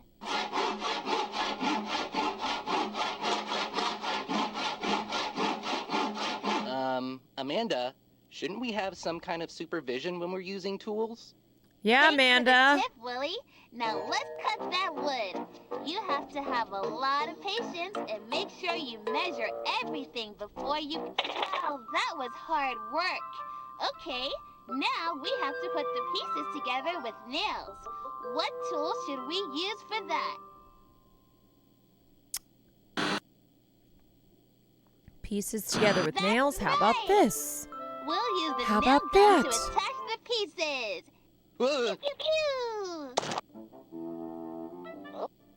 This project is taking a long time. I like and this we have to recurring do character of the everything possum. Very carefully. What does it help to have? Patience!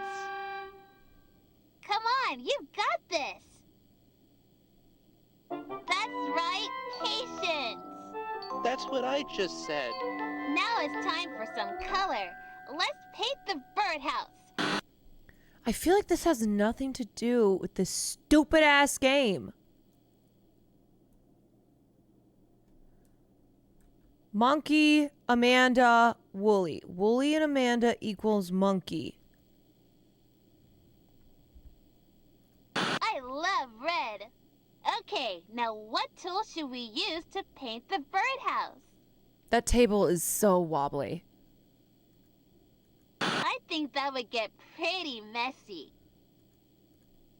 Okay, I get it. The theme is patience. The theme Very is funny. patience. The theme Now, is patience. what tool should we use to paint the birdhouse? Good job! This is going to be so pretty. What the? Okay, this patience thing is going too far. Get him to go away.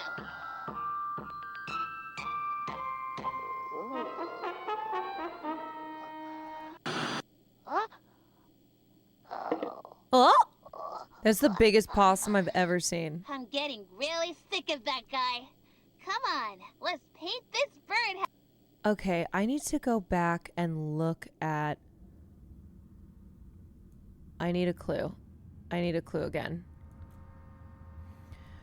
Okay, so they're dancing, and then there's a monkey, and you click. And there's the pointer. Ba-da, ba-da, ba, ba-da, ba-da, ba, ba-da, ba-da, ba-da, ba-da, ba, ba. Okay, should I turn these lights off? I don't know. Wait, why did that just flicker? Something just flickered. Something flickered. Okay. Okay. House.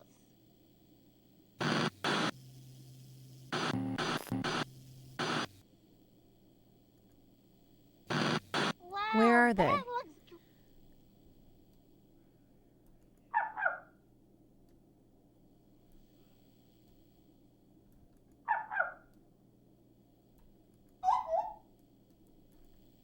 Great!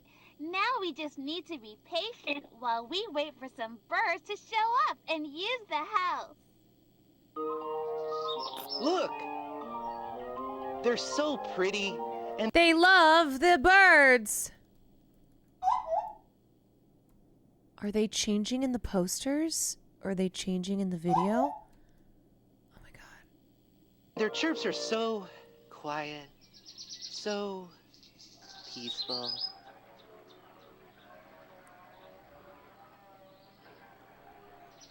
Okay. Another activity.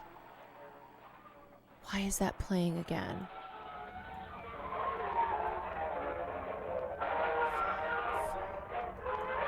God. Ah! That takes a lot of patience is hunting. Look at Miss Cat hunting the birds. She is being very patient. She's getting really close to the pretty birds, Amanda. Should we warn them?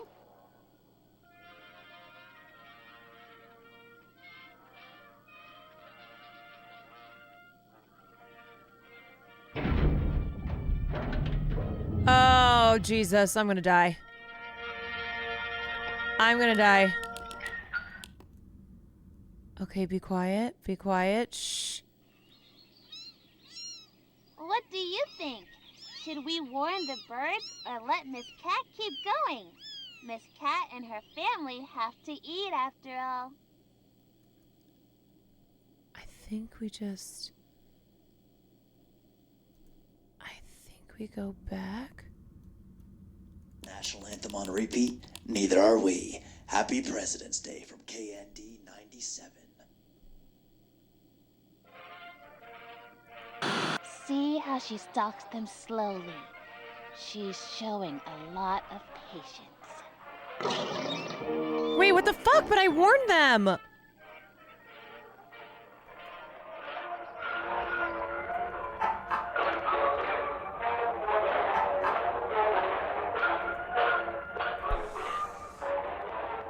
Oh my god.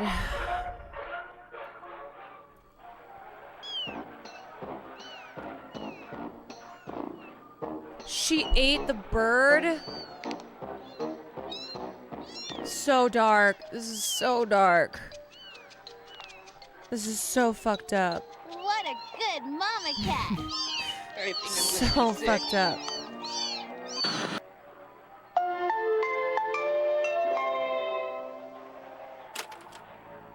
Oh my god. What the hell? I don't understand this. This is demon shit. Hi, I'm Amanda. And I'm Wooly. I don't even know what I'm supposed to... Hold on, I gotta pee.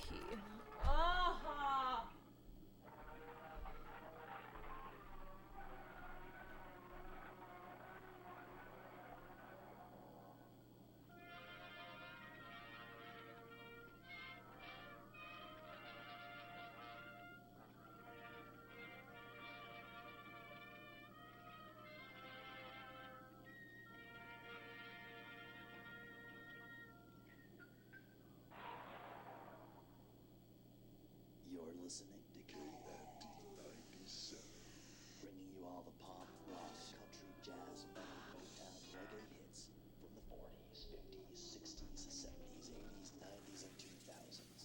No peace, no quiet. KND 97, Kensdale's only radio station. What's up, radio Gremlins? All right. It's your President's Day, not I got some chips. You've come to the right place. Here on KND 97, we're championing the air Okay. with our national anthem. I got my chips. This is gonna help me think. You heard me right, soldier. Okay. Attention.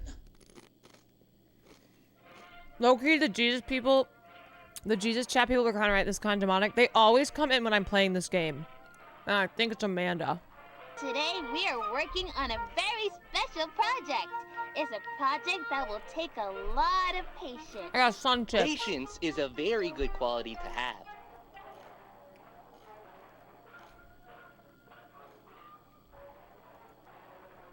Okay. Patience is a very good quality to have.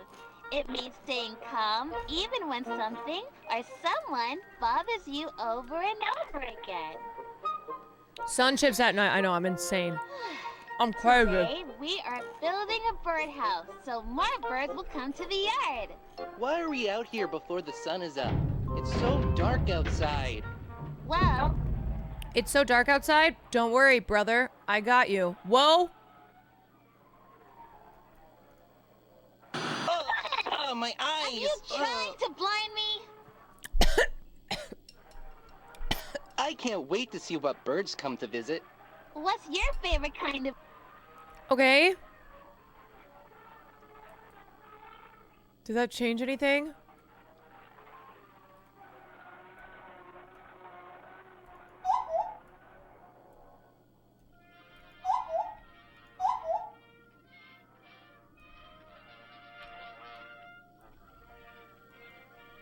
bird?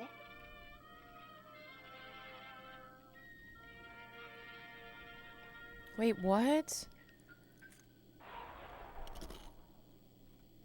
You're listening to KFD97, bringing you all the pop, rock. I like those too. Let's get started. The first thing we have to do is cut the length of the wood to the right size. What tool should we use for that? Kensdale's only radio station. How would we cut wood with that? Tell you that I've completely lost it. I don't even know what year it is, but I do know what day it is. It's Right! We'll use the saw to cut the wood. It's monkey see, monkey do, yeah. Okay.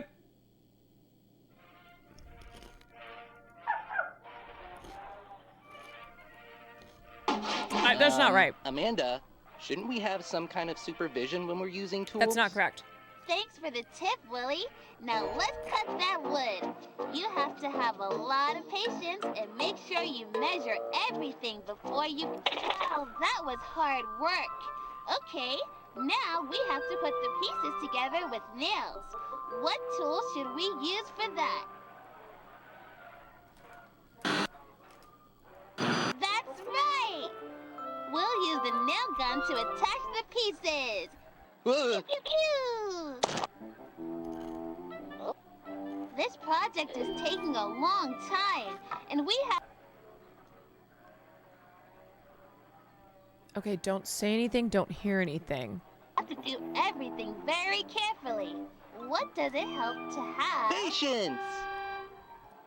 Come on, you've got this. That's right, patience. That's what I just said. Poor Now Wooly. it's time for some color. Let's paint the birdhouse. Love lavender. Okay, now what tool should we use to paint the birdhouse? I think that would get pretty messy. Okay. Good job. This is going to be so pretty. Okay.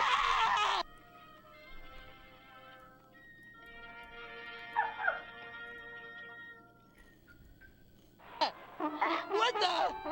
Okay, this patience thing is going too far. Is this not right? Get him to go away.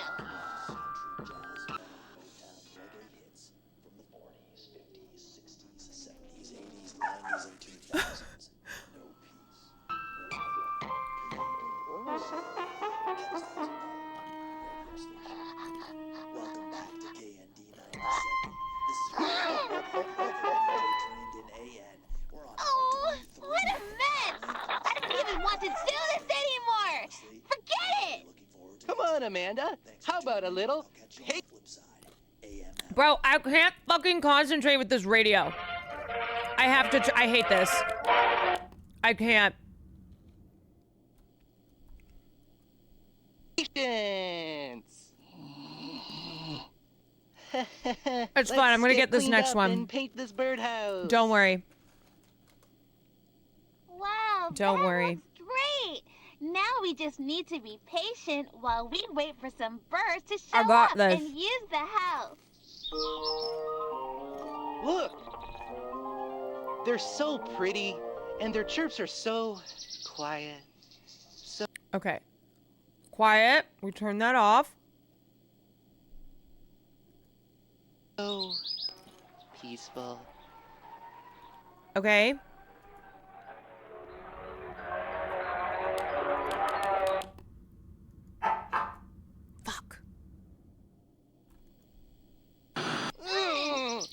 Pause. Okay. Okay. Got it. Oh! Yes. Oh my God. Okay, we did it. We did it. We got it. We got one.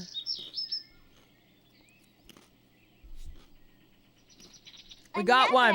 activity that takes a lot of patience is hunting. We're Look so at back. Miss Cat hunting the birds. She is being very patient. She's a killer. She's getting really close to the pretty birds, Amanda. Should we warn them? What do you think? Should we warn the birds or let Miss Cat keep going? Miss Cat and her family have to eat after all. Yeah, we got this. We got this.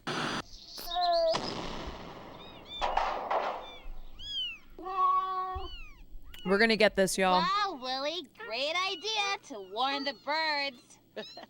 I didn't mean. And She now just- nobody's using the bird She just house. wants violence. We're She going wants to blood. have to sit here all day She wants waiting blood. for them to come back. That's going to take a lot of Don't say it. Patience. Okay. Here we go. Here we go.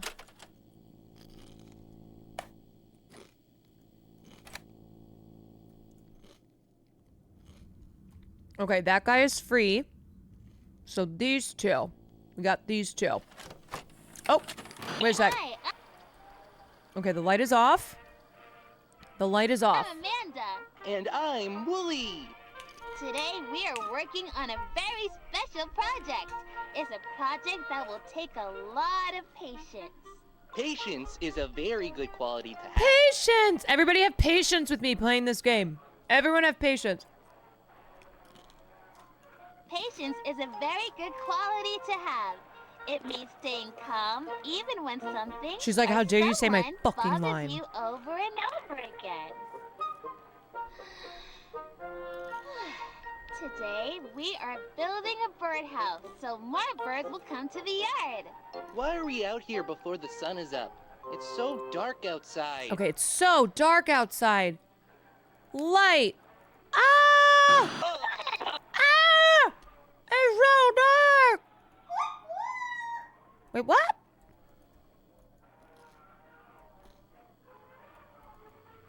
Oh, my eyes!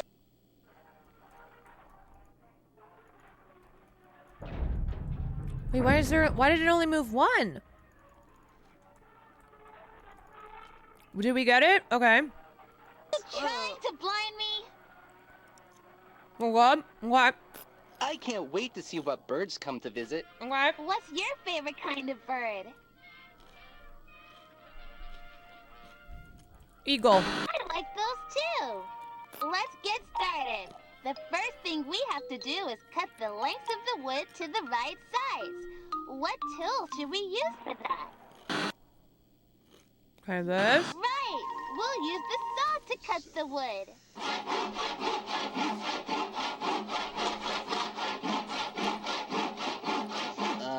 Amanda, shouldn't we have some kind of supervision when we're using tools? Thanks for the what are you, a tip, fucking Willie. narc? Now let's cut that wood. You have to have a lot of patience and make sure you measure everything before you... Wow, that was hard work. Okay, now we have to put the pieces together with nails. What tool should we use for that? Okay, we got the next one coming up. We got this. That's right! We'll use the nail gun to attach the pieces. Pew, pew, pew. This is your host. This project is taking a long time, and we have to do everything very carefully. What does it help to have? Patience! Patience! Come on, you've got this. Candy 97. That's right, patience. How far are we That's in? what I just Well, I've already said. lost my mind Time for some at least colors. 10 times. Let's paint the birdhouse. That's how far we're in. Your national anthem. I love blue. Okay, now what tool should we use to paint the birdhouse? God bless America. God bless Good America. job. This is DJ This This is going to be so pretty. Ah! What the?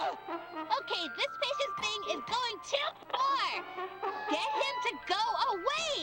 Hey.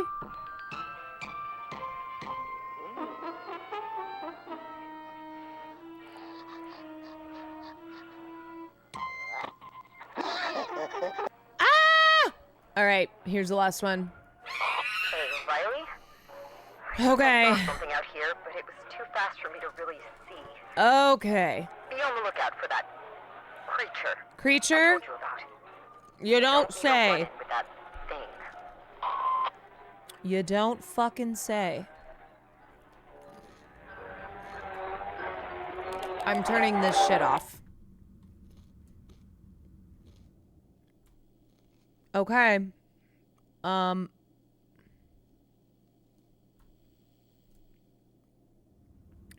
Okay. Be on the lookout for the rat. Oh, shit. Oh,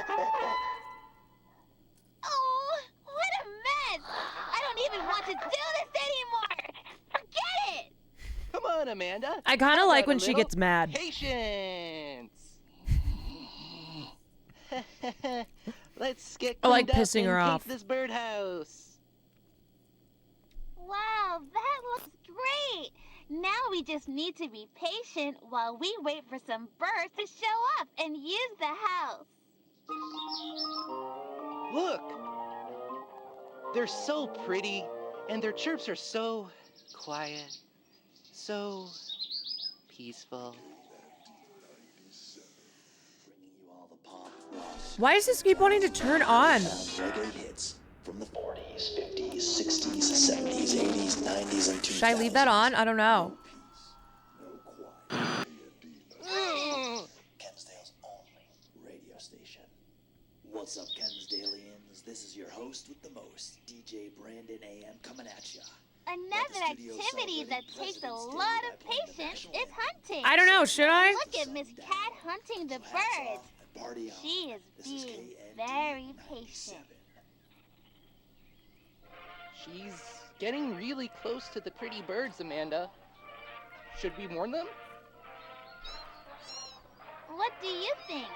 Should we warn the birds or let Miss Cat keep going? Miss Cat and her family... I'm missing something with the radio.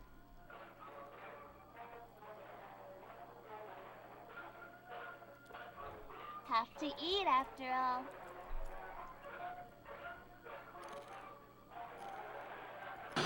See how she stalks them slowly. She's showing a lot of patience. They covered their ears, but I already did this one. No. I already got it. See? I already got this one. I already did the radio.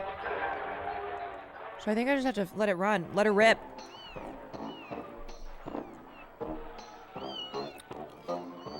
Poor Boydie.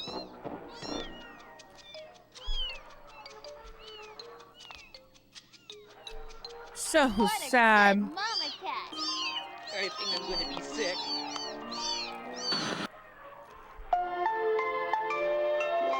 Hamlin. Oh my God!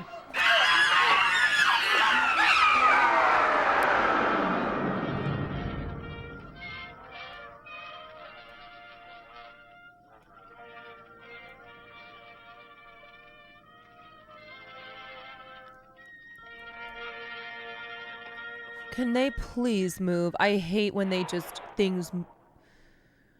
You're listening to KFD97, bringing you all the pop, rock, country, I hate this jazz, radio so much. hits from the 40s, 50s. I hate that radio. Shush. Hush.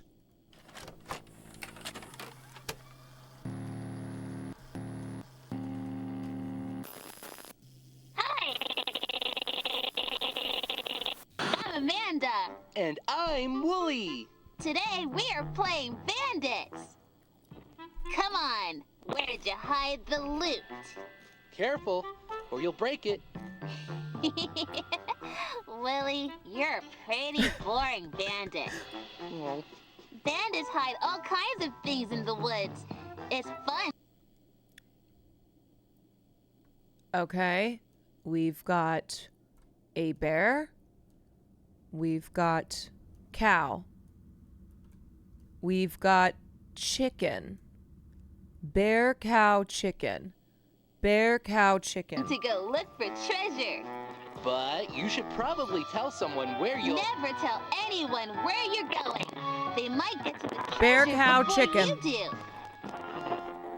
There's a legend that there is a special toy Man, bear, pig. hidden deep in these woods. Pause it. Pause. Anything. Anything. Which direction should we go to find the treasure?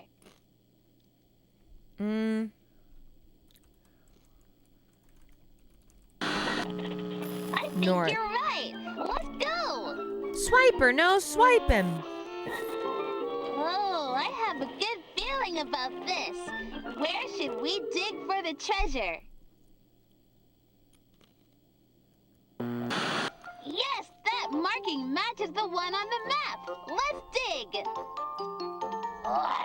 Great. Here we go again. Seriously. Okay. Who is that guy? Who is that guy? Who's that joker? He's on crystal meth.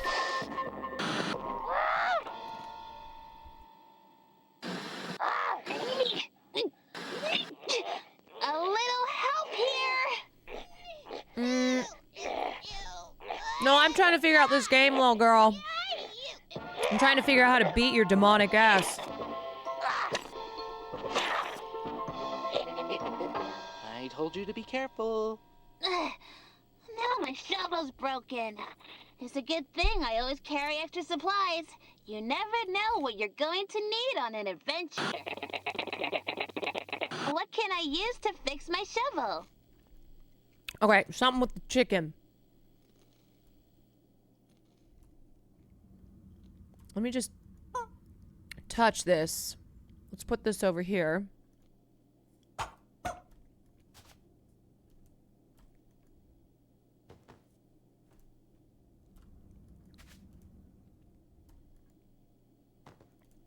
Okay. I don't think those will help us now, but I never leave home without them. Why does she have really chicken want gloves? to fix this shovel. Good job! We can use the wood glue to fix the shovel. Okay, bandits, let's get to digging. Amanda, I don't have a shovel. Bandits should always come prepared. I guess you'll have to use your hands. Oh.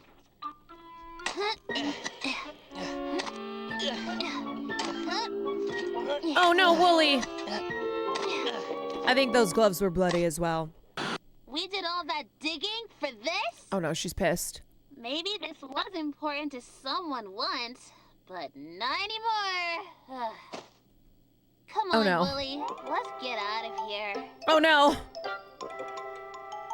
Wooly? Amanda? Oh no, Wooly. A little help here? She ain't coming back, Wooly. You still up there? She ain't coming back. It's safer for you there, though.